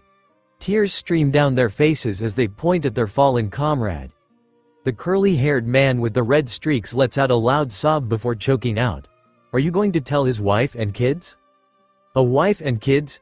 Taking a step back, Tamanegi lifts his hands in a defensive posture. "I don't want any trouble. He was the best man at my wedding, there wasn't a single dry eye when he gave his toast," calls out another man. Yet another shouts, "He was supposed to DJ my daughter's bat mitzvah next week. Even promised he'd play the Macarena for her." A fourth chimes in, "He was the best of us and you killed him without a second thought. Now who am I going to get my Cheetos from?" The man on the ground groans before lifting his head. He blinks several times before scratching his head, stopping just short of the blade embedded in his skull. "What happened?" "He's alive." The mob yells as they leap to their feet. Several form a conga line, while others break into a spontaneous interpretive dance, reenacting the unbelievable event they had just witnessed. One man mimes the blade as it whizzes through the air while another pretends to be Charles falling dramatically before he is miraculously revived. The man who was playing Charles bellows, "I made it, it's a miracle." What is going on? Deciding that silence may be best, Tamanegi lets his words trail off. He continues backing away from the group. "I don't want any part of this." With one final cheer, the group lifts their friend and begins marching toward the door. Exasperated, Mr. Six shouts, "You imbeciles! Get back here and finish them. This is a magic show, not a party." His command falls on deaf ears as the jubilant mob walks through the exit and marches out of the carnival toward Buggy's ship, to celebrate their friend's miraculous survival. High-top carnival magical tent. The clang of weapons meeting one another fills the tent as the tribe fights back against the newer additions to the Straw Hat crew. Why do they keep hiding? Are they afraid of a real fight? Face contorted and teeth bared, Fiona points at one of the nearby tribesmen and bellows, "Fight me, you coward." Raising his sword, the man slaps it against his shield and locks eyes with the dark-skinned woman. "I, Shinsei of the Kumate tribe, am an honorable warrior. It would dishonor people if I stooped so low as to harm a defenseless woman such as yourself." His blade is unremarkable, but the shield is lined with what appear to be the bones of a small creature, wrapped around the edge. The bones shake with each movement, creating an eerie noise reminiscent of a serpent's rattle. Defenseless, slamming her iron knuckles together releases a shockwave rippling outwards. The force of it knocks Shinsei off his feet and sends him skidding backward several steps. Fiona roars in response, "I am Fiona of the Straw Hat Pirates and I am anything but defenseless." Nearby Gregory squares off against Shokunin, the chef of the Kumate tribe. Holding a steel bat in each hand, Gregory's mischievous smile spreads across his face. "I'm ready whenever you are, fatty. Once I'm through with you, I'm out of here." "Don't think you'll get out of here alive," shouts Shokunin, as he charges toward Gregory. The tribesman's head is adorned with the skull of a large predator. His eyes peer through the gaps where the beast's eyes once rested. In his hand, he holds a blade carved from what appears to be the femur of an unfortunate pirate. As if, leaping to the side, Gregory twirls gracefully before cracking the oncoming man across the shoulders with his bat, sending him crashing to the ground. He smiles at the fallen man, the crown on his head slipping forward almost far enough to obscure his vision. "What would a fool like you even do if you caught me, Well, that's easy." Slamming his fist into the ground, Shokunin pushes himself slowly to his feet and turns toward Gregory. Spreading his lips wide and running his tongue across his teeth. A dollop of drool runs down his chin before dripping onto the ground below. Eyes wide and somewhat crazy, he elaborates, "I'd eat you, of course." He snaps at the air wildly before cackling with laughter. "Bah ha ha ha ha ha ha. A royal like you would be a delicacy, fattened up by the coffers of your land, muscles weak from lack of use. It'll be a meal to die for." "Eat me?" Stepping back from the crazed chef, Gregory feels fear swelling within his chest. Is that really what he intends to do? Another step back causes him to bump into the leg of a chair. "I am not AR Royal, ISW swear." Panic began to set in as Shokunin trudged forward, closing the gap between them. Arrows rain down on Taipan, who casually sidesteps the attacks, his eyes locked on Raiko, former leader of the Kumate tribe turned senior officer of the High Top Guild, and Yumeko, the tribe's sniper. Vivi should be safe if they see me as their main threat. He risks a glance at his niece, who is riding atop Kuru on her way toward another tribesman. Seeing the temporary shift in focus, Yumeko places a blow dart against her lips and blows into the tube. A dart flies toward her foe. It strikes true, lodging itself into Taipan's arm and releasing a numbing agent. A cruel smile spreads across her face as she loads her next round. Enough of this nonsense. Feeling the poison flowing through his arm, Taipan allows his gaze to linger on the woman who has almost finished loading a second dart. A smile creeps across his face as he mutters, "Soru." His body seemingly vanishes from sight. "Let's go, Kuru," cries Vivi as the bird races down the steps toward Kazuma, the tribe's musician. "Squawk," bellowed Kuru as his webbed feet slapped against the ground, hurling him and his rider toward their intended opponents. Suddenly his moment stops, hurling Vivi from his back and sending her sprawling across the stairs. The bird's pupils dilate and its eyes twitch back and forth, searching for the source of the dazed and confused. Vivi carefully pushes herself to her feet. Kuru would just, her words stop as she sees Tuskegami, wife of the chief and shaman of the tribe, holding a wooden sculpture of her beloved pet. "Oh no, I have to do something." Fishing the peacock slashers from her pocket, she slips the rings over her pinkies before spinning the colorful gems through the air. Vivi cries out, "What have you done to him?" Her legs carry her forward and she finds herself sprinting toward the shaman. Not so fast. Sliding between the oncoming pirate and her fellow tribesmen, Kazuma raises her fists. The knuckles weathered and worn, it was clear from a glance that she had seen her share of battle. Her eyes fixed on the enraged princess, she growls, "You're not going anywhere." High-top carnival main square club swung over his shoulder. Kobe dodged to the side as axe-hand Morgan tossed another baseball in his direction. "You weak, pathetic, little brat," screams Morgan as he picks up yet another of the leather balls scattered across the table at the front of his booth. "In Shellstown you were nothing but a spineless coward, hiding from me and my men. What makes you think you can stand up to me now?" Grip tightening on the ball, he winds up before hurling it at the pink-haired man. Knees bent slightly, Kobe tracks the incoming ball. Grip tightening on the club, he waits until it has almost reached him before swinging with all his might. Muscles rippling, he feels the club collide with the ball, sending it hurling back at Morgan. He connects with the former Marine, hitting him squarely in the stomach, causing the man to drop to the ground clutching his waist in pain. A smirk spreads across his face as he loosens his hold on the club, and allows it to dangle at his side. "I'm not afraid of you anymore. The scared little boy from Shellstown is gone. Now I'm here to kick your ass. You little," slamming his right arm into the ground releases scattered sparks as Morgan's blade meets the concrete. Using his left hand, he slowly pushes himself to his feet. "Brat," He stumbles forward slightly and catches himself against the wooden table at the front of the booth. Breathing hard, he glares at Kobe, lip curling upward revealing yellowed teeth obscured by an iron jaw. "I'm gonna," launching himself over the table, he lands outside the booth and marches toward Kobe. "Gut you like a fish, boy." A twinge of fear passes across his face upon seeing the young man looking calmly back at him instead of running away, but he pushes the fear aside and continues forward. Stepping out of the woods, Johnny and Yosaku see Mary in a heated argument with a strange-looking man near the entrance. "What do y'all think that's all about?" asks Yosaku, confusion evident on his face. "I dunno." Shrugging, Johnny points at the empty ticket booth, "But who cares, nobody's at the booth. That means we can go in for free." "Nice," with a grin. Yosaku picks up his pace as the pair hurry into the carnival. High-top carnival entrance, arms spread wide and a confused expression on his face, Kuro approaches Mary, who keeps his distance from the oncoming man. "Come now, Mary. We are old friends. What would Miss Kaya think if she saw us not getting along?" "Keep her name out of your mouth." Energy surges through Mary's body and he can hear the crackle of electricity as sparks leap between the strands of hair on his head. Gritting his teeth, he digs his feet into the ground. "No more backing down. This is my fight."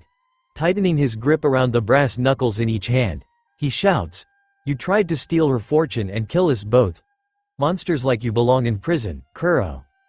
Kuro, stopping in his tracks. Kuro looks startled as he stares at Mary in confusion. "I'm not." His voice drifts away as he tries to piece together the right words to say. "Kuro is dead. It's me, Klahadore." "What is wrong with this man?" Gritting his teeth, Mary's eyes narrow. "Don't think you can trick me so easily. I saw with my own two eyes the monster you are down deep.